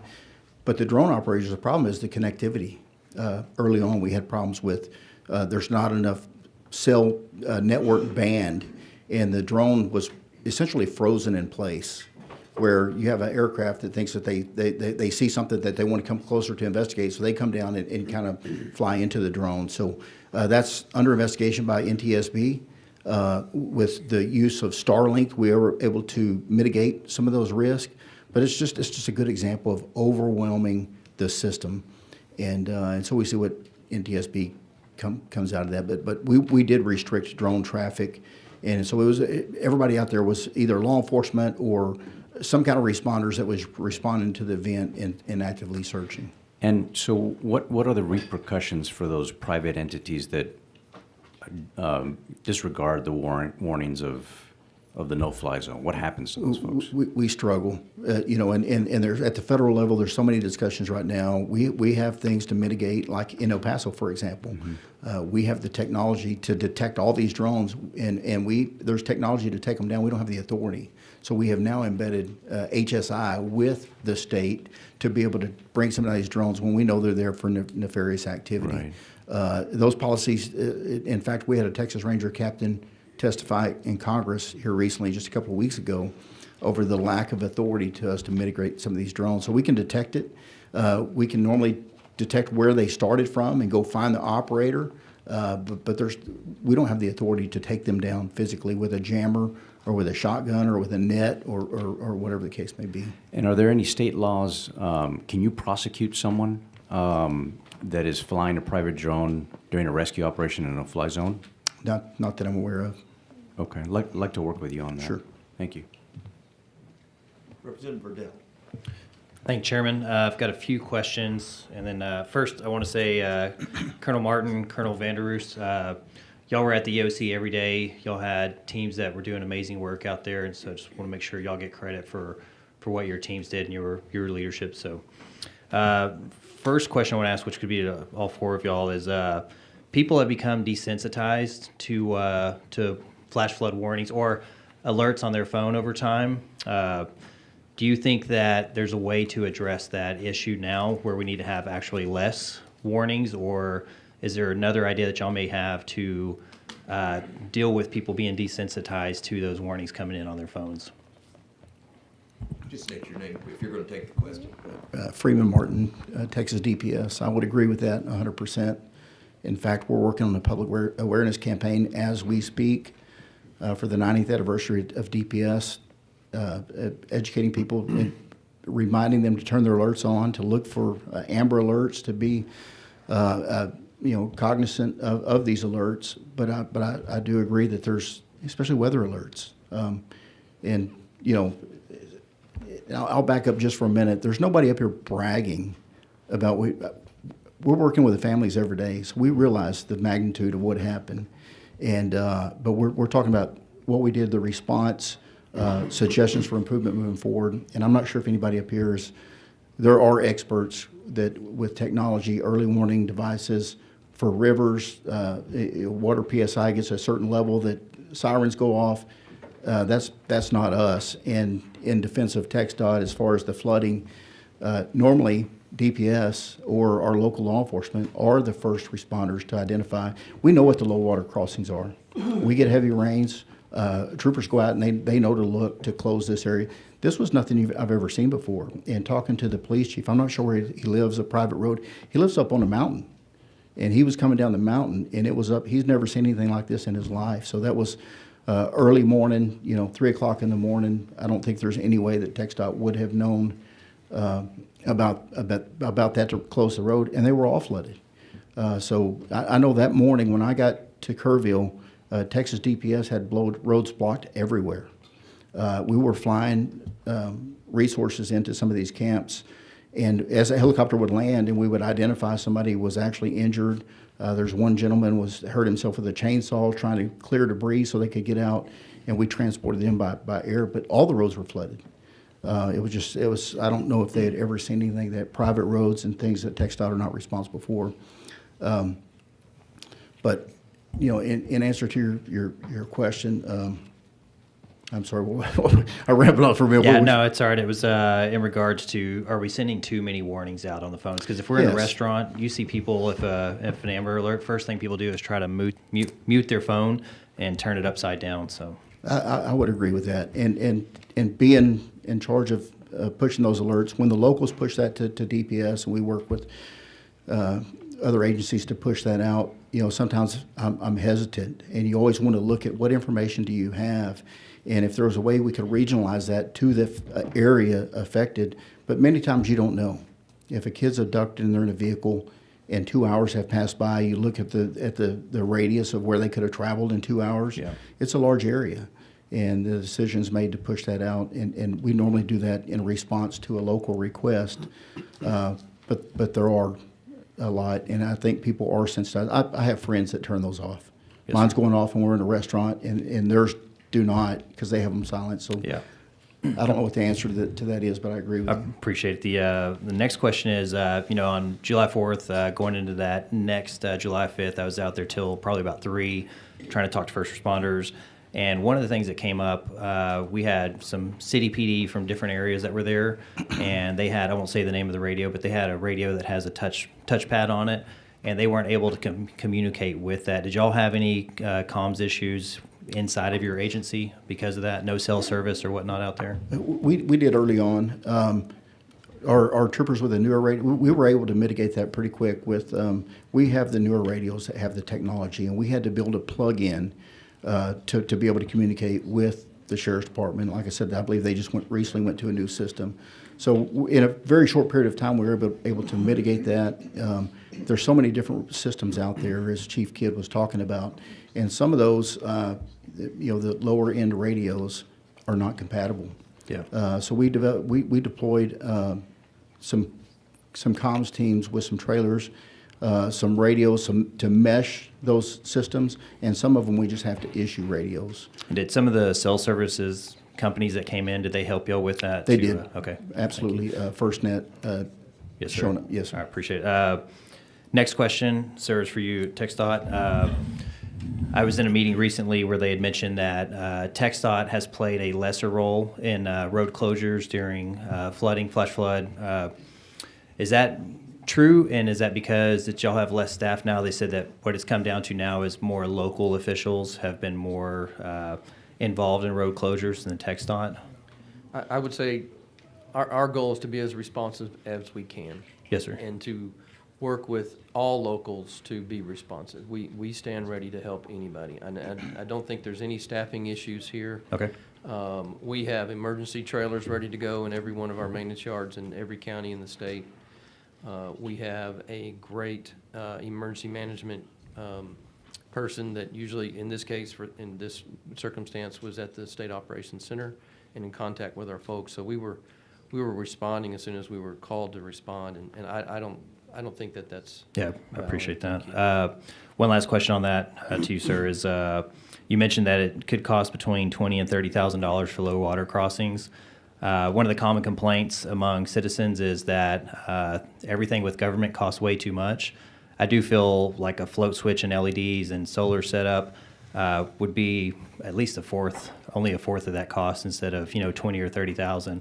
And so I think there's ways that we can develop systems significantly cheaper than that and not pay people too much for those systems. I'm with you 100%. I think technology can certainly help us, and we can work to get those costs down, yes. Yes, sir. All right, Agreed. thank you all for y'all's questions, or answers. Appreciate it. Thank you. Senator Campbell. Thank you, Mr. Chairman. I was going to ask Colonel Freeman, doesn't FirstNet, or anybody, if they know, doesn't FirstNet, which is an emergency secure network, I think operated by AT&T, have a bandwidth that's available for good communication for emergency services to coordinate? Because we've heard a lot about how systems you can't talk to each other, or you're in an area where there is poor reception. But does FirstNet alleviate some of that problem? It's supposed to be a secure. I know there's some experts here. I'm Freeman Martin, Texas DPS. I know there's some experts here that can answer that question better than I can. Okay. But it's my understanding that what FirstNet does is prioritize emergency responders over others. So if the network is saturated, it'll prioritize our calls over the general population. But if there's no service, there's no service. I see. And in my last question is for the signal, the sound that goes out, the alert that goes out, Amber Alert, weather, silver alerts, different alerts. They're all the same, aren't they? They are. So I agree with Representative Verdell. People get desensitized to those, and perhaps different sound, different alarms, breaking them up, dashes, solid sounds, it might help people to recognize one that they would not want to turn off, or something just different, so they're not so desensitized to the same sound. Senator, I would agree. If a different sound, something they're not used to, maybe they would take the time to look at their phone and actually read it. Who sets that sound, that tone? We push it out to the media, and then they push it out. So I'm not really, to tell you the truth, I don't know who would have the authority or ability to change that. Okay. But we can definitely look into that. Thank you very much. Thank you, Mr. Chairman. Senator Flores. Thank you, Mr. Chairman. Well, I just have to be able to say that on behalf of my constituents, and that your very timely, professional, effective, compassionate response to serve our people, an example of how especially our game wardens and our troopers work seamlessly, and the interoperability is solved. It's an example of what we're talking about, I guess, what we would like to have expanded statewide with across the board. Would you agree with that statement? Absolutely, I would. So I guess I'm going to ask the same question I asked Chief Nim Kidd, especially to both of the colonels. You haven't done your after-action report yet, or you're working on it. I know you are. Just at the top, just the top 2 lessons learned going forward What would you say those are? I'll start off. Freeman Martin, Texas DPS. I think the Texas legislature addressed some of these, the last session, that September 1st, we will have funding for helicopter replacements. The cold case ask that we had last time was partially funded, but a big portion of that has to do with the crime labs and DNA dealing with cold cases. And that's some of the same technology that we're trying to expand. And so they can work cold cases, you know, and then when there's a mass casualty event, they can be diverted, and we can have multiple crime labs doing what UNT does with this mitochondrial DNA. Beyond that, internally, there's always things we can do better. But the identification of these unidentified victims is huge for us. So anything we could do with biometrics and new technology, using the DLS database to be able to search, you know, iris scans or fingerprint technology and stuff like that, those are going to be some of our recommendations to the body. Colonel Vanderus, what would you say? Yeah, Ron Vanderoost, Colonel, Texas Game Wards. Senator, to your point, I think, you know, obviously each one of these disasters is a little bit different each time. I know in particular one thing, and Chief Kidd may have talked about it, it kind of circles into the communication, the organized chaos, if you will, initially. I know as one of the first responding agencies with a large group of people, one of the things that became very difficult, and we've seen this in other instances, is you have qualified responders on scene, but you have a gap between who needs the help and where does that help need to get and how do you get those people to it. And so, you know, that's a bridge that needs to be addressed and figured out how when a situation occurs and in the first, you know, 10, 12 hours or even sooner, when you get people on scene, how do you get the help to the right people and not waste time? And so, for instance, you know, sometimes the 911 calls would get clogged up, as you mentioned, circled through the systems, and how does that happen? And how does that 911 call get to an overwhelmed first responder group, whether that be a local police department or sheriff's department? It takes time to spin that up, and I think that would be one mechanism I think that would be definitely need to see some improvement on. Thank you. Mr. Johnson, just in following up with the conversation we had about the low water crossings and the technology to be able to warn, I mean, your agency, and especially the locals, but state managed roads that are low water crossings that you know historically will flood with X amount of rainfall. And it doesn't have to be a foot. Let me just give the example recently in San Antonio on Vital Creek is it Loop 410? Yes, sir. 13 people sitting there to drown there at Vital Creek. That's just an example. This is a precursor to the 4th of July. But those types of crossings exist in low water areas that you know are going to do that. You know Vital Creek's going to do that with, you know, 3 inches of rain in San Antonio, in the middle of the city. And we're also talking about what happens in our rural areas on roads. So this technology, what do you think you can do? I know you discussed it, but if as you look at into the future to be able to address this, as Representative Johnson was talking about, what would you say would be your first 2 responses to be able to address those low water crossings that you know are going to have I mean, it's like we don't put up a stoplight until some people have died at that intersection. How many times have we seen that? You know, do we need to continue to do that with low water crossings or even intersections? I mean, be proactive to prevent fatalities. So tell us what some of your ideas would be to address. Yes, sir. I think taking the systems that we do have in hand, making those systems better, expanding our footprint, like you're saying, identifying the highest risk locations and put some systems in place. I think you're exactly right. That's what we can do. So we'll have your commitment, you're going to work on that. We will work on that, yes, sir. Ms. Corona, if I can ask you a question about the PUC. So tell us how the PUC coordinated with the electric utilities to restore power to Kerr County residents after the flood. So our role in the State Operations Center is to ensure that the utility is able to communicate not only just to its needs for restoration, but timeliness to the first responders in the area, and to ensure that any needs that are coming in, say from critical facilities, that type of thing, are appropriately prioritized with the utility for restoration. We had an ongoing dialogue with Kerrville Public Utility Board and with LCRA throughout the event. Thank you, Mr. Chairman. I have no more questions. Thank you, Senator Flores. Members, we're going to stand at ease on the Senate side. We're going to stand at ease on the Senate side till 2 o'clock.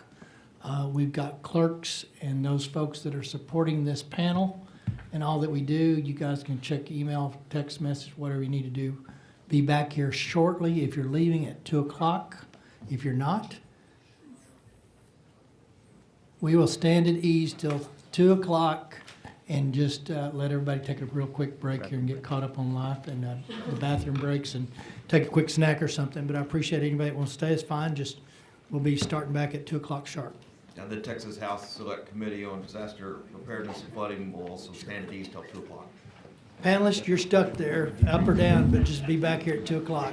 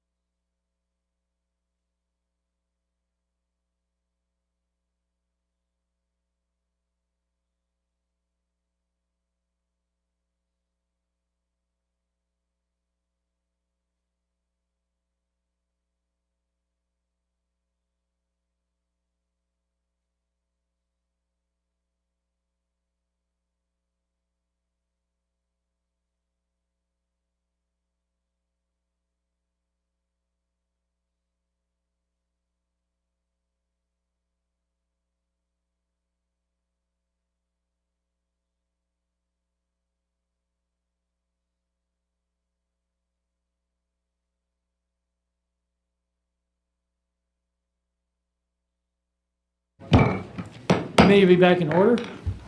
Let's continue on with the panel, and I believe we had a couple of members wanting to ask questions. If they still want to ask questions, they need to proceed back in here ASAP. I won't name names, Menendez or Kokorsk. I don't know how they, oh, well, you went World War I. I guess. Go ahead. He's a real fault. Oh, thank you very much. Appreciate it. I want to go back to Mr. Johnson real quick on a couple of different items, just for my education.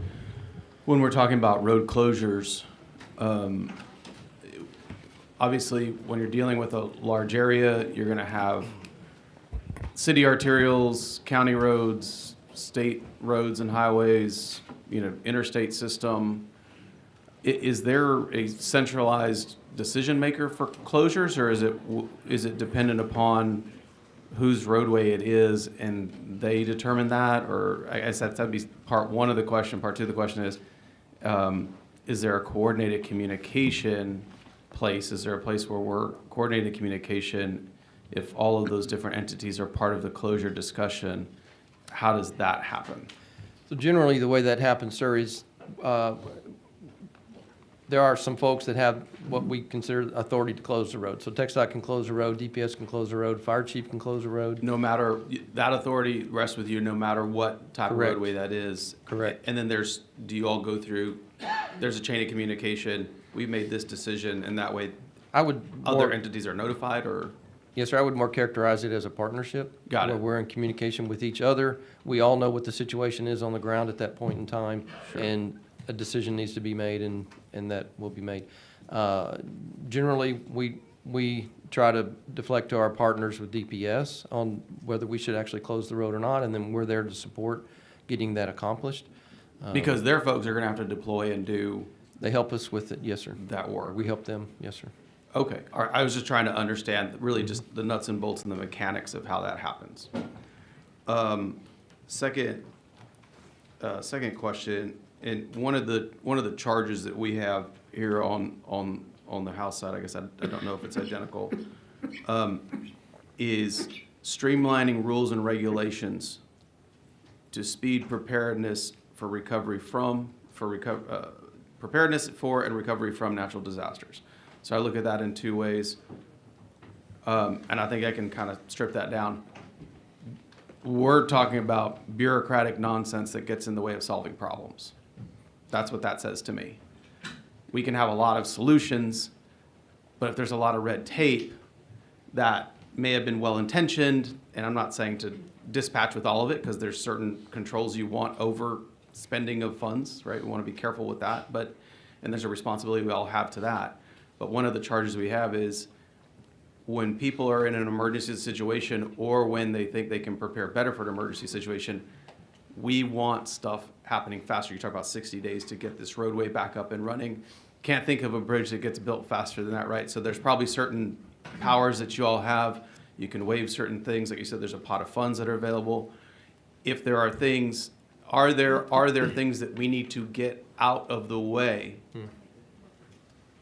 for both preparing for or recovering from the red tape stuff, the bureaucracy stuff? Because I'll tell you what answer isn't good for families that don't know where their loved ones are, or that families that their homes are destroyed, or the communities are in disrepair. The answer isn't, well, the proper forms weren't sent in, or we didn't have the right grant writer on this, or we didn't have, like, those kinds of things that's the stuff that frustrates people to no end. And I would imagine it probably frustrates my colleagues too, but a lot of times it's stuff that we, have put in place. Are there barriers like that you can identify for us? Because I think a lot of the conversation we've had is what we can do. Here's our capacity to do this. Here's our capacity to do that.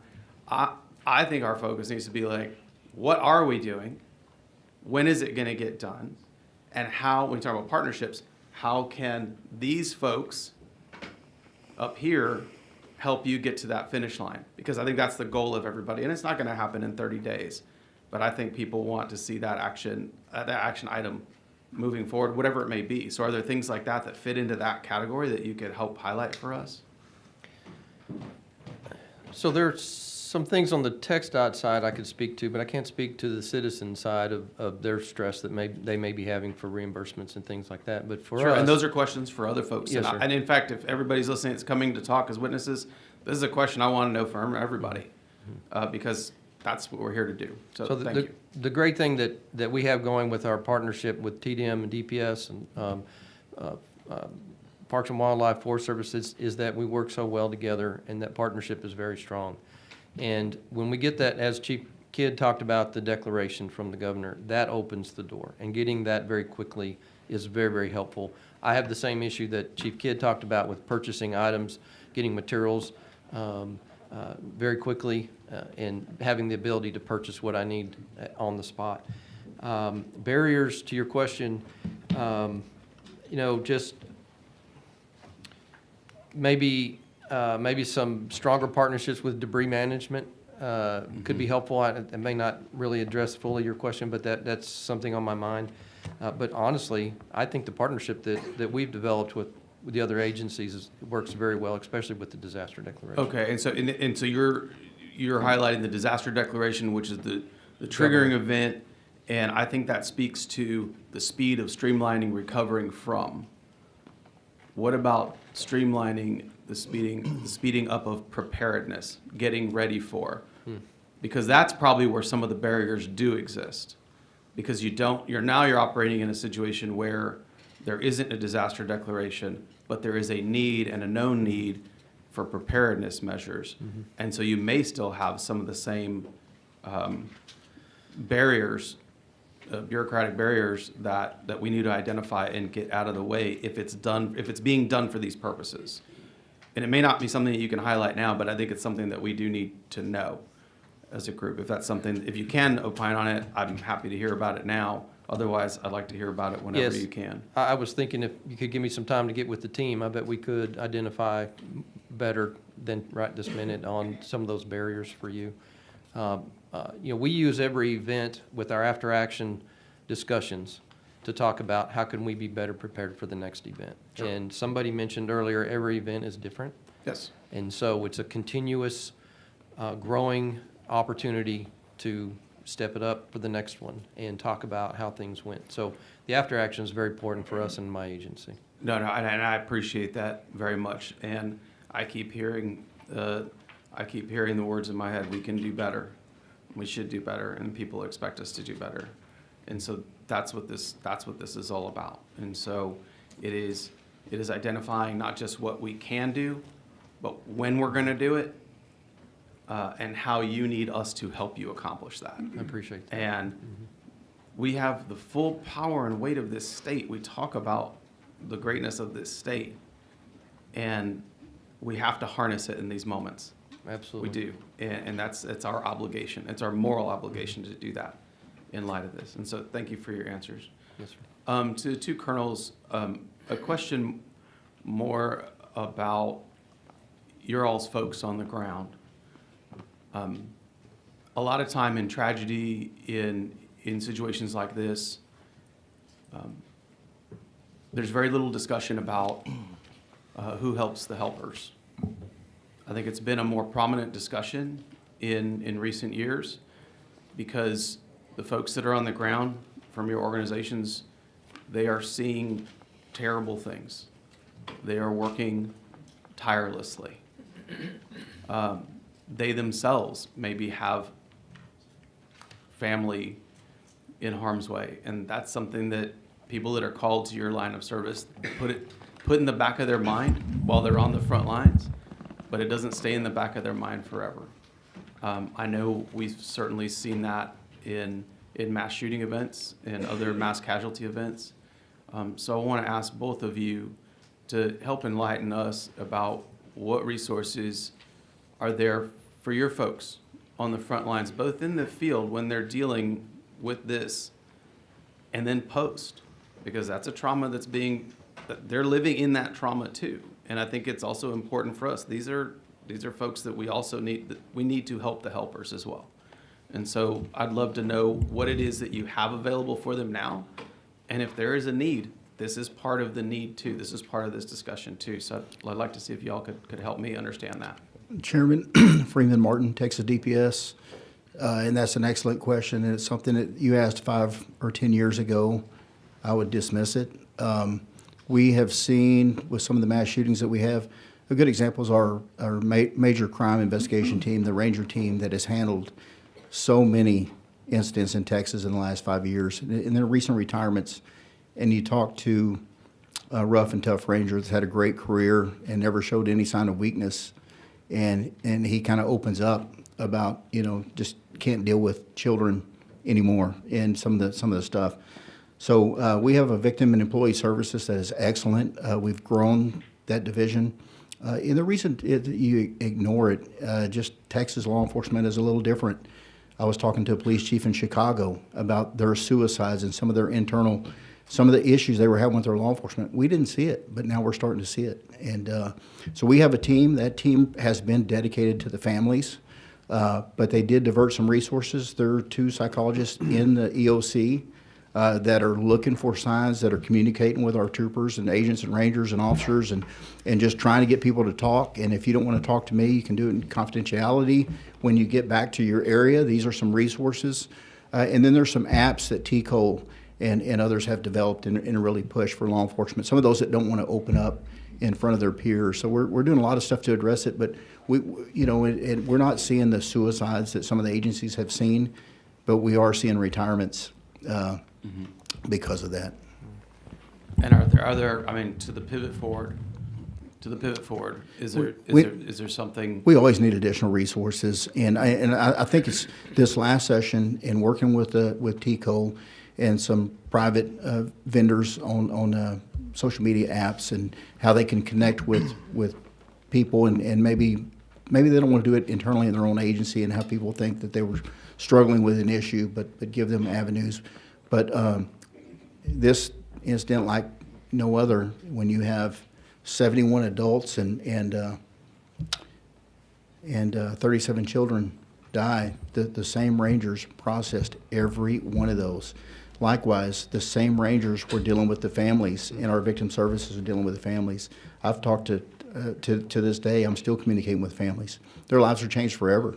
One death is too many. Anything we can do on the front end to prevent it, but you're exactly right. At the end of this event, when the adrenaline stops, it does affect our officers, and we have to admit that. We can always do better. We have more resources now in victim employee services than we've ever had, and most of them are focused externally on helping families of victims. But. No, and I appreciate that, and I raise it because when we were down in Uvalde, there was a trooper that we visited with during our investigation, someone who had been in the war zone, the military, had a military background, had seen some very difficult things in that life. And in the situation there at the school, actually was someone who kind of pushed harder than other people weren't pushing. And you probably all know who I'm talking about, and I don't need to name him now. But in that moment, hearing him talk to us, there's as tough as anybody can be, and he was probably as tough as they could come. That was a struggle, and you could see it.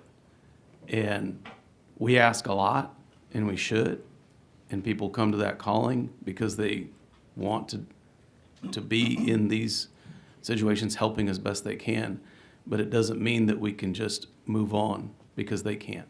And so that has to be a part of this discussion too. And so I wanted to make sure that we have the ability to have that talk as well. So Ron Vanderus, Texas Game Wardens. Along those same lines, we kind of have a very similar approach in that is, but we tweak that a little bit. We take a little proactive piece of it, kind of divide it up into some officer wellness, pre-issue, pre-problem, teaching good coping mechanisms and skills, and having supervisor, that can recognize when things are going awry. And then in this particular incident, one of the things that we relied heavy on is our peer support group. We've got a fairly robust, trained cadre of game wardens that can talk peer to peer. And before anybody exited any of this process, they had a one-on-one meeting with those peer support people and working through any type of the issues they might have, and then routinely monitored through supervision, early warning systems to make sure that we get ahead of any problems before they expand on themselves. No, I appreciate that, and I know that Senator Blanco remembers being in the Victim Reunification Center in El Paso. And I used to work in the DA's office, and in that room were victim services folks from the DA's office and people that on the daily work with people who have lost, who are in traumatic situations, and they were shook to their core. And they were doing their job. But we also need to make sure that we're covering that. We need to cover that aspect too, because this is a multifaceted thing. So I appreciate you all taking the time to talk about that. Thank you. Senator Kilgore. Thank you. Thank you, Mr. Chairman. Thank all of you on the panel for being here today, for what you've done. Those that had the staffs out there and officers were forever grateful. Quick question, Colonel. Colonel Martin, you've talked about kind of the management of the chaos in one of the things, I think we forget this is happening in darkness. By the time, everything is really rolling, high water rescues, so forth.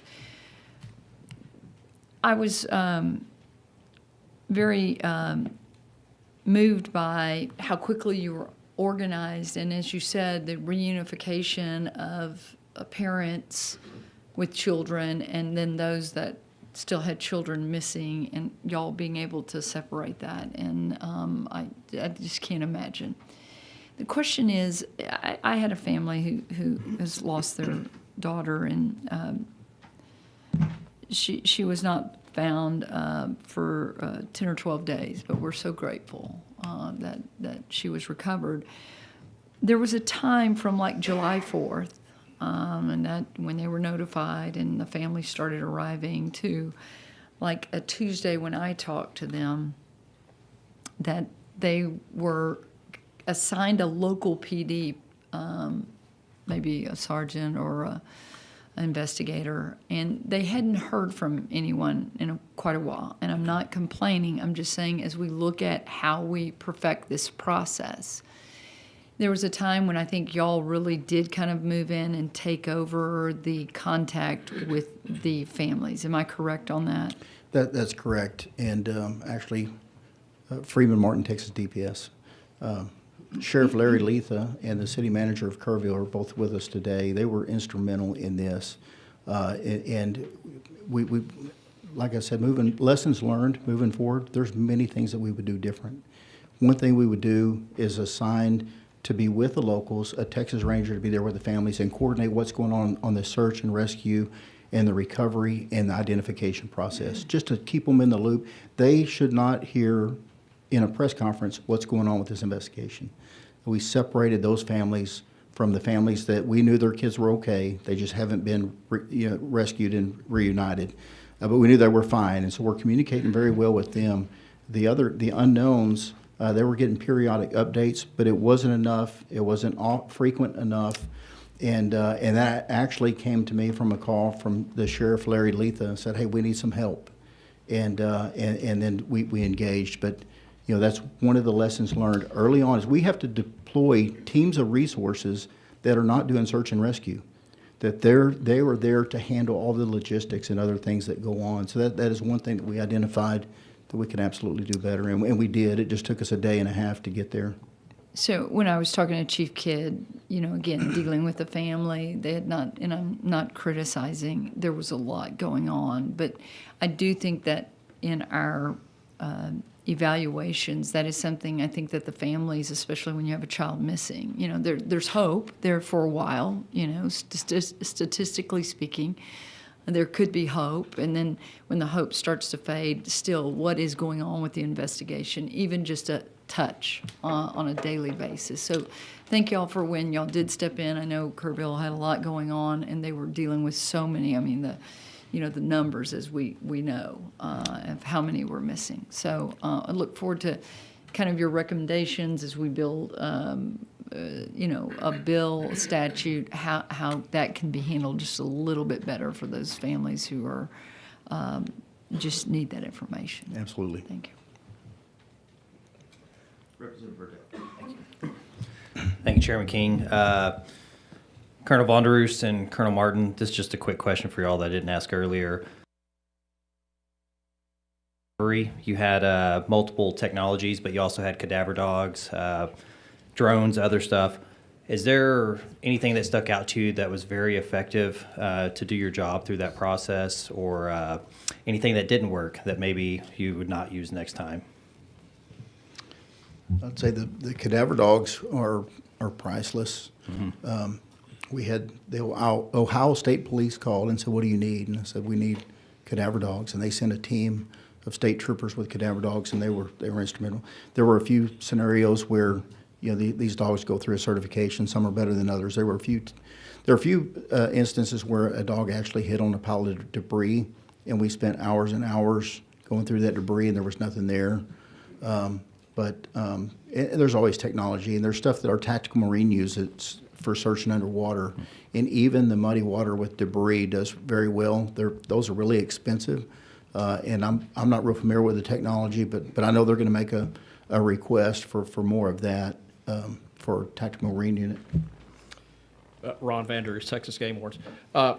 Along the same lines, I think the human remains dogs were great. At a certain point in the process, we quickly learned that a dual alert was important before we wasted time, because time was of the urgency.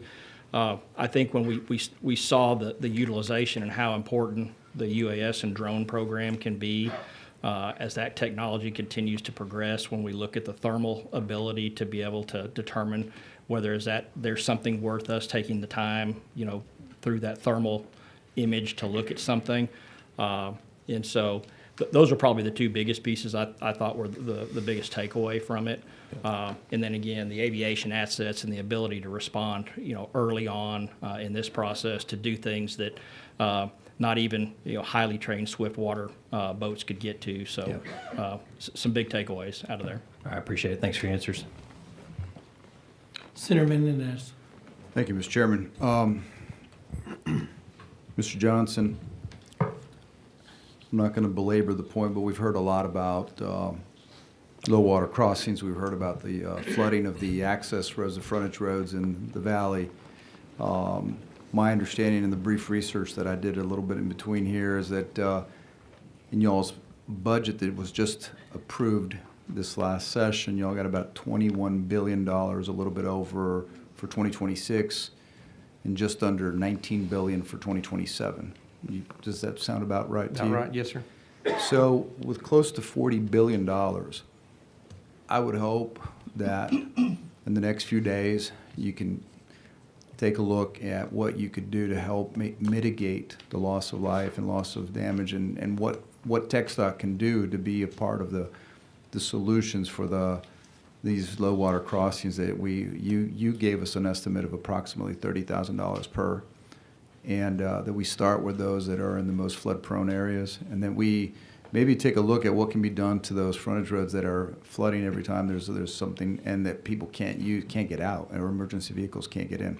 Mm-hmm. I think that's critical. And then the last thing is, I'm assuming that your hero trucks and other things that when you have first responding type situations, emergency come out, you'll have radios as well. We do.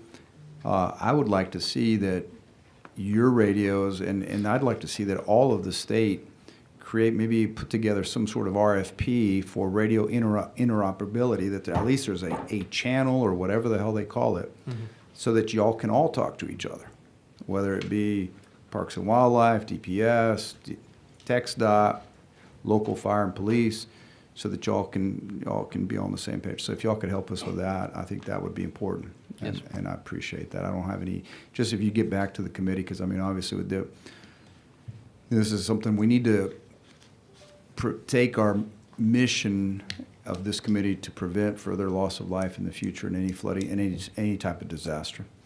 To both of our colonels, thank you for what you do. And Colonel Martin, you know I have the utmost respect for you. We've known each other for a long time. And you said something that struck me.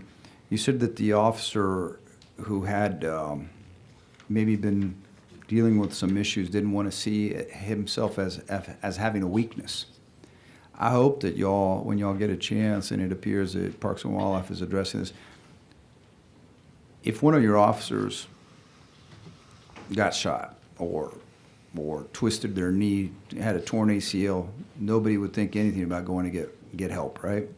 They need to understand mental health is just like a part of their physical health, and they just need to see it's not a weakness. We're all human, and we're not all, you know, we're not robots, and they're feeling people, and that's part of what calls them to serve. So hopefully we can help them understand that there is no weakness in recognizing that sometimes we need a little help. Senator Freeman Martin, Texas DPS. I appreciate those comments, and I can tell you that in Congress, you know, these officers have kids, Yeah. a lot of them that are the same age. And I can tell you, I try not to tell personal stories, but every time I went over there, I heard a different one. But one I saw with my own eyes, flying into Kerrville one day or flying around Kerrville one day, there were a group of officers together, and we got a little closer to see what they're doing. Well, it was a group of DPS troopers and game wardens, and they were surrounding an 8-year-old girl that they had recovered, and they were saying a prayer. And even the pilots that were flying the helicopter were affected by it. So there's nobody out there working that doesn't care. Yeah. And some of them just get to the point where they, you know, don't want to see it anymore. But I appreciate it. It's, you know, like I said, 5 years ago I would have dismissed that, but not anymore. Well, a lot of folks, unfortunately, were raised to say that it's sort of a defect. Mental health issues are a defect. They're not a defect.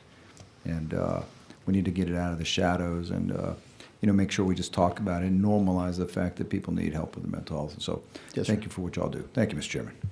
Representative Wilson. Thank you, Mr. Chairman.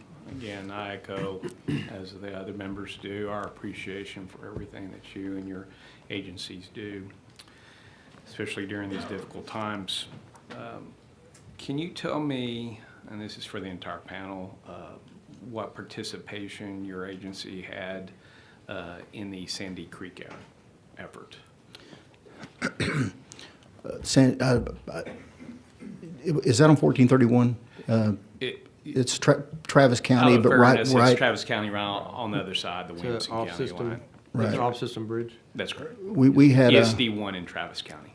Initially, we were helping block the roadway after the first incident where I believe a firefighter was swept away. If that's the same one, we helped so many areas over there. But we had a response of 4 Zodiac boats, and we were supported by some TMD personnel, and we deployed some drones over there to assist also for several days. If you wouldn't mind for each of y'all, if y'all could just provide this committee a timeline of Sure. support, I'd greatly appreciate it. Thank you. Absolutely.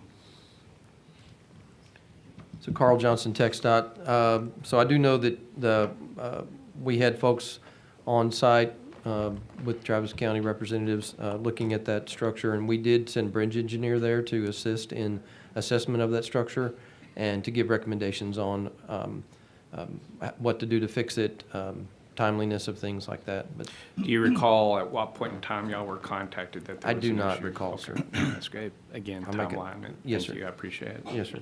Yeah. Same with Utility Commission too. It'd be appreciated. Does any of your agencies, considering that we have 11 major Department of Defense installations in the state of Texas, have any sort of mutual military service support agreements?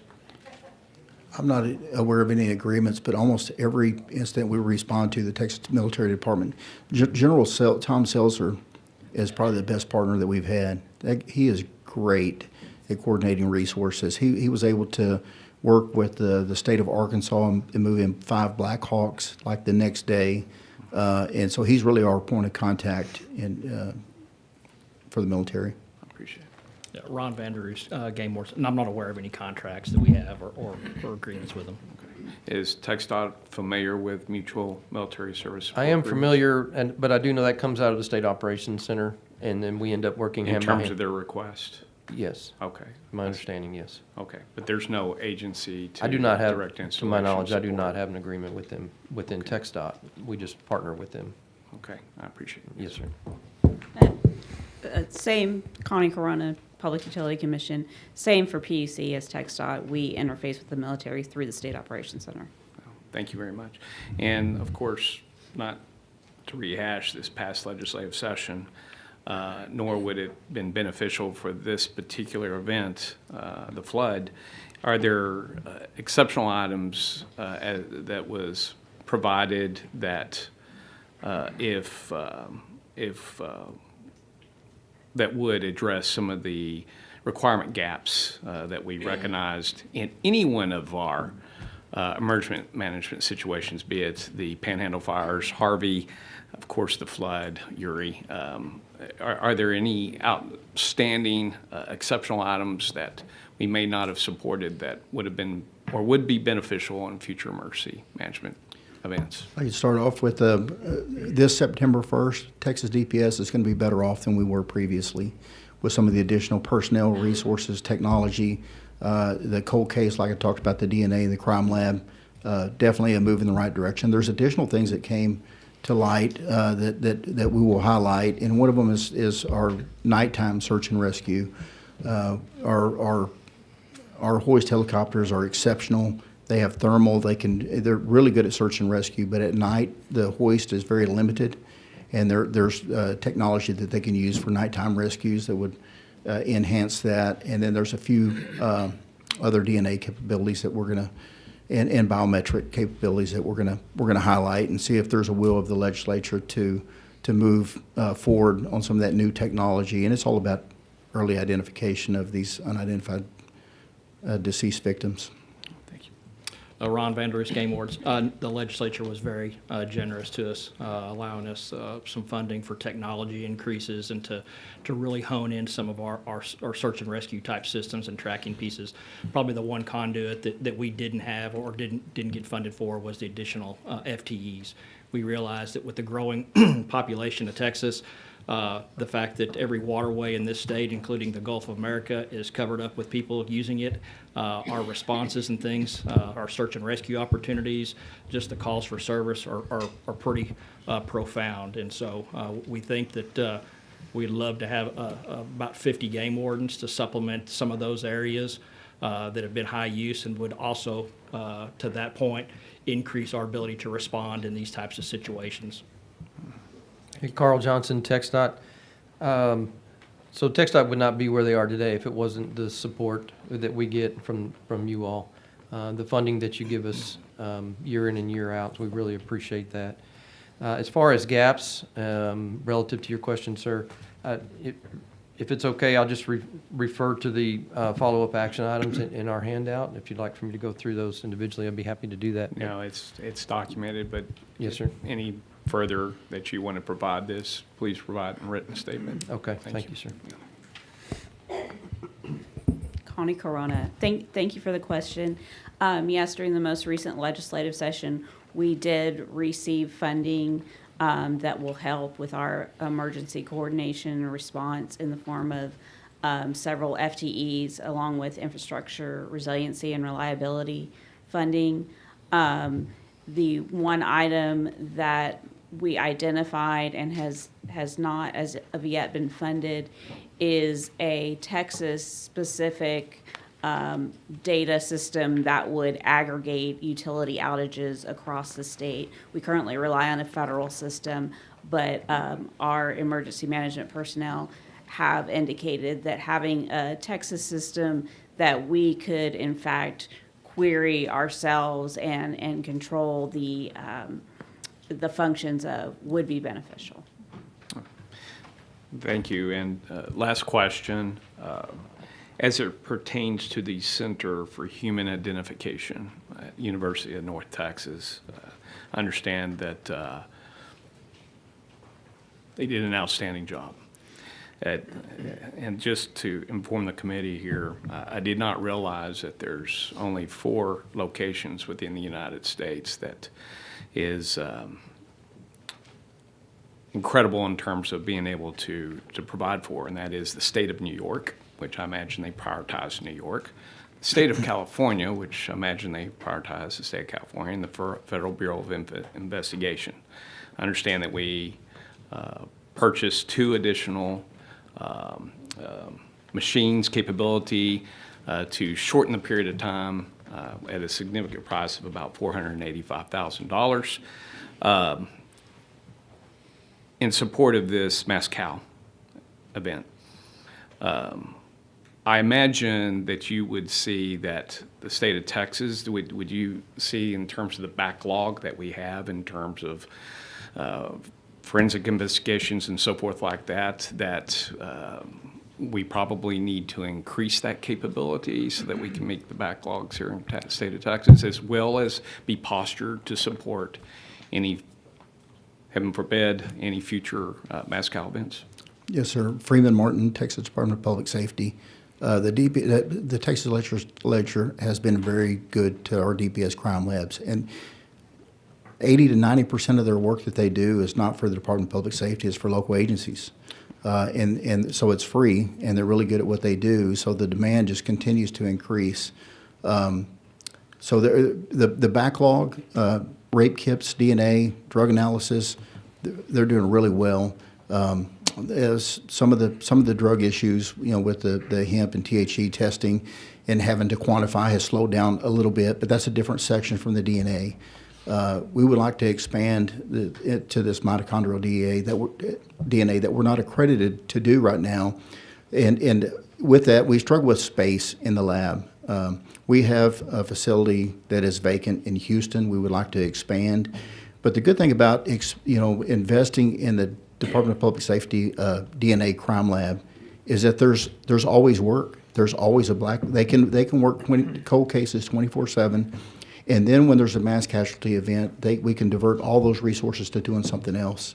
UNT has been great. When this happened, they stopped everything they were doing and worked on nothing but this. And it's my understanding they don't get overtime. But they were answering the phone and communicating back and forth at 2, 3, 4, 5 o'clock in the morning and just running shifts just like we're doing the searches. And every one of these, they got back within 24 to 36 hours, which is phenomenal. On our end, we have to get them the known samples with the unknown samples. So there was a ton of coordination going on. But we're 24/7 operation. We're used to it. But UNT was great. We would like to expand that capability, absolutely. In your mind, well, I'm sure you're in coordination or in discussions with other states. I imagine the vast majority of those who you talk to, they're in a backlog situation as well, right? Absolutely, yes, sir. So we could certainly see that even if we did expand this operation, there would be plenty of need out there that they can meet nationally. Yes, sir. Thank you. Senator Campbell. Thank you, Mr. Chairman. I was just going to ask Mr. Johnson, the TxDOT does not have jurisdiction over county and city roads, even in the case of flooding, right? You're just handling state roads, is that correct? That's correct. Do you have a policy for barricading roads prior to flooding? You may set a barricade to the side if you anticipate a problem with flooding, but is it the policy, or has it ever been the policy, to close roads prior to the road being out, other than necessarily, or not functional, other than, for instance, ice in the winter or something? Is it a policy of TxDOT for the state roads and highways to close roads in anticipation of a flood? A policy specifically that says we are to go close roads before a flood? Is that a practice or a policy? I just haven't, I haven't known of that. So We this do would not be- have a policy to my knowledge that would Right. require that. Our desire is to be as proactive as possible. Absolutely, and that's Yes. why a barricade is set at the side of the road sometimes if you anticipate, That's if the correct. state anticipates something? That's correct. And you Okay, will see thank that. you. Yes, ma'am. Thank you, Mr. Johnson. Thank you, Mr. Chairman. Thank you, Mr. Kemp. Real quick, Colonel Martin, during the break, I had some folks inquire regarding looting at the Sandy Creek issue. Were y'all called in, and if so, do you remember when that happened? We did respond to Sandy Creek. I'm not sure the time we got there, or Was it several days after the event, or do you remember? I don't recall. Yeah, We were involved in, we had Zodiac boats in the water actively searching, so we had to be there early So on. it wasn't like a week away, or I was led to believe that there was never an inquiry for you guys, but ultimately there was, and it was several days late. I don't know if we did anything with the security. It wasn't y'all, by the way. I don't It was believe just- so. I don't believe we did any. So we provided security protection for many, many locations. Camp Mystic, many of the camps, many residence neighborhoods. We controlled access to those neighborhoods based on recommendations from the sheriff and county judge. And the county judge would have wanted you guys to do that function, I assume? Absolutely, and I'm not aware of us doing that in Sandy Creek, Okay. any security. That's good enough. Well, I hope I'm working on a bottleneck for the crime lab problem this session, just saying. With that, Chairman King. One thing I'd like to add, that it just, through all of this, and it was, for all of you, it was great testimony. It's very, very informative, but I kind of want to go back to this drone hitting the Black Hawk for a minute. I mean, talking to all DPS or troopers or people who pull people over on the side of the road for an emergency or whatever, rubbernecking is a thing. I mean, it causes lots of accidents, and particularly in highway construction zones, right? This is rubbernecking at another level with this drone thing. That is not only incredibly stupid for somebody to do that, but dangerous. And what I heard you say is you don't have a statute to prosecute that. Chairman, Freeman Martin, Texas Department of Public Safety. That drone was an authorized drone they're searching, and I believe the ceiling is 200 and they were at 212, and the drone was frozen. And then I believe the helicopter was supposed to be at 300 and they were actually came down to 211. So it was kind of but because of the connectivity issue, the pilot could see what's happened and was unable to control that drone until we got some Starlink technology where they could control those better and manage the network. But you're right, at sporting events all the time, at the governor's inauguration, around the Capitol, around the governor's mansion, there's so many places that we're trying to secure. We have technology to determine when a drone enters the zone, but no authority to mitigate that. We're prepared to violate the law and mitigate it if needed with a shotgun or whatever the case may be, but we don't have the authority to do that. I think we need to change that. Connie, you said 5,400 customers were affected? Or Yes. lost power throughout? And, Yes. But they were all restored within 2 days, I heard? Yes, all the customers in Kerr County able to take power, have it restored within 3 days. Was that their municipal utility alone, or was that multiple utilities? That was Kerrville Public Utility Board only, just the municipal. Okay, thank you. I'm done. Connie, real quick while you're there, you mentioned about the Texas ability to do its own emergency assessment. That was in a last exceptional item request, was it not? It was. I thought I saw it come through. Do you remember what the cost of that was?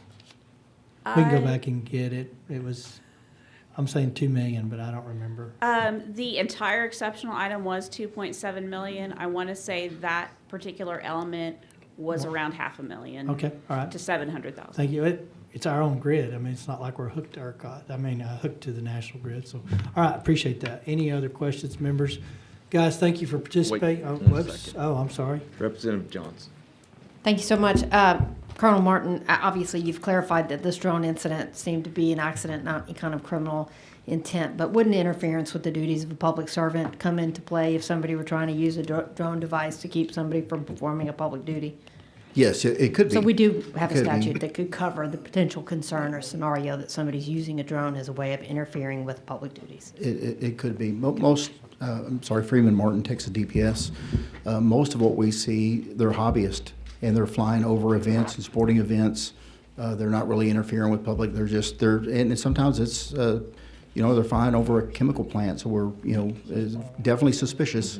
And we will interdict and try to identify and enter them into the SAR network and try to figure out, if they belong to a nefarious group or what they're doing. But there's no real offense for those. But if they're interfering with public duties, absolutely. Thank you. Okay. Senator Campbell, are you wanting to? Okay, you're off. All right. Anybody else wishing to talk to this panel? Thank you for being here. Thank you for your expertise. Thank you for your service and answering the call. I will say UNT, from my conversations, were stalwart in their duties, and I suspect none of them would have thought they needed to be paid overtime. Yes, sir. They answered something that needed to be done, and that's what we do when we're called to do it. So appreciate you guys. Thank you. Chair calls up third panel. L'Oreal Stepney, Brian McMath, Reem Zune, Marvin Cole Cheney with the Texas Water Development Board. If any of those are just support and don't need to be on the panel, that's okay. If they all need to be on the panel, then that's okay too.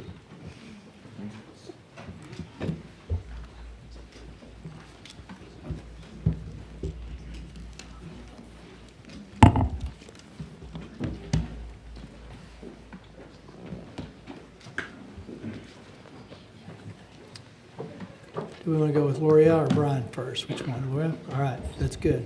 Just start when you're ready.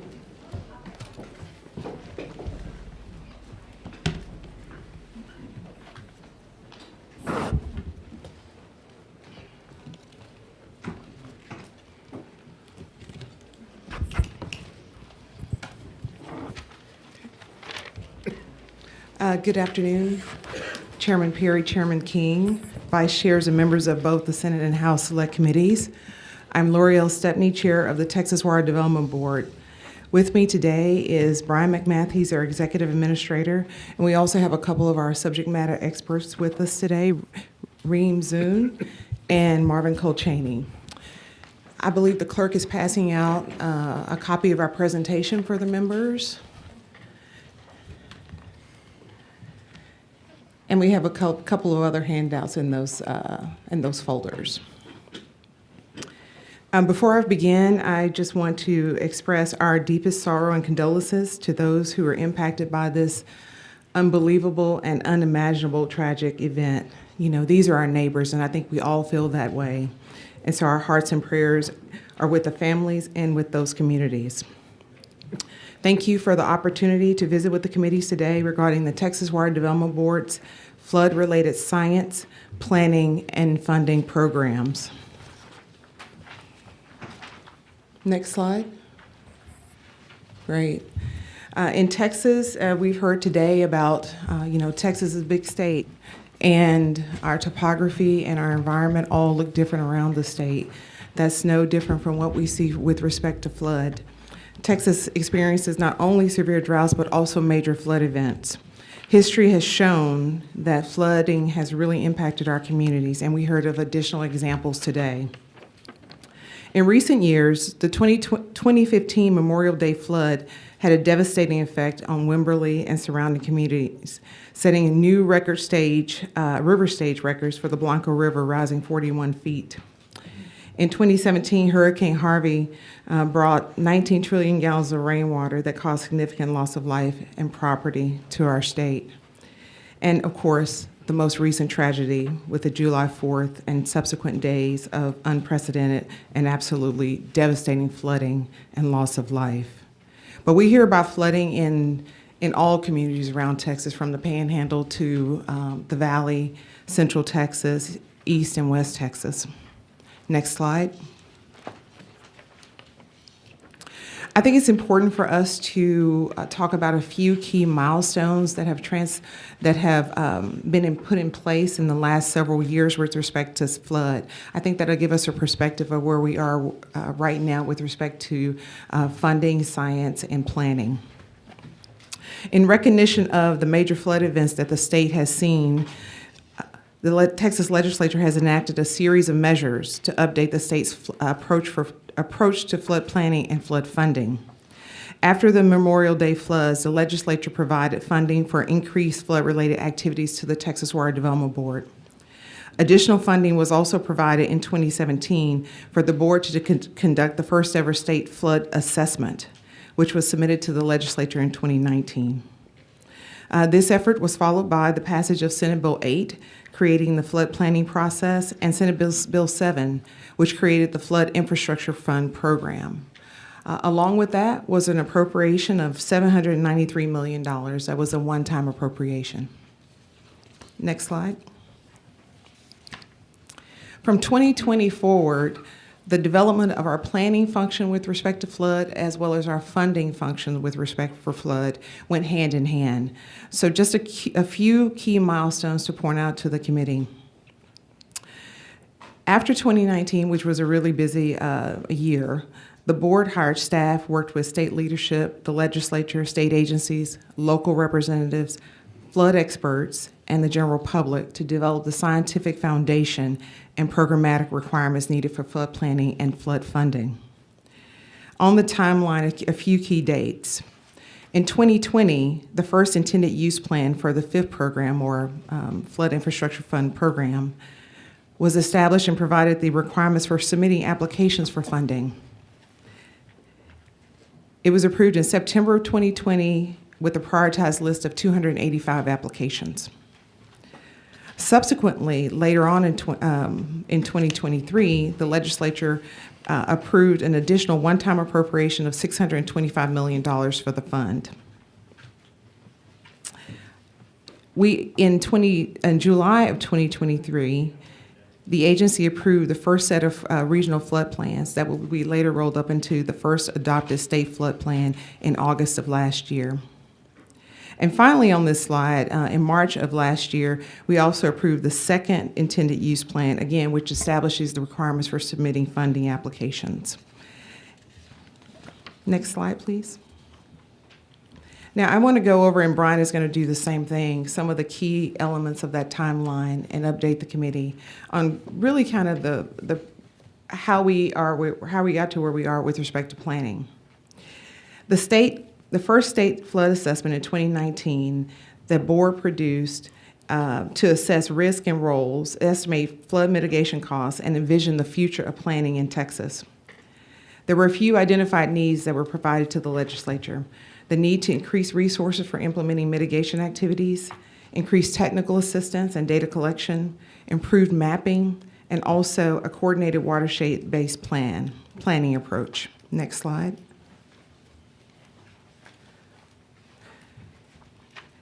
In response to these findings, the Texas Water Development Board made several policy recommendations to the 86th legislature, and we call those the 3 pillars of flood risk management. For flooding. Secondly, planning, regional planning process, and then third, mitigation. In response, the 86th legislature passed landmark legislation addressing all 3 of these pillars. It created the Flood Infrastructure Fund, which focused on funding for mitigation, control, and drainage projects, as well as Senate Bill 8, which created the flood planning process. Around the state, the Texas Water Development Board conducted 14 workshops because we wanted to hear from the local community as we develop these new programs. Next slide. As the members can see, this is a map of the flood planning process at the regional level. The state is not divided up by political boundaries, it's divided up by watersheds. There are 15 regional watersheds in the part of the flood planning process. Several of these regions were impacted by the July 4th Hill Country, Central Texas floods. Region 8, the Lower Brazos, the Leon River, Lampasas, San Gabriel rivers. Region 9, the Concho. Region 10, San Saba, Llano, Colorado, Pedernales. Region 11, the Guadalupe with Kerrville, New Braunfels, and Region 12, the Medina River with Bandera. So many of the regional flood planning groups were impacted by this most recent flood. Next slide. The statutory requirements for the flood planning process are laid out in Chapter 16 of the Water Code. A few important points, and I think these are really important key takeaways. The regional flood planning process is a bottom-up approach. The locals, as you heard earlier today from Chief Kidd, really know their process, they know their communities. And the regional flood planning process was modeled after the very successful water planning process that's been in place for several decades. It's all watershed-based. It's a 5-year planning cycle, and that's also important because there's a built-in adaptive management process where the regional flood planning groups, after we've finished with this cycle, then they immediately move into the second cycle, which we're in the process of doing right now. The plans look out 30 years, there's a 30-year planning cycle, and then finally, all of those 15 regional plans roll up into the state flood plan. I also want to recognize that there were 350 planning group members, sponsors, engineering consultants, and other technical consultants involved in the first round of planning. There were 550 public meetings. Many of the folks who were members of the planning committees were volunteers, so we're very appreciative of their efforts. And overall, I do think it's important to say that the purpose of the state flood plan and the regional flood planning process is to protect or to help mitigate and reduce the risk of loss of life and property. Next slide. By statute, here are the interested parties that are included in the regional flood planning groups: agriculture, industries, river authorities, counties, municipalities, water districts. Flood districts were added in response to public comments. Electric generation, public utilities, environmental interests, and small businesses. As you can see on the right-hand side, there are 7 agencies, state agencies, that are required to be a part of the process, and those are laid out in statute as well. Next slide. The Texas Water Development Board adopted the first state flood plan last year this time, August of 2024. The state flood plan identifies existing risk to lives and property from flooding and potential actions to mitigate those flood risks. The plan also looks ahead and provides flood management recommendations. I have included in your folder a list of the recommendations that were provided as a part of the flood planning process. So that handout is available to you. Next slide.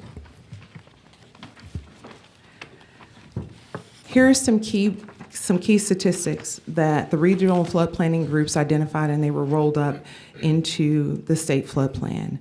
We have these numbers for the regional planning groups as well.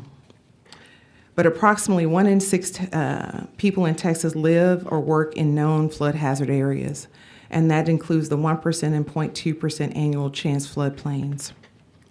There are a number of statistics here, but a few to point out. There's 5.2 million people that live in those particular areas, live or work in those areas.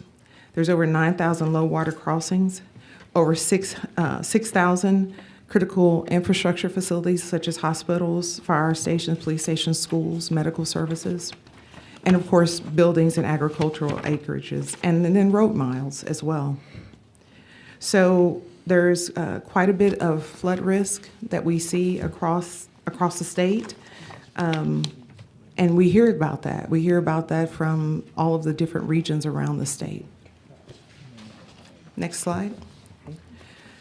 One of the requirements of the flood planning process is for the local regional flood planning groups, working with their local experts, to develop recommended solutions to help mitigate the risk that's identified in the plan. The plan identified over 4,600 risk reduction solutions, and you can see on the slide that those are divided into 3 categories. The first one is around 3,000 flood management evaluations are needed, And those are studies to try to figure out, what changes need to be made to the systems or the processes to mitigate flood. There are 615 flood mitigation projects, and those are more substantial construction projects.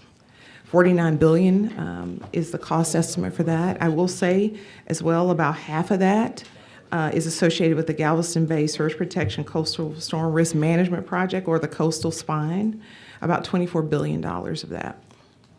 And then finally, for flood management strategies, and we've spoken a lot about this category today, early warning systems, gauges, reverse 911, early action plans, education, can fit under this particular category. The overall cost is estimated at $54.5 billion for the entire state. Now, as I mentioned, we have included, it's a statutory requirement that that the state flood plan identify recommendations to the legislature. And the state flood plan identified 5 from the Texas Water Development Board, along with some from the regional flood planning groups, and also some general recommendations for flood management. Thank you, Brian. So I want to point out that the Texas Water Development Board's legislative recommendations came from the regional planning groups. We highlighted some that were pretty consistent across the board and could certainly make an impact. And so we elevated those to board recommendations. There are 5 of those.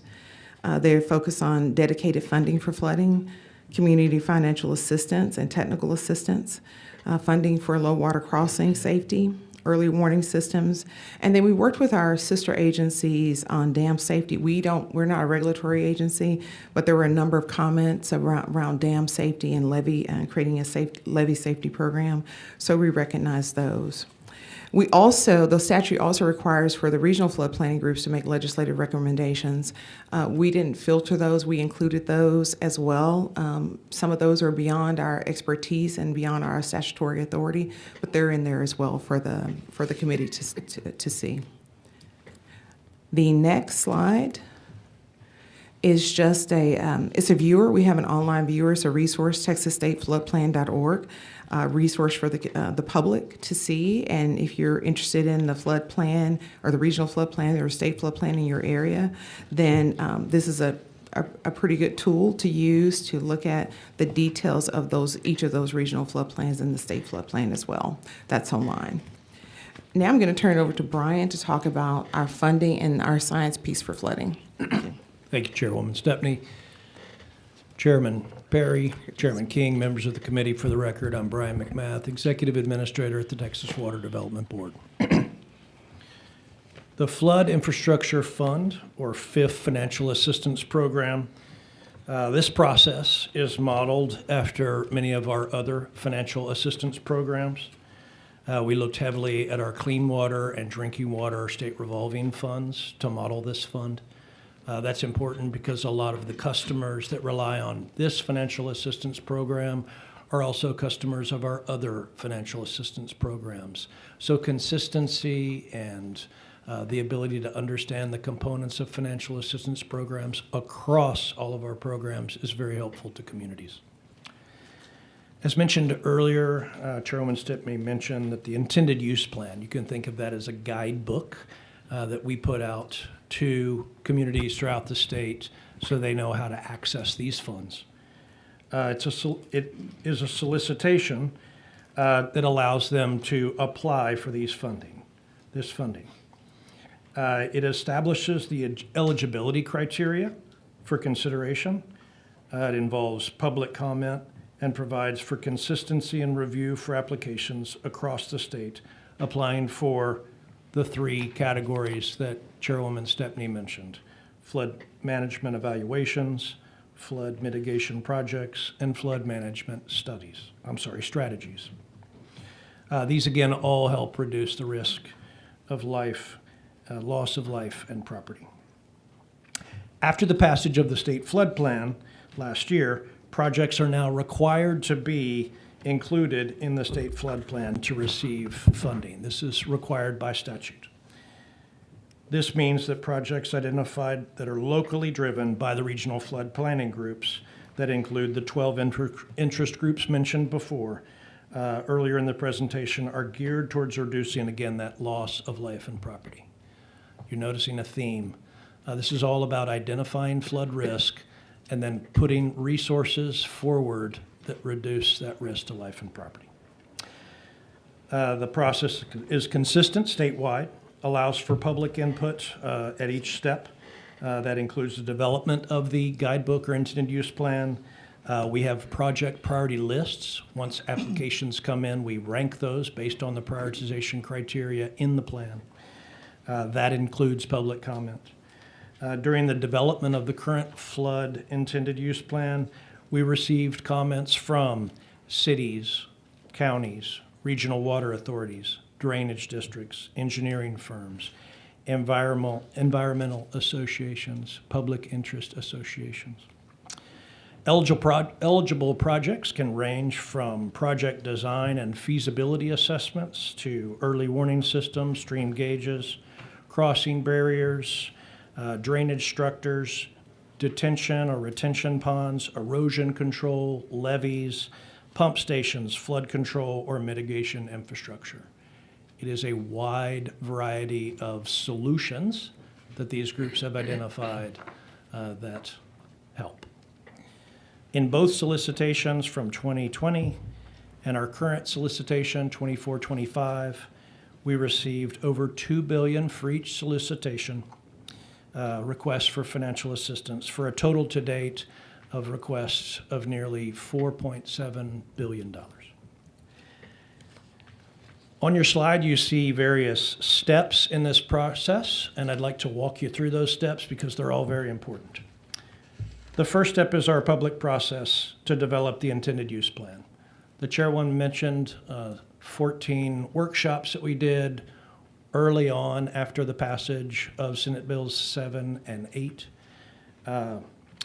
We then had pre-rule public comment period.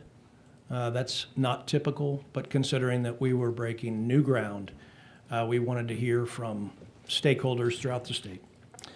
And then we invited public comment on our draft intended use plan. Then we have an open solicitation. That is essentially the request for entities to submit applications. Applications are then submitted. At this stage, they're called abridged applications. You can think of that as a pre-app. We have a two-step application process to make it easy for our customers to access these funds. It doesn't make any sense if we're oversubscribed and don't have adequate funds to go around to have them spend time, energy, and money developing hundreds of pages of application. The next, we have application review and project prioritization. I spoke earlier about the PPLs, or the project prioritization lists. We rank everything based on the prioritization criteria in the guidebook, but we also make sure that the applications, the projects they're proposing are eligible, that they're in the state flood plan, et cetera. Then we have another public process, the public comment period on those PPLs, those lists. Now that period isn't so much, I don't like my ranking, it's more, you missed some points that I should be eligible for. And so we give all of our applicants an opportunity to check our math, so to speak. We then start to invite entities to submit full applications. Those are the hundreds of pages long. And that's, of course, based on capacity. I mentioned earlier we've been oversubscribed the first two rounds of FIF, and so we go down our lists as far as we can based on available funds. Then we have a pre-application meeting with all of the full application applicants. Full applications are those submitted. We do those pre-app meetings just so that we can help them make sure that they're checking all the boxes so that we have everything we need to do a full review. That's the next step, and that includes engineering, environmental, legal reviews. And finally, commitments are come to our board for consideration. Once that commitment is made, it's between 3 and 6 months to close the money. Money goes into escrow, and then the project can begin. Next slide. So we also want to discuss with the committee the planning and projects specific in Flash Flood Alley. As we discussed preparation for today with the chairman's office, they wanted us to focus on this specific area of the state. This slide shows a screenshot of the TWDB's interactive FIF project reporting dashboard. That's on our website. That's the image on the left. And for reference, we have an image on the right that shows the approximate extent of Flash Flood Alley in Texas. Since 2020, the Texas Water Development Board has funded 140 flood projects and solutions totaling almost $670 million statewide through the FIF. In your packets, you will find two lists. The first is of all projects funded under the 2020, the first round FIF intended use plan within Flash Flood Alley. That is 37 projects providing nearly $294 million in financial assistance. The second list displays all applications submitted. So again, we're in midstream in the current round for Flash Flood Alley, more recently under the current intended use plan. Applications were received for 159 projects in Flash Flood Alley, totaling $680 million in requested financial assistance. There is a corresponding map in your packets. You can unfold it, and it shows all applications submitted for FIF projects associated with flood early warning systems, considering that that is a focus of today's hearing, especially in light of recent events. This, of course, includes flood early warning systems, gauges, low water crossings, advanced radar, coordinated emergency management, articulated evacuation plans, sirens, alert systems, and the like. Next slide, please. So in addition to administering the flood information fund, infrastructure. Excuse me, thank you. In addition to administering the flood infrastructure fund, we also have other flood-related programming. This slide highlights some of those, but I am going to go into more detail. So we have our Flood Community Assistance Program, which is our national flood insurance program and the local floodplain management assistance. We have the Flood Information Clearinghouse Committee. This was started after passage of Senate Bills 7 and 8 in 2019. We have a stream gauging network. We have Texas Mesonet, Flood Mapping and Modeling, and TexasFlood.org. Next slide. So community assistance, both NFIP and FMA grants, flood mitigation assistance grants. So in addition to the FIF, we administer the Community Assistance, or CAP, program, and we house the state's National Flood Insurance Program, our NFIP coordinator. This staff person serves as a liaison between FEMA. The FMA grants that we administer are on behalf of FEMA. They serve as a liaison between FEMA and the local communities participating in the NFIP and enforcing floodplain management regulations. Our CAP staff provides coordination and statewide training and education consistent with outreach throughout various avenues and on-call technical support as needed. Our staff also seeks to ensure flood loss reduction goals of the NFIP, that they're met by building community floodplain management capacities and leveraging state expertise in working with community efforts to remain compliant with the NFIP. We also help communities that are not currently participants in FIP. If they're interested in doing so, we can provide the assistance and the knowledge to help them do so. We provide disaster recovery support to communities in the days and months following disasters. This helps support substantial damage assessments and floodplain permitting activities. Under the FMA grant program, this is another key flood grant program that we manage.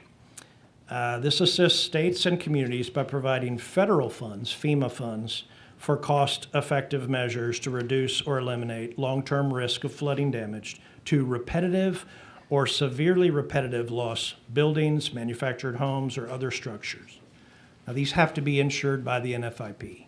In order to get the benefit of the FMA grant program, you have to participate in NFIP. And I know Dr. Bond and his community is a very active participant in this program. So again, the FMA is part of FEMA's Hazard Mitigation Assistance Grant programs. They fund a variety of project types intended to reduce flood risk, including plans and studies, construction projects, mitigation to individual properties through acquisitions and elevations. Texas has significant flood mitigation needs, and we have very capable staff that administer this program at the board. As a result, almost all Texas projects that have applied were selected for federal funding. Since the start of this program in 1998, Texas communities were selected for just under $1 billion in federal funding, which is more than 25% of the federal funding available nationwide. From 2015 to 2023, we've received $687 million in federal funding, with the delta still pending. Next slide. The Flood Information Clearinghouse Committee was created in 2019. It directed the legislature in Senate Bill 7 and 8, directed the Texas Water Development Board to develop a clearinghouse of information, state and federal flood planning, flood mitigation, flood control programs that may serve as a source for funding for flood projects. Led by our agency and partnered with the Texas General Land Office and the Texas Department of Emergency Management, the Flood Clearinghouse Committee, Flood Information Clearinghouse Committee, commonly referred to as FLIC, is a group of cooperating agencies that regularly meet and to review funding inquiries submitted and to coordinate the use of state and federal funding for flood mitigation projects. Cooperating agencies, in addition to the board, GLO, and TDEM, include the State Soil and Water Conservation Board, the Department of Agriculture, and TCEQ. Next slide. I know we've talked a little today about stream gauging. So since 2015, the Texas Water Development Board has invested over $10 million to develop a flood gauge network, currently 64 gauges for flood warning. Locations were determined in collaboration with the National Weather Service, stakeholders, and as guided by a TWDB-funded report recommending gauge locations. This effort is in partnership with the U.S. Geological Survey, USGS. It is important to note that gauges for water planning provide crucial data during flood events. However, these type of gauges are not flood hardened and are more susceptible to being knocked offline during a flood event. Next slide. The Texas Mesonet is a statewide earth observation network that collects data on weather and soil moisture conditions. The network is a combination of TWDB installed and owned stations and cooperating owned stations, such as West Texas Mesonet, that are operated by other entities, but they're displayed on texasmesonet.org, the web viewer. TWDB has 118 operational stations. 2 are set to come online shortly, and we have a planned build-out goal of 225 stations by 2033-34. These stations and over 3,700 partner stations are shown at texasmesonet.org. These stations collect precipitation, wind direction and speed, air temperature, relative humidity, soil moisture, and temperature. Created following the 2015 Wimberley flood event, the network supports flood and drought monitoring and forecasting. And furthermore, Texas Mesonet is a member of the National Mesonet Program. Next slide. Base level engineering, or BLE, is an efficient modeling and mapping approach that aims to provide technically credible flood hazard data at various geographic scales, such as community scale, county scale, watershed, and/or state level. This data is meant to complement the current effective flood insurance rate maps, or FIRMs. It complements this data, but it doesn't replace it. For areas where no flood hazard data exists, the BLE dataset may be the only source of flood risk data. Prior to the passage of Senate Bills 7 and 8 in 2019, 63 counties in the state did not have any flood hazard information. As of the end of last year, we have completed BLE for approximately 99% of the state. All data was made available to the regional flood planning groups. We are actively working with FEMA and USGS to get all the data updated to the BLE viewer. Going forward in future years, our mapping work will continue. We plan to update and validate 20% of the state every year, which is essentially a 5-year update cycle. The Texas Flood Viewer displays lake levels, river heights, and other real-time weather conditions throughout Texas. The public can subscribe and set up alerts to stay informed about local conditions. Some key features of texasflood.org Flood Viewer include intuitive public interface. It's designed for easy navigation by the general public. It has clear visuals and interactive maps for quick understanding of flood conditions.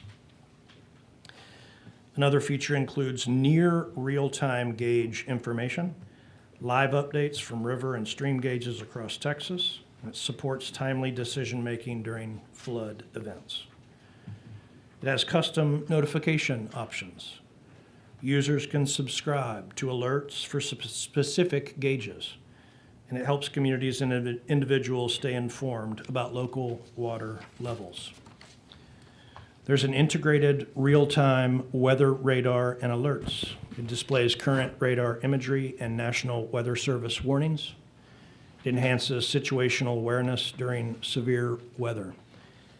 And finally, it includes information on TWDB lake levels and conditions, access to up-to-date lake level and storage data, and it is useful for water supply planning and recreational safety. Chairwoman? Members, thank you to both committees. We look forward to working with state leadership, state agencies, local communities to further reduce the risk of flood and to develop mitigation strategies. We're available for questions. We have a number of subject matter experts here with us today to be of any help that we can be to the committee. Thank you. Real quick, before we catch you, today in the fifth, what is the balance, and then what is the balance that's uncommitted? Yes, sir. So I'll answer your last question first. We have approximately $330 million of either uncommitted funds or funds that aren't currently allocated for applications that we've either received or intend to apply soon.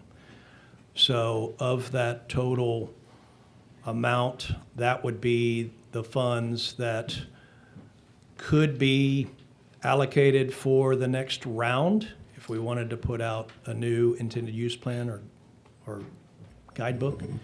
Those funds could be pulled to the current IUP or guidebook in order to fund more projects, more solutions.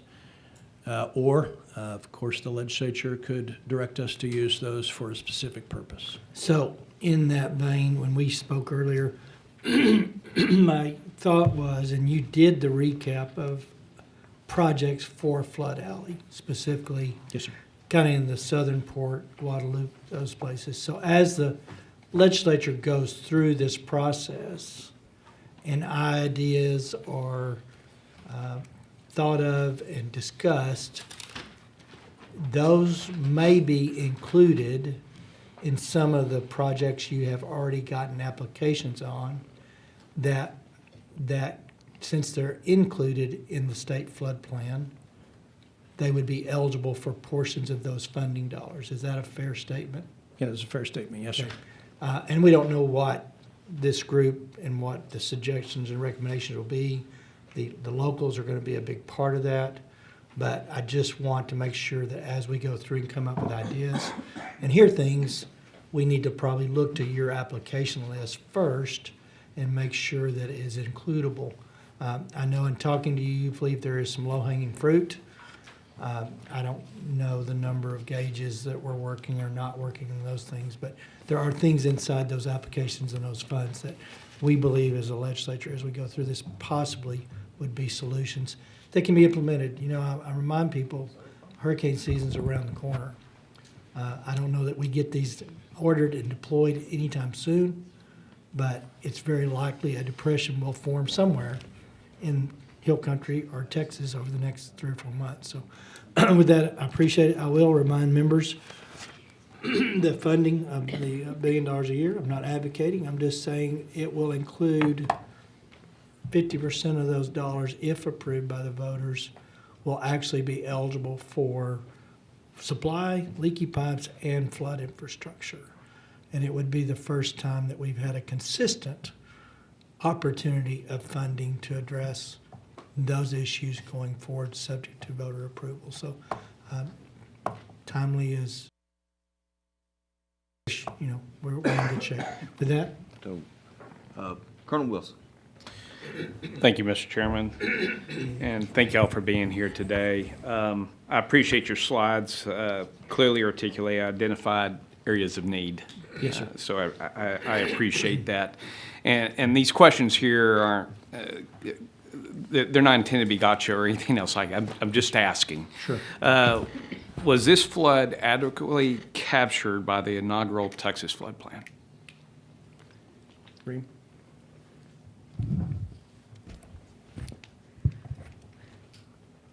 Thank you for the insightful Yes, ma'am. question. My name is Reem June. I am with the Texas Water Development Board. I'm the ADA with the Office of Planning.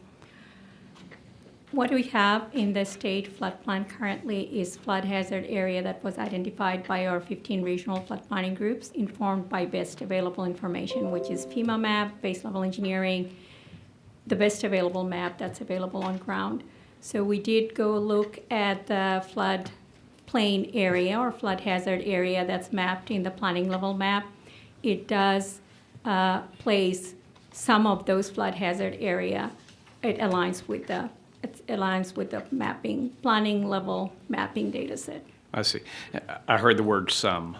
So there was, obviously, we understand by the beginning of this committee hearing how this was a unique weather environment. So, but I assume that it's some, which also means that we've captured a lot of data and it's going to inform our plan in the future.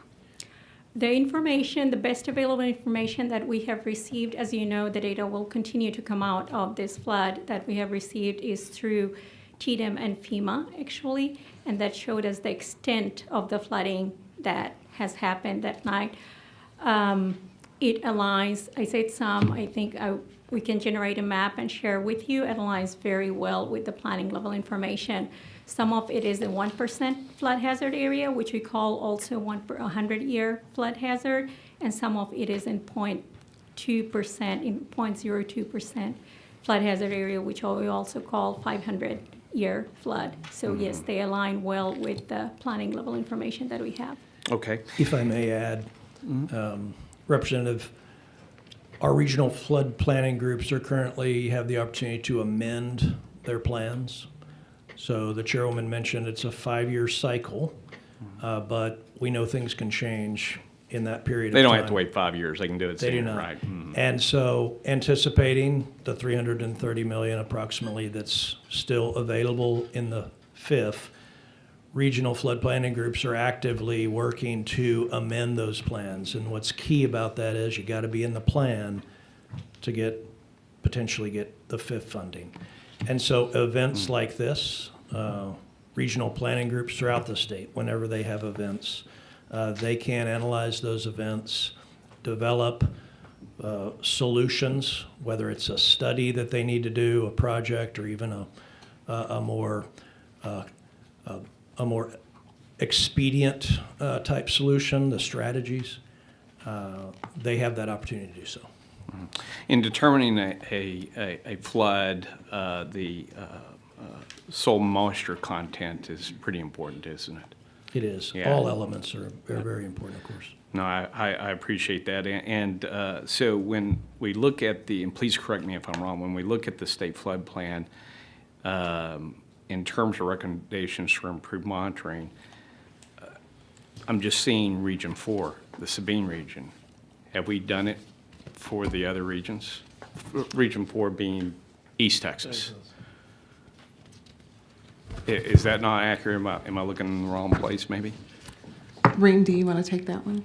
Yes, I can take that one. I'm going to request you to kindly repeat that question or rephrase that question. I don't know that I fully Sure. followed. As far as, my first question was, moisture content in the soil and so forth like that also informs what areas, what even type of flood you may have, given a particular situation. When we look at the state flood plan, the only place that I see where there's recommendations for improved monitoring is in Region 4 only. Is it because we're doing this bit by bit? I know this hasn't been around very long, so is it, I guess what I'm saying is, what do we need to do to get the rest of the regions completed? So we have received recommendations for a flood warning, flood monitoring gauges across the state. So that was one of the findings of this state flood plan. My EA mentioned that before this flood plan, we had 63 counties with no flood hazard information. Now we know where our flood risk is. Every region showed flood risk and the need for solutions. So it was well spread throughout the state. I believe we have almost every region. Some regions have more resources. We know about our coastal region. We've seen hurricanes after hurricanes, so they have more resources in place, but we have solutions from every region. I see. What I'm understanding is that this isn't centrally planned. We're actually planning within the regions themselves, Right. and resources are not equal across the regions. That Okay. would be accurate. No, But there are solutions recommended from almost every region, various solutions recommended and included in the plan. Maybe afterwards you could show me where. I'd appreciate that. So we're blessed here in the state of Texas to have significant university systems research-based. But when I look on your slide in terms of the regional flood planning groups, I'm not seeing any universities being utilized within this endeavor. Can I ask why?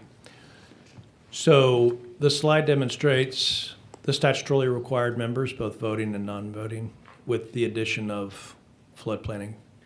Flood districts. I'm sorry, flood districts. Each regional planning group, we provide them, the legislature provides us with money for flood planning groups. They're grants, and we pass those grants through to them. They use that for facilities, they use that for hiring consultants, but each planning group can contract or partner with other entities, whether they're universities, whether they're other state agencies. I know when the prior panel was here, there was a lot of focus on TxDOT, and several of the regional flood planning groups invite TxDOT to attend as, again, kind of a additional non-voting member so that their flood planning efforts will complement any projects that TxDOT has in the pipeline. So we consider the universities as just another entity that can bid on work. Well, I know that if universities wanted to provide consulting services, I'm sure they could bid for those regional flood planning groups, but they could also participate as just a non-voting member resource for the group. Yeah. And I think what we can do, I'm looking at Reem, is we can go back and look at the regional flood planning groups and see if they have, as like for research, or if they work with the universities and provide, if there is a list, provide that to you. I would say that, are you aware of the universities that can actually provide assistance to the Water Development Board as well as the regions currently? Yes, go ahead. So I'll answer in two parts. Some Brian already answered. The interest category was determined by the legislature, the 11 interest category that you saw. We only added one in rules based on public input. So those 12 interest categories are in our rules. So we cannot modify that. The regional flood planning groups can. Having said that, there is quite a bit of collaboration going on with the universities. For example, we collaborated with Texas A&M in storing the models that was coming through the planning process on the research project that we collaborate with the universities on. The Natchez flood planning region, they collaborate very closely with the university in that region. So there is a lot of collaboration that's happening with the universities at the regional flood planning groups end and some at TWDB's end, if that answers your question. Well, I appreciate if you could provide that list for which list. y'all are collaborating. It would be very helpful.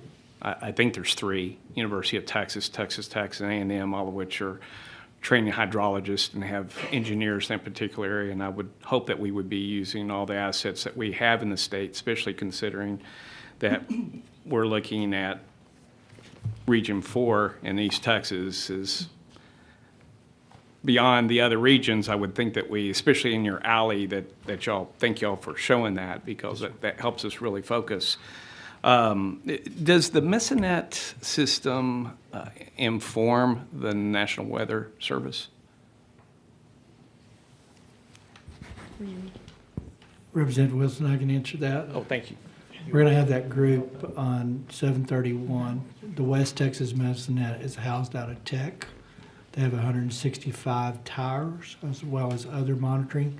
The other component of that is Texas Water Development Board runs the other side, as well as there's private Mesonet systems around. My basic understanding, and I'm not an expert, is they are kind of the first information on atmospheric conditions to NOAA. And NOAA takes that and does modeling, and it is kind of filtered back down. So they are kind of the front line of where the storms start. If I misquoted, please correct, but they are kind of critical, and we will have a robust conversation on 7/31 as those rolls and what we can do to better determine where rain bombs are going to go through some technology. Short answer to your question, the National Weather Service can access our data through our Texas Mesonet system. Do they, as a matter of, because they're providing predictability analysis, right? And so it would be interesting to understand, because what I did hear a previous panel member articulate, that what they do is they take NWS and then they increase it by 100% to have some sort of accuracy. And it's not just recently. It's been a matter of policy for years when it comes to emergency management predictive analysis. So that's, again, another soundbite for this committee to understand. This isn't something that's just come about recently. Do we, I notice between the Mesonet and all these other programs and so forth that y'all listed here, and this is my last question too, by the way, is what do y'all use as your engines in terms of computations and bringing all this data together and processing?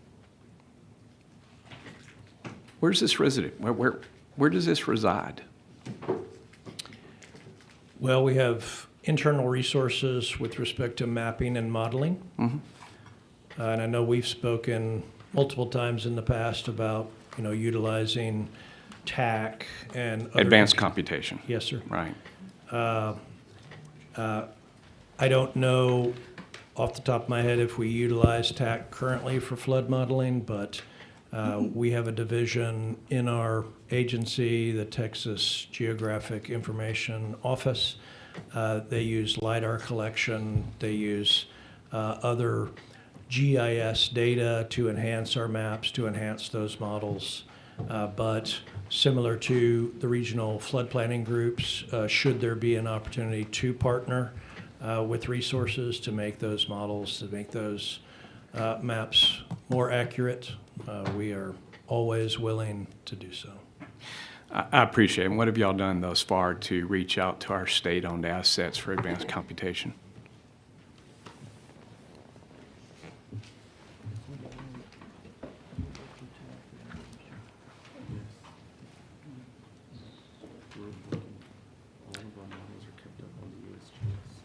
Why did you take Williams? Call It's up our okay. You could expert. just send me an answer later on. I And appreciate it. I think it's helpful for the committee to hear if that's okay. Yeah, absolutely. Manny? Stay. Bring.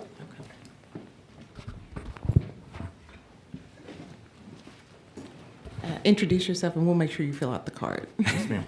For the Thank record, you. my name is Manuel Razo. I am the Assistant Director for the Flood Science and Community Assistance Division. So currently, all of our BLE models, once they're complete, we work with FEMA and the USGS to put them up on the eBFE viewer, and that's where they're stored. And so anybody has access to them that way. Our modeling is done in-house on local computers. On local computers? Yes, sir. We're working with the TAC and looking for ways to do more cloud computing to speed it up. One of the things that we're working on as well is with UT to do that, and then with the Corps to take our, to update the HEC-RAS software so that we can use parallel processing so that we can do it in the cloud. That's kind of our biggest hamper right now.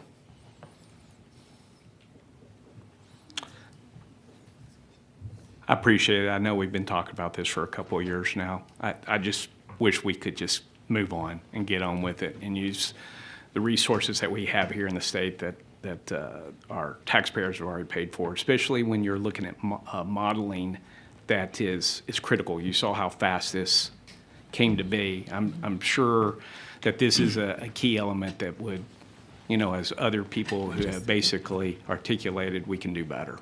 So I really appreciate your testimony. Thank you. Thank you. Yes.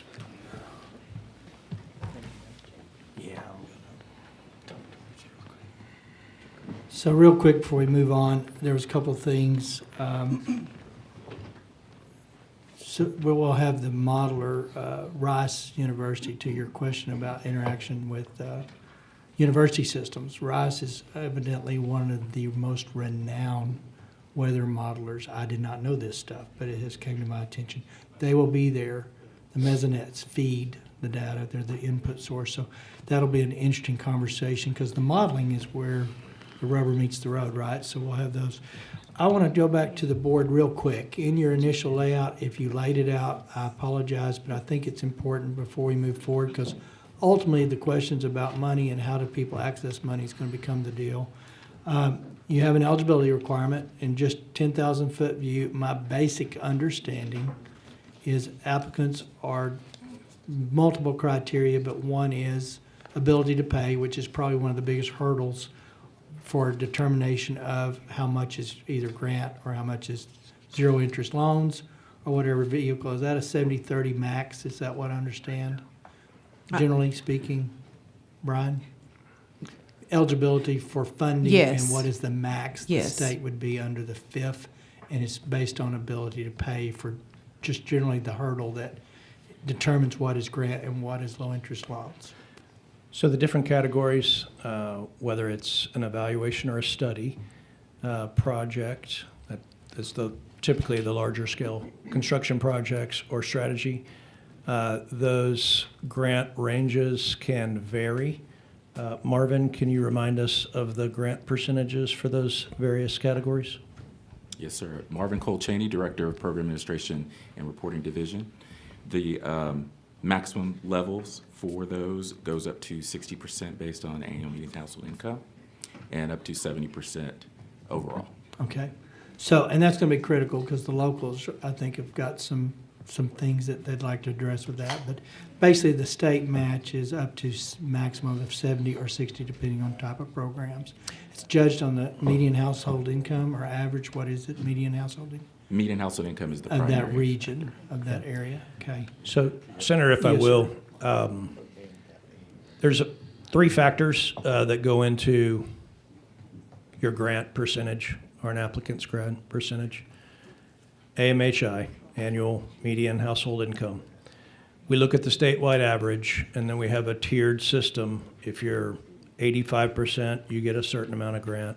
But the lower you go with respect to the statewide AMHI, the more grant an entity is eligible for. They can get additional grant money if they're rural, and that's per statute. And then they can also get additional grant eligibility if there's a green or nature-based component to the project. And that's based on not only the definition of flood projects in statute, but also all of these factors and how we weighted those were fully informed by all of the public comment we got. But it's very important to remember that the grant component is only part of the financial assistance we offer. Under the Flood Infrastructure Fund, we offer 100% financial assistance to all projects. You get a component of grant money, but the remainder, up to the full cost of your project, is 0% loan. And this can be up to a 30-year loan. And so the rationale behind doing that is flood projects, unlike water projects or wastewater projects, do not typically have a revenue stream associated with them. If you build a water project, you can count on revenue that can be used to repay a loan. Similarly for a water or wastewater project. Flood projects, unless there's a water supply component, very few of which actually have that component, there's no associated revenue. So as we were building this program out, we heard time and again, kind of based on statute and ability to repay a loan, but also don't forget, these projects don't have a revenue.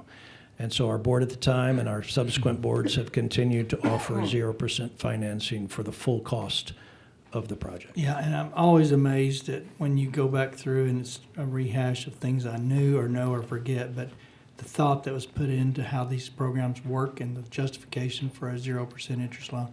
I will also follow up that earlier there was a conversation with one of the panels regarding mitigation money at the Texas level. And as I said earlier, prevention is the best course for mitigation. But that said, Texas does provide funding through FIF and other programs. You went through a couple of other venues of other programs, if they don't fit into the FIF today, of helping communities get there. I want to clear the air on one other issue that's specific to this region. My basic understanding is there had been a request or an application, basically through first phase, I believe, requesting gauges or other systems, some other function of gauge in the region, and that based on the criteria of ability to pay and the grant components, there was a $1 million proposition, or I guess extension to that particular area, and 5% of it, or 50,000, was going to be the grant portion, but the 950 would have been a 30-year loan. Is that a true statement? Yeah, the application you're speaking of is the Upper Guadalupe River Authority. I believe they're on your next panel. And I'm happy to rejoin when they're testifying, Sure. if that would be helpful. They did.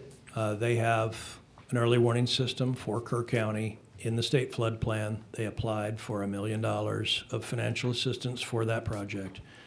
We're offered, based on the criteria, 5% grant, and the remainder, which would have been $950,000, 0% loan, up to 30 years. Okay, and I just want to clear the air because there's a lot of information in media and outlets, and again, we're not here to assess why or why nots. I wanted to clear the air that the project was fully granted. It did have a 50,000 grant component to it. With that, Senator Campbell. Thank you, Mr. Chairman. Just want to ask, through folks, did the Texas Water Development Board have any direct activity, direct role in this, in the pre-flood or the flood? Or is the Texas Water Development Board more about just the local municipalities engaging in the programs or funding? So we provide science and planning efforts. So we have- did you, in this case, did you provide the science regarding the weather pattern, something to do with the weather pattern or early warning? I'm trying to just clearly just understand specifically what the Water Development Board had a role in for this flood. So we're a resource. We put out data, mapping. Yes, I can appreciate that, we talked about that, but I mean specifically for this flood, did No, you ma'am. find anything new and forward it to National Weather Service? We are not, NOAA? we're not actively involved in emergency response. Okay. But National Weather Service, emergency responders can access the data that we put online. Okay, Yes, thank ma'am. you. Thank Yes, you, ma'am. Mr. Chairman. Representative Verdell. Thank you, Chairman King. I have just two quick questions for you. One on the National Flood Insurance Program. I noticed that there's some counties that don't participate in that. What's the process for a county to participate, and is it excessively expensive to participate in that? So generally speaking, if we'd like more granular data, we do have an expert here. Generally speaking, the NFIP program sets standards, building standards, and local regulations that must be adopted by local communities. That could be a county, a city, et cetera. Building codes, that kind of thing. Elevation requirements if you're in the floodplain. If communities reach compliance, then they have access to the NFIP, the National Flood Insurance Program, low-cost flood insurance for homeowners. We assist communities that want to become compliant. And post-event, we provide assistance to committees through our Community Assistance Program to ensure that as they recover, as they rebuild from an event, they're doing so in compliance with NFIP. What you would not want to have a community do understandably being quick to respond to event, you would not want communities to potentially jeopardize their NFIP compliance. If you're not NFIP compliant, you not only can't qualify for that flood insurance and, of course, have your constituents paid those flood claims, but you also jeopardize the flood mitigation assistance grants that I spoke about earlier. Okay. Yeah, thank you for that answer. Yes, sir. One more, this is for any of y'all or your team. Since we're talking infrastructure here, if we're looking at the North Fork and the South Fork of the Guadalupe River, which I'll also ask the next panel, if you had like a series of small-scale static diversion dams, do you think that would have delayed what had happened in the area where they could evacuate people in time, or do you think that it would actually have minimized the flooding in this situation? I don't think we can speak to that. Okay. Yeah. But, no, I was just going to say, I just don't think we know enough to speak to it. But we can talk internally and see, but at this point, I don't think we can speak to it. Okay, that'll work. Thank Thanks you. a lot, appreciate it. Just to add to that, the dam safety is more the purview of the Commission on Environmental Quality. The Soil Board does earth and ag USDA type dams. And so back to some of the recommendations that are in the state flood plan, looking at dam safety, levee safety programs, I think would be worth the committee's time. And we're happy to help with, point you in the right direction or provide whatever resources we have in that. Yeah, because I would think that would require a good deal of engineering and hydrology modeling. Yep. Right, using worst case conditions, and we just aren't prepared to give Yeah, feedback no problem. on I that. just wanted to see. All right, Thank thanks you. a lot, appreciate it. Before I move, I'm sorry I'm going to interject here again. Very seldom do I get 18 members in a room that probably may be the first exposure to the water world. And your question, Representative Verdell, goes to one of my many hills to climb, no pun intended. We have about 2,200 earthen dams in this state. Their primary purpose is to divert water when flooding events occurs away from possible loss of life or property. They're very much not understood. The jurisdiction who's responsible for them is always a challenge, and the funding to effectively go after them. But if you hear the term high hazard dams, which means every day because a population came into a certain area, the dam that once protected that group is now considered high hazard because there's population below it. But I'll just say, I hope if you don't gain anything through it, this is all coordinated. It all is stuff that we fund or try to argue for every session. But it does matter when you see these flood events occurs. If those earthen dams, I can use an example. Sonora, Texas flooded a few years back, wiped out about 100 homes. There's 13 of those earthen dams to the north where that rain came through, and had it not been for those, there wouldn't be a Sonora Caverns or Texas today. So they're important purposes, but they were handed to us by the Corps back in the 40s and 50s. They're our responsibility, and they're low priority because nobody sees them or understands them. But you raise a really valid question when it comes to dams. TCEQ is kind of the responsible party, I think, maybe not for keeping up with the inspections on those, but they're all driven from the ground up. I think TxDOT is responsible for bridges inspections around the state for the other bridges and some of the other things that are connected to all that. But all I say is it's a really interesting part of what we do, but probably one of the least understood of what we do when it comes to water and all of that facets of it. So, but that wouldn't be their expertise. But I encourage you, if you really want to learn, talk to a soil and water conservation guy and talk to the guys that inspect the dams and figure out what kind of conditions we're in. So thank you. Senator Bedencourt. Thank you, Mr. Chairman. I want to follow up on Representative Wilson's comments. I've got a map here that shows that the flood mapping and modeling for the Guadalupe River is completed. What does that mean? Read.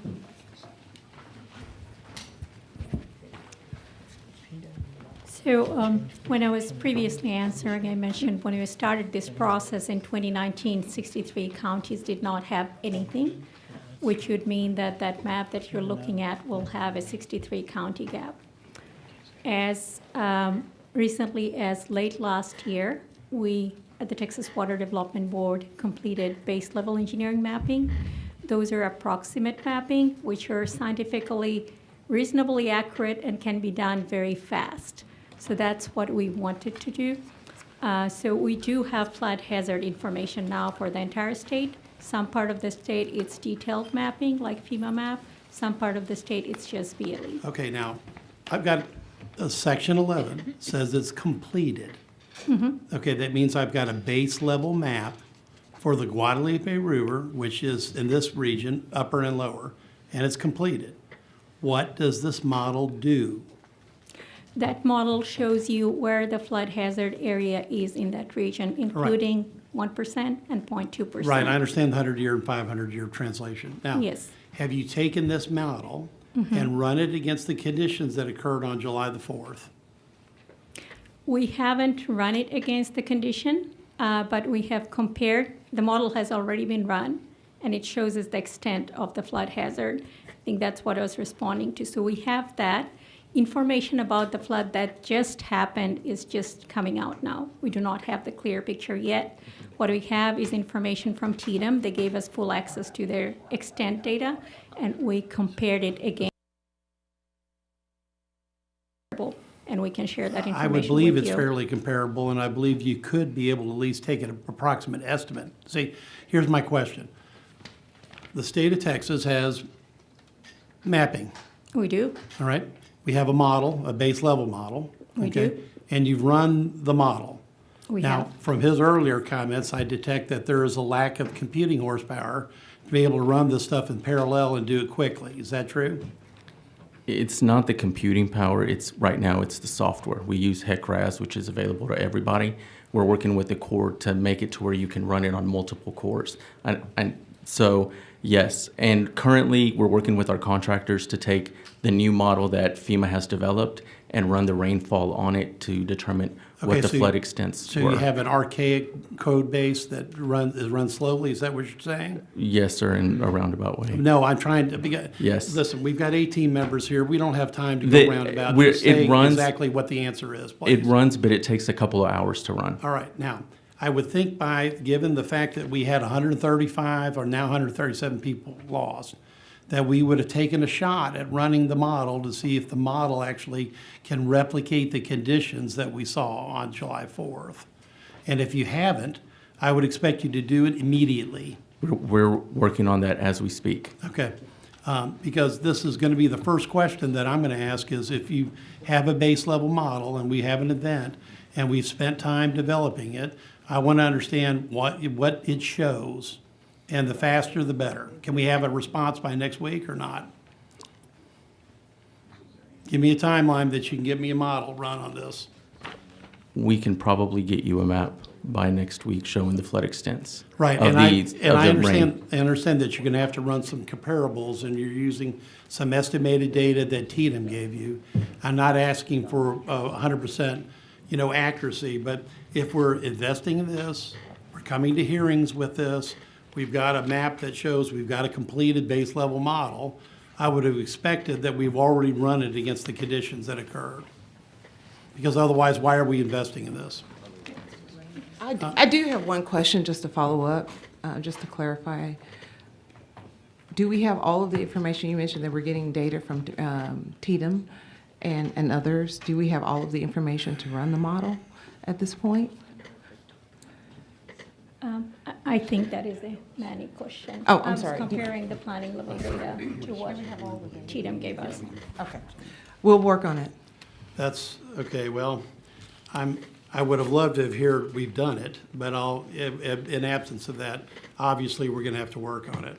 Now, when I look over these other technology pieces that you've got, this Mesonet system looks like it's a series of anemometers and rain gauges that are tied with some type of reporting package. Is there a SCADA system behind this somewhere where you're collecting the data? So TexMesonet stations, both ours and then our cooperating partners, all feed into the texmesonet.org viewer. And SCADA systems, entities, they can access all that data for their purposes. Okay, well, the SCADA system is supervisory control and data acquisition. It's a term about where that data is fed into. So I'm trying to understand, is there a central, SCADA system or some other, I see you've got views and people can see your data, because the term you used was that the National Weather Service can view your data. I'm trying to find out if there's anybody processing it, storing it, or looking at it as a control system, like input. I'm trying to figure out what your technology is. Yeah, take my spot.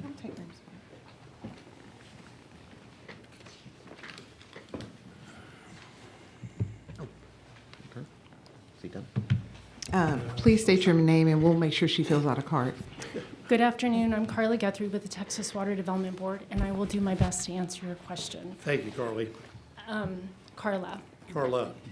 So our TexMesonet system uses the AT&T FirstNet system that was mentioned earlier to retrieve the data from the stations. That data comes into our TWDB systems.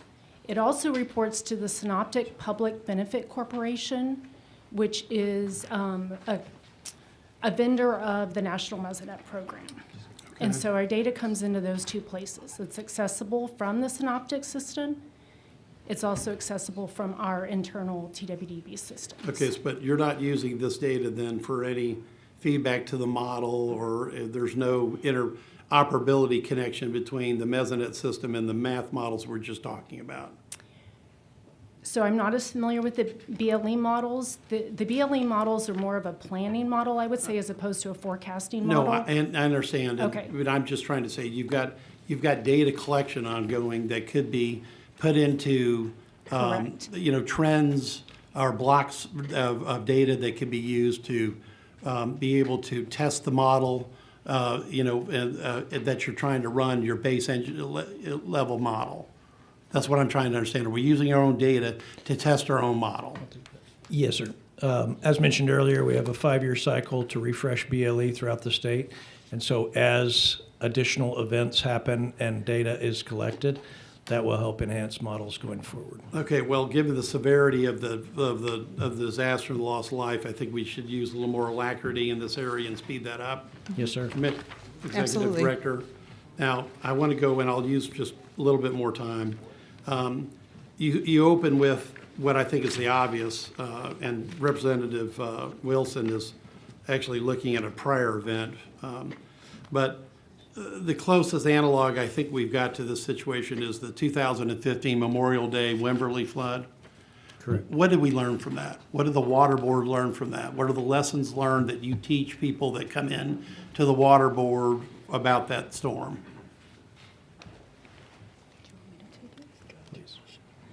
So from the 2015 storm, we learned that we were lacking in stream gauging in important watersheds. So we added stream gauges to the Wimberley Blanco River watershed, followed that with some stream gauges that were flood hardened, I should add, to the Guadalupe River Basin. And then in addition to that, we conducted a study that allowed for us to identify, I believe, 42 stations or locations throughout the state that were also in need of stream gauging. And we have worked since that time to build out a network of the flood gauges that was mentioned earlier. So Did you all that's not also supply a set of towers for this too as well? correct. So that was part of it. That's the stream gauging. That's Okay. one component. And we continued working on that. I would say what I've learned from this current flood event is that we probably need to do another assessment of critical gaps in our gauging network. So that's exactly, gauging. Carla, where I'm going, but, Okay. but I appreciate the honesty in asking the question in advance. So, and then the network that you're referring to, the towers, I think you're referring to our meteorological towers. So following the 2015 floods, we were given funding to start our Tex Mesonet program, and that's what we've been working on since then. So the initial stages were installing stations across the state. We're now at 118, well, 120 installed, 118 delivering data. And then we've been working to build the viewer that you referenced, and then we are now in a phase where we're starting to be able to work on building products, data products. So we are Right, and still so in the building infancy- phase of that program. Infancy of that program. I think it's very important because if we're having these ongoing expenditures and we're going through these type of disasters, then we need to be able to make sure that our base level models actually engage and operate to where we can use a recent event to actually back check those.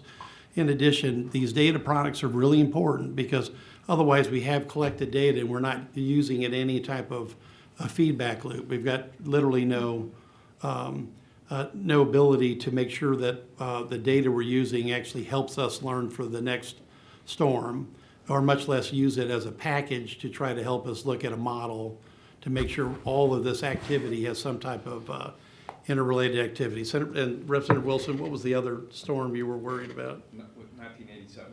1987. Do you have any lessons learned? Is that too far back in the past? Too far back. Then you can, as he would say, send him a letter, because he's very good at that, asking that. I think it's very important, Mr. Chairman, members, that that we understand exactly what was being presented and what it means. Because we have some of the foundational blocks that are maybe potentially there, but if we can't run a model in less than a month after a major event, I wouldn't consider that to be a success. In fact, I would consider it to be a failure. Senator, we understand, and in my layman's view of it, in listening to the discussion, we want to take the actual data that we have to calibrate the models, and we want to do that as soon as possible. We understand. Okay. And we'll get on it. Good. Thank because you. it's very important. Thank you. Thank you. Representative Martinez.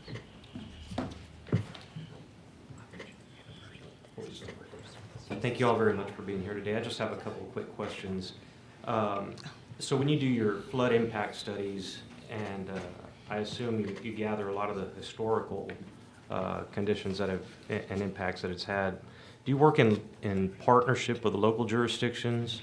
So that way local officials are involved in shaping those assessments, or is it just mainly, you know, they can ask for them, or are you working with them to see how it's impacted within their communities? So through the FIF, we fund regional studies, impact studies. And so those are typically done in the region, typically collaborative efforts. With respect to FIF funding, prior to the state flood plan, we required an MOU so that any study, project, strategy was done in coordination with all of the local partners. And so those studies, we don't conduct those studies. We typically fund those studies, and then those studies are used for their planning with respect to projects and other strategies that they can employ for, again, to address flood risk. So are you gathering data from any of the flooding events or the impacts across the state within communities?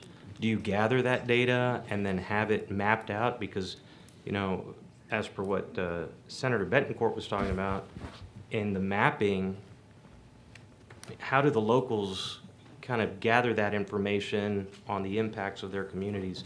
I guess I'm trying to wrap my head around that, because if you're mapping it, then you are obtaining a lot of the data from flooding events, from the rise in water, and the impacts it has across that community. So are locals privy to that information, or those additional studies that have to be funded? How does that work? And I'm just trying to figure that out because of the fact that if you have communities that have flooded over time, of course, they're going to want to know what the impacts are within their cities so that they could prepare with infrastructure in the future. And so is that mapping part of that, or how does that work? So there are data gaps. Some areas have models, or some areas have conducted studies, and so they have identified projects that they need. All of our mapping and modeling capability is available to the regional flood planning groups, to communities that participate in that process. But as data is collected, it simply makes that data set, those models, those maps, more robust, more current. And if there's any more granular information that Reem, Marvin, or anyone behind me needs to provide, they're welcome to step up. I need to reset just real quick. And again, if I'm not speaking your language, please correct. The Water Development Board's role in the way the state sets up the floodplain and the water supply plan, for that matter. Prior to 19, flood planning was left up to every division on its own.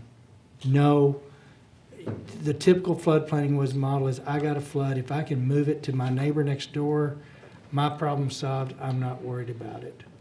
We forced it to a watershed planning under the flood plan, as it should have been all along. Set that aside. The primary Water Development Board's role is to bank and finance requests. In that process, because it's a ground up, they collect and assimilate data and put it into the finance model as well as the flood plan. They don't, this is where I'm maybe a little far out on a limb, to my knowledge, they're not known for weather pattern modeling nor interpretation as to what a weather event might do based on that. That has been left up to regional planning and other resources. Now, that said, we spent $100 million or so on LIDAR. Yes, sir. And other things, and we have provided resources, specifically, I think, Houston Flood Control, and even at the Water Development Board. You can go in there and put in parameters. If I get a 3-inch rain at this spot, how many lives and what property damage is going to occur? So when I say their primary role is finance and assimilation of data to build the plan from ground up from regional resources, it's not that they don't have tools that are available to all regional flood planning groups, but their primary role is assimilation and feeding it into the plan. not taking a deep dive step back and modeling, although I think we are doing some of that to try to be a little more proactive. Eventually, this thing will land. It is at the start where the Mesonet and other resources for atmospheric goes, and then it goes to already 100 different modeling, private and public, national and state and local, that are changing these patterns and models minute by minute by minute based on those inputs.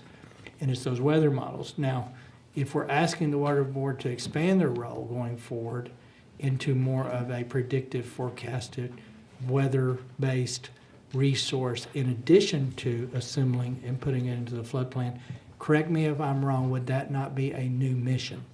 That would be a new mission. Thank you. So I'm just redirecting the conversation back to what their primary role and purpose is. It's assimilation from the ground up based on those guys doing their homework and putting into a presentation so we as legislatures know what areas are covered or not covered. I don't know if that helps. It does, but I guess I don't want to talk about weather patterns, and it's not so much about weather patterns, it's more of gathering the data of what has occurred. So if we had a flooding, how many inches of flooding, what areas were the impact? Because if we're doing mapping, like Senator Betancourt was talking about, is that based on historical data? So the BLE is, as I said, more of a planning document and not a forecasting model. The BLE is internal to map hazard areas.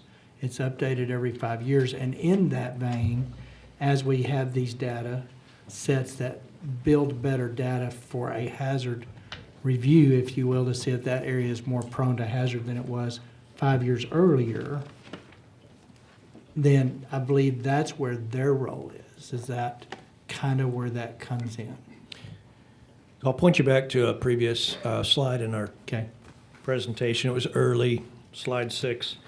That foundational, those kind of 3 pillars, mapping, you can think of that as including science, including data collection with respect to events. The better that science, the better that data, the better that collected data informs models going forward. That subsequently informs our planning process that we support those regional planning groups, which then identifies, again, these solutions and that's the mitigation column. That's where we can come in. Once that planning process has identified those local needs, then they can apply to us for financing. But I think to make the distinction that what is being discussed here, here, and here, it's the use of the data. You are not a forecaster. No, Correct. You are a planner. And clearly, if you have better updated flood information from a previous event, it will be incorporated from the regionals up into that. But that didn't change your role. You are going to incorporate it into the flood map, which may be a more extensive hazard presentation than previous map, because you now have better data that says this area flooded drastically. Yes, sir. And we're going to include that. But what I'm hearing here is the role of the board is to take that data and become a forecaster of things that we can subset. So I had a historical flood in '87, and now I see this event, and I look for similarities, and I'm going to be, as the board, telling people, based on those similarities, we might want to consider a forecast. That is for other people. That's not the flood plan. The flood plan is more set periods in time. The other window is meteorologists and experts along the way are going to be doing that. I have already said, I want to know what was identical to '87 and what was identical today, and I'm told the gauges were reading pretty dadgum similar, and I want to know what the airflow was, and I want to know what the ground moisture was, so that the next time those things start time to come together, that maybe we can say, King's X, the NOAA, and anybody else willing to give a warning here says, last time this thing happened, we had a 30-foot wall of water come down the Guadalupe. But it's not the board's responsibility to be that initiative of forecast. Back to you, I'm sorry. I just felt like we're kind of moving off base there. Are you done with your questions? Okay, he's done. Mr. Chairman, Yes, sir. may I engage? You, Certainly. anytime. So, and engage is an No, it's further not. discuss. No, I talk. appreciate the Yeah. clarity in the road piece because it is. And in terms of my line of questioning is that, your plans are only as good as the data. And while we put together these models, who are they really informing? In other words, is their data actually being pulled? Is it actually relevant? And I understand also, and I haven't gotten a recent update on this, but I do understand that we had, at one point in time, just a couple of years ago, 50-plus years of data that was analog. Hey, Colonel, pull your mic a little closer because we're being recorded. I don't think, is it turned on? It- I don't think it's turned on. Just because it's Right, green. here it is. There you go. All right, now I'm turned on. There we go. So we have 50-plus years of data that still needs to be placed within this engine. However, whatever that engine is extremely relevant in term, is it adequate in its processing capability? And when I look at what this legislature, what the state of Texas has put into advanced computation and so forth like that, I don't feel as if that we're leveraging everything we possibly could out there. Secondly, I would also say that there is a lot of resident knowledge within our public universities. And frankly, I firmly believe that if we asked them to come to the table, we would advance this backlog of data and probably better posture our advanced computation that we've already invested in to basically get to some modeling and data that entities out there, well, it would be the golden source for which everybody would want to come to. However, we seem to be in a pattern, both in local government and state government, where we want to contract everything. I know, I've seen it on the Fed side in the Department of Defense. We love to contract stuff. But we've learned and we've invested in terms of that computation, that skill set, uniformed scientists, all those sorts of things to be able to get to where we have confidence and resilience in that data that is provided for deliberate decision-making, right down to what are we going to invest in infrastructure. It informs that as well and helps us prioritize that. And I'll shut up. But thank you for the conversation in terms of I want to be roles. clear, I don't disagree with anything you have said. Where I didn't want to go is running at an agency that their primary It's not their role is responsibility. data assimilation. No, thank you. And to build a plan from that. With respect to the university inputs, I would just say, next session, I don't know that it's statutory. I think it is. Those were 12 different specific inclusions. If you want to add universities to that list, it'll be an easy add. You're not going to get any pushback. That will make sure anybody participating in the flood planning process now would know universities are an option. And as far as supercomputing goes, anything we can do faster, better is a good thing. But I just want to make sure they are not weather forecasters. Thank you. Thank you. Yes. Thank you, Mr. Chairman. And my comments are directed to following Representative Wilson's, that if we have a base level mapping system and we have an event and we hear that there is issues like they've got a computational problem, but it's based on old source code that they need to replace so they can run these better, faster, quicker, and we can take the data that we already know that TDM's provided. We should be able to run one of these to back check their, basically validate their model. And I hope that we should be able to do that within a month from an event like this. So I'm not asking for them to be weather forecasters, but I think it's incumbent upon the agency involved, if they have a base level mapping system, that they run it and be able to and use the new data from the disaster to validate it. Because I don't want to turn them into weather forecasters, but I want to know that what we're spending time and money on is actually producing a result that can be used for whether it's financial planning, pick a number, and that's what I think I hear today that we have a problem with, and we just need to get on with it. And if we need those resources, we need to know what they are. Yes, and Mr. Chairman, if I may, you are correct. We are a planning agency. We develop science. Flood was new in the last recent years. The staff developed the base level engineering because they saw there were big gaps for, I think it's 63 counties, and so that was the initial effort. But we agree that we want the best science available for the state of Texas, bottom line. And I understand from an engineering standpoint how we want to take, in all models, you want to calibrate them. You want to make sure that they are as close to real life conditions as possible.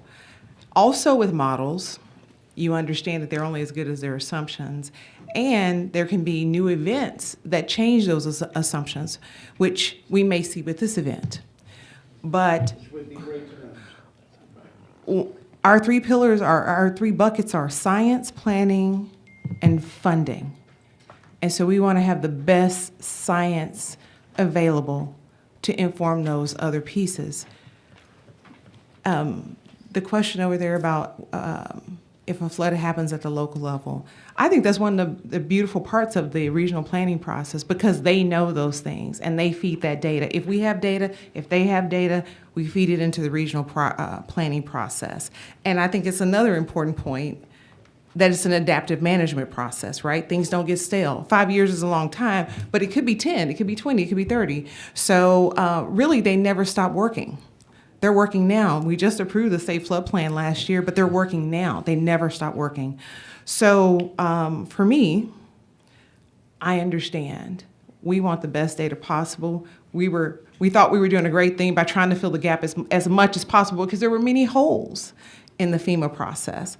I'm not passing judgment. I'm just saying there were holes, and our staff, brand new staff, hired them from the ground up, tried to fill those gaps as quickly as possible so we can meet the statutory deadline.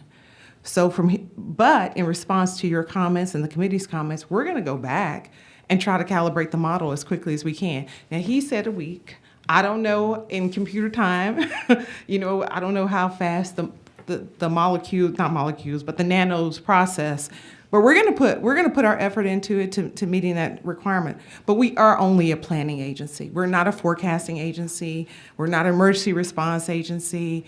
We're a planning agency, and we value working with the local entities on the process for science planning and funding. Thank you, Mr. Chairman. You're good, and I appreciate that. We're going to move on real quick. I would encourage members that want a granular level of a distinction from the BLE and its purpose and how data is assembled and from what source and what component, because it's many facets, not just, it's not a real-time weather model. That's not what it was meant to be. So I would encourage you guys to get with them and try to figure out if there's not a better way to get exactly. My theory is we're going to plug in a recent event that the model wasn't intended to compensate and get a false read. But that's my experience with the BLE. I would ask you to go forward. With that, Chairman Swertner. Thank you, Mr. Chairman. Regarding one of your core functions of the Water Development Board of Funding, I believe someone mentioned earlier about Kerr County and their request for funding regarding the early warning system. 1 million total, I believe, was asked for. Yes, sir. Upper Guadalupe River Authority requested. Upper Guadalupe River Authority asked for. Yes, sir. Okay. And of that 1 million, what was offered was a $50,000 grant, and the other amount, $950,000, at a 30-year, 0% interest. That's correct. Okay. And when was that asked for or submitted as an application to the Water Development Board? Was it April of 2024, Marvin? That's correct. Yeah, they April of 2024. Do y'all receive notification back after granting a request that they have chosen not to proceed based on? Yes, that was in October of 24. Okay, October 24. So they did give correspondence back. They chose not to avail themselves of the loan or the $50,000 grant. Yes, sir. We sent them an invitation letter, and in response to that letter, attached to that is what's called an intent to apply form, and that's what anyone who receives an invitation letter responds to us with, either yes or no. and that was submitted in October. In this upper Guadalupe River Authority area, would it have been for sirens, I assume, or some other early warning system? Gauges, or what do we know It about just what they said actually? it just said flood early warning system. Okay, Marvin, so- anything else to add? That's what we have, flood warning system, early warning system. So potentially gauges and/or sirens, we don't know. I It don't wasn't think in we the know. application? Correct, yeah, we didn't have that specific information with the bridge So they just, $1 million or something was what they got applied for? Well, no, it's two parts. They submit an abbreviated application, Right. and which is the basics, that keeps communities from spending a ton of money at that point in the process. And then when they're invited in, they would submit the full application, which would be more details. Okay. Well, it's good that we have in place grants and then also essentially zero interest loan programs. Still doesn't go back to my initial concern of, even if we had sirens along the entire river basin, still need someone to activate those, someone to call the shot and to actually do the work regarding leading in an immediate time frame when it comes to an emergency that needs to be acted upon. So, thank you. Senator, I do have a few details with respect to that Yes. request. It was based on a study, a preliminary engineering study from 2016 that GGRA performed with the city of Kerrville and Kerr County. That proposed the installation of high water detection systems at 10 low water crossings within Kerr County. Had a master gauging station at each site, which would then transmit coded signal to an advanced warning system remote station. The radio tower converts the data to local, so that local agencies can collect and process that information. It does send that information then to local emergency management agencies and integrate it into a web-based platform. They had a model, bearflood.org, that they were going to use for their web-based platform. And then there was some ability within the system to manually change the flood status at the low water crossings, presumably to have kind of an analog check and balance. It included road closures, alert motorists to flooded water low crossings. So sounds like a fairly comprehensive. Robust, yeah. Yeah. Still, you gotta act on it, and, you know, Yes, sir. in medicine, we collect a lot of information at times, and as a surgeon, sometimes if you don't want to know something, don't order a lab. Right? Greg's not here. He'd kind of agree with me. Sometimes we over-order things and then you chase it. But in this case, if you're gonna collect data, in this case, early warning systems, and we're thinking as a body here of doing all this work, there has to be some streamlining or some re-emphasis on the communication action on the part of those people entrusted with acting on the people's safety and welfare. That's the key, I think, in this issue is making sure that timely action is taken with the information given and decisions are made. Speaker Moody. Thank you very much. Actually, kind of pivoting off this specific example, and I just want to drill down into it because I just don't know. We talked about earlier, I think, when Chairman Perry was asking questions about the percentages. Yes, sir. It was 60-40, 70-30 in different circumstances. Those were kind of the upper bounds of how that could be shared and based on, was it median household income? I understand the philosophy of tying that to something, right? That you have a lower median income, household income in an area, probably less ability to afford the infrastructure, and so you skew up to the top. And in areas where you have a higher median income, right, you skew down, and then you invite people in to participate in that. Where do those boundaries come from, and where did that come from? Like, why did we gauge it off of that marker, and where did the percentage boundaries come from? So I'll start, and Marvin will probably add some detail. We started with statute. We have the ability to grant money in the FIF based on essentially 3 categories: an ability to repay a loan, rural, and if the project is accessing federal funds, if it's pulling down federal funds. And then the stakeholder process that we went through, again, it was since we were building flood the planning and financial mitigation program from the ground up. We did extensive outreach, 14 flood workshops throughout the state, online submissions, you name it, online meetings for people who couldn't travel. Looking at our other programs for that consistency element, the annual median household income was seen as kind of the basis upon which to build that kind of grant matrix, if you will, with additional grant eligibility if you're rural. This program, again, considering that there's typically not a revenue stream associated with projects, we have the ability to subsidize loans in this program, and that's where the 0% came in. This program offers, with respect to AMHI, typically in our programs, 75% AMHI is the cutoff. That's what we use as a benchmark to determine disadvantaged status. And if you're disadvantaged community, that's where you're going to start accessing grant money, principal forgiveness, what you can commonly refer to as free money. In this program, considering those other factors, again, a big driver was the lack of a revenue stream. That threshold was raised to 85%. And it's a kind of a tiered matrix at or below 85% AMHI, 30% grant, 75%, 40, 65, 50, 50, 60. And so it continues to kind of enhance the grant percentage based on, again, primarily ability to repay with an additional grant for rural or nature-based. Does that help? It does. It helps a lot, and I appreciate that because it's important, right? This is a construct in place that I think we can all sit here and go, makes sense. Makes sense, right? There's limited resources available. You're trying to gauge off of what locals are able to contribute.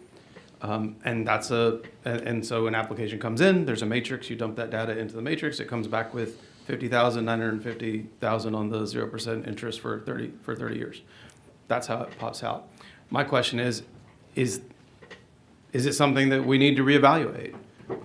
And as you know, I mean, natural disasters know no income stream. I'm not saying it's not a philosophically sound way to do it. This is not a criticism. It makes sense to me. Yes, sir. In a lot of funding streams that we utilize, we look at LMI, we look at disadvantaged areas, we look at rural areas because of their ability to pay. And I think those are good metrics to use. But if we want to prioritize, because what I see, and I appreciate the presentation because I'm a visual learner, and so the maps were very helpful for me. And so understanding that you're data gathering, understanding what these zones are, and then that informs what types of projects can fill these areas, and that's where the funding mission comes in. My question is, if we're doing all this work, to Senator Betancourt's point, to put all this stuff in place to identify projects, then, you know, if we feel like this is something that's worthwhile, and I would think everybody here would think it is, do we need to reevaluate how we deploy those funds? Because I want to efficiently deploy those funds so that we can mitigate or avoid disasters. And there's some things that you can't avoid every disaster. You can't. It's not possible. But we certainly can do better. And so this is not a critique of the system. This is a system that makes sense. But is this an opportunity for us to reevaluate how we do that? Now, that also probably creates an obligation to say, okay, well, we need to figure out how to increase that funding stream then. Absolutely. Because if you're let's shrink that gap between, if the grant's so small and the loan is, even though it's 30%, 30 years, 0%, which is pretty good as far as I'm concerned, is there a way to, let's figure out how to prioritize and push those numbers closer together, because then you're able to deploy in a county like Kerr, maybe that's an invitation they accept because it looks different, because the matrix is different. We're looking at end results, but we got to look at where we put the data, where we input the data into. And again, like I said, not a critique. This is an opportunity for us to look at the systems we have in place. And if we have the power to unleash the potential of the state through these funding or the way we fund these projects, then I think that's a worthwhile part of this conversation. And so I think the mission that you all have is an important one, and you're piecing everything together, but ultimately we need to deploy the resources more effectively, more efficiently, and that's not a criticism of the agency. This is maybe just an opportunity for us to rethink how we do this and how we deploy. And so I'd invite that conversation too. As I stated to some of the folks on the last panel, I would like you to look at, I'll call it red tape or bureaucracy in terms of inefficiency in deploying funds out. Right? We have these projects, we have these ideas, we have these plans, and they are fantastic. And there are ways that we can do really well for some of these communities and partner with them. What are we doing to get in the way of you doing that more efficiently? And that's an answer that I think that would be great to have, not just in the next 30 days, but looking forward. Yes, sir. And thank you so much. I'd like to respond a little bit to your first comments. Not only can we do better, we will do better. The Water Development Board is very proud of the work that we do to support communities throughout the state in water, wastewater, and flood. We provide incentive capital. Unfortunately, we have a limited amount of capital. And so we work very hard to try to incentivize as many projects, the realization of as many projects. If we over-incentivize, we're going to run out of capital and only realize a few projects. And that is an iterative process to find what I'll commonly refer to as the sweet spot. But just like the recent events, the data that's collected that will enhance our modeling capability in the future, these lessons that we're learning now, only the second round of FIF will inform next rounds. So we will do better. And in fact, Chairwoman Stepney and Director Tanya Miller, we only have 2 board members right now. They've already charged us, looking ahead to the 3rd round of FIF applications and getting money out. They've already charged us. They've already provided us with those potential enhancements. And again, going back to our tried and true approach of engaging stakeholders and making sure that we're on course, that process will involve considerable outreach and input from the people who need this help. So I assure you we will do that.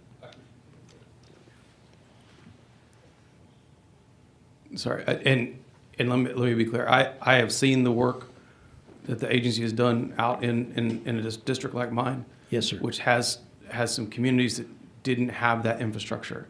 Yes, sir. And were historically very, very poor. Yes, sir.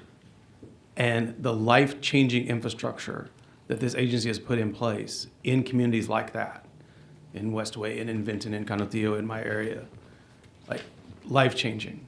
Yes, sir. And Thank you. so I get it, and I understand that it comes down to what are we willing to put into this to solve these issues. And if we think it's a priority and it's important, then let's figure out how to do it.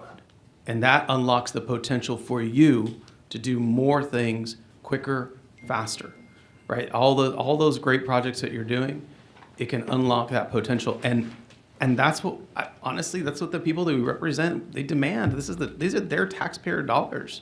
Absolutely. The basic infrastructure needs that you all meet across the state, and it's not just out in El Paso, it's everywhere. I've seen the mapping of that. And this is an opportunity for us to rethink how we deploy these resources. And I'm certainly grateful for the work that y'all do, and I think there's an opportunity for us to get you to do more. Yes, sir. And so I thank you for your time. Thank you. Just to kind of follow up real quick, I wish the public demanded that we spend the money on these things. What we have is a loud clamoring for other priorities that we seem to migrate to a lot quicker. So as these events occur, I'm reminded that we have priorities in the budget every session. And sometimes, just sometimes, we do the things we know we need to do in spite of the things that people want us to do. But I will point out, I didn't raise the project that was before you from the River Authority in that area for any reason other than we had a project and funding. I can appreciate, and I think you'll hear, that their local people didn't want to sign up for a $30,000 a year payment for 30 years. So I've said it 100 times in different formats. We are a Walmart generation. 10 cents cheaper is always better. We've sold our soul to the devil, so to speak, in this country when we quit manufacturing our own stuff because we like the cheaper stuff. And now we have priorities that we have to answer to politically satisfy the appetite that's out there. But I honestly believe most of the people, they just think this stuff happens, that water will run from the tap, the pipes and the sewer lines will work, and the floods don't matter because we'll fix those too. But there's only one goose that lays the egg. So I'm just telling you, it's not as easy as it sounds. I will tell you, when the next water supply plan is updated in '27, combined with the flood and the leaky pipes and the supply plan, it will be a $200 billion price tag. It ain't getting any cheaper. So somewhere in this madness that we create these priorities of the budget, we got to take a deep step and do the fundamental infrastructure needs, or my grandkids, we're going to be in a third world country because the locals don't get to go out and raise things to cover the basic infrastructures either anymore. We just got to have a fundamental shift at where we're at as a society. Senator Kokors. Thank you. Thank you for a great discussion here. Good to see you, Madam Chair, and for your staff. Thank you. Quick question. This is a map that y'all provided, the emergency preparedness projects in Flash Flood Alley. We've talked about river gauges, warning systems, the vernacular kind of changes. A couple of questions here. Let's just say that the $50,000 grant and the $950,000 balance of the warning system at 0% interest would have been funded in 2024, and let's just say hypothetically in place. Could your systems model the amount of rain that fell and the potential of the gauges being quick enough to warn downstream? And I'm going to just say this in a way that I've heard in 45 minutes, it was a 26-foot rise.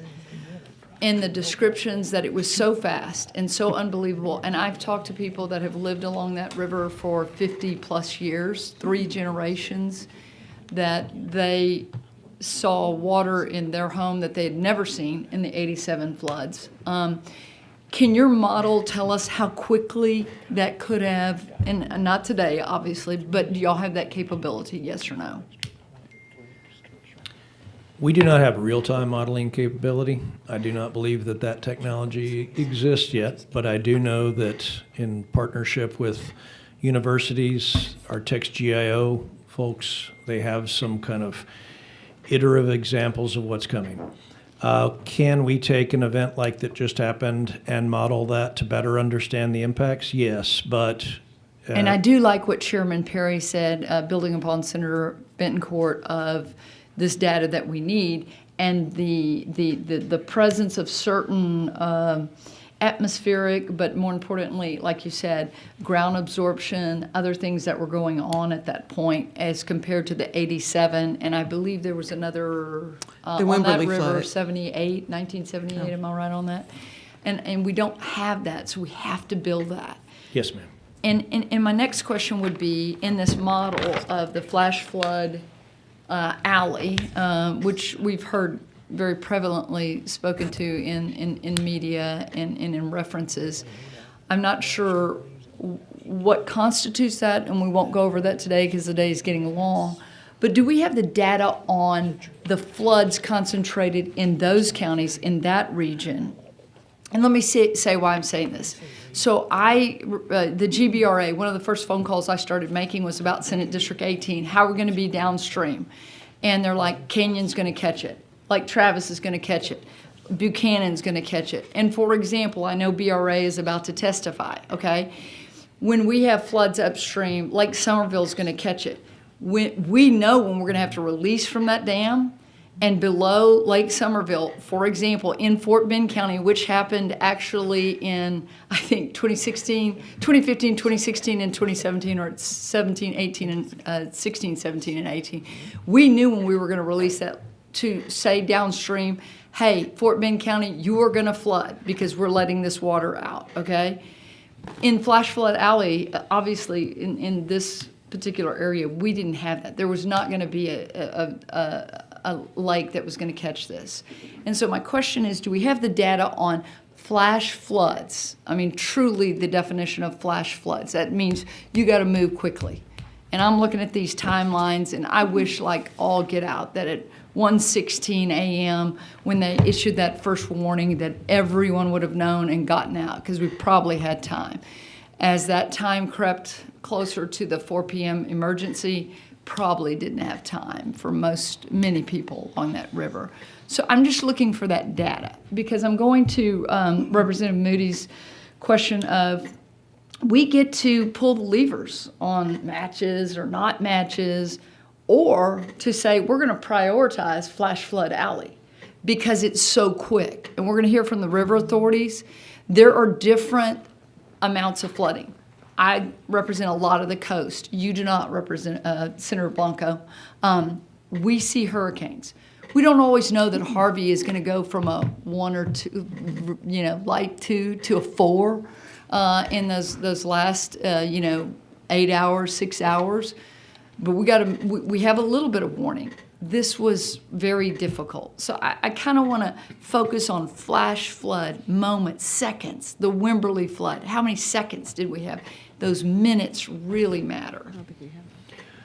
So we do not have that type of data, or do we have the computing power, software, et cetera? But I believe next week at your hearing, you're going to hear about some of the data sets that are available, some innovative technology that is on the horizon or being developed, and how a more predictive modeling system can be developed to inform kind of what we help pay for through financial assistance, these early warning systems, so that they go off and alert populations effectively, timely, et cetera.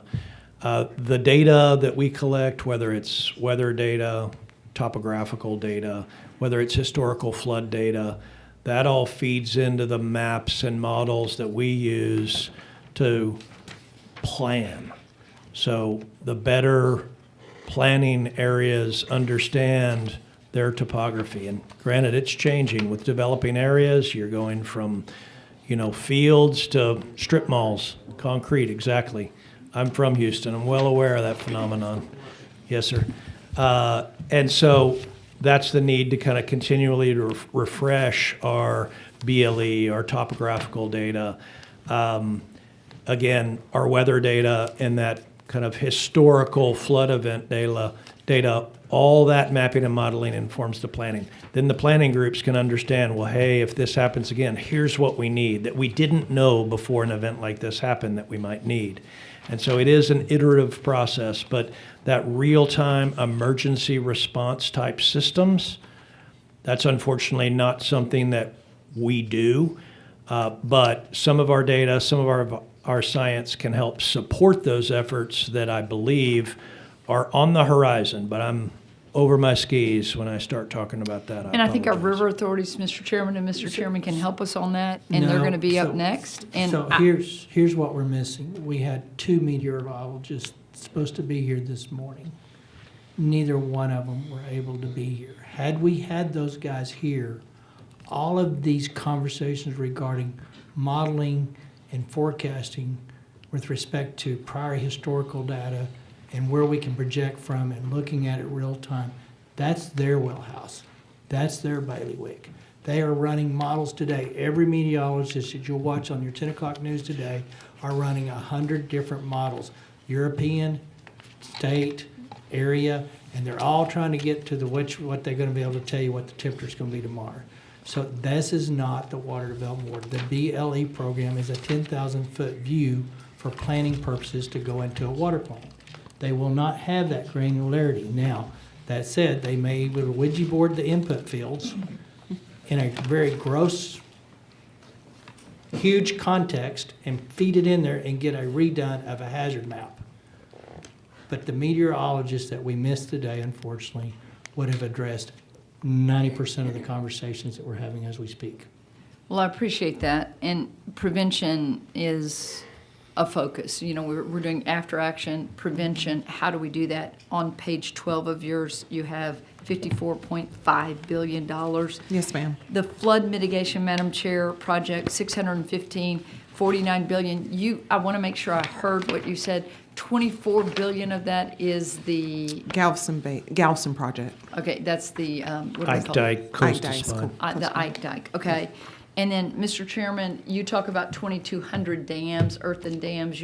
I'm on water, agriculture, and rural affairs, and I've heard you talk about this for about a decade now. Those 2,200 dams are not included in the. They're not part of the flood Okay, plan. I just wanted to They're not. clarify that. Let me Yep. back up.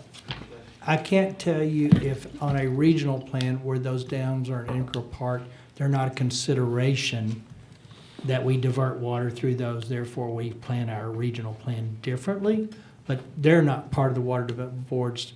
They don't specifically identify. I wanted to them. make sure I understood that That's they correct. weren't in the.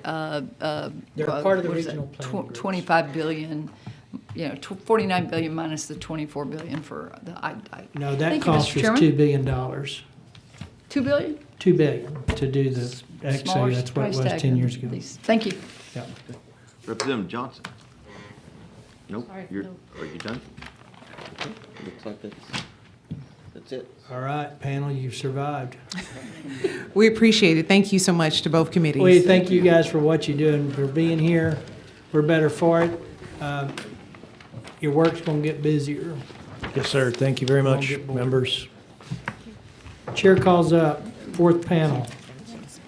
We have two panels left. There are the river authorities. We split it up for seating. For the first half of the fourth panel, Chair calls Tara Bushnell, Upper Guadalupe River Authority, Darrell Nichols with the Guadalupe Blanco River Authority, and we'll reserve the last panel for three other river authorities. So Tara Bushnell and Darrell Nichols.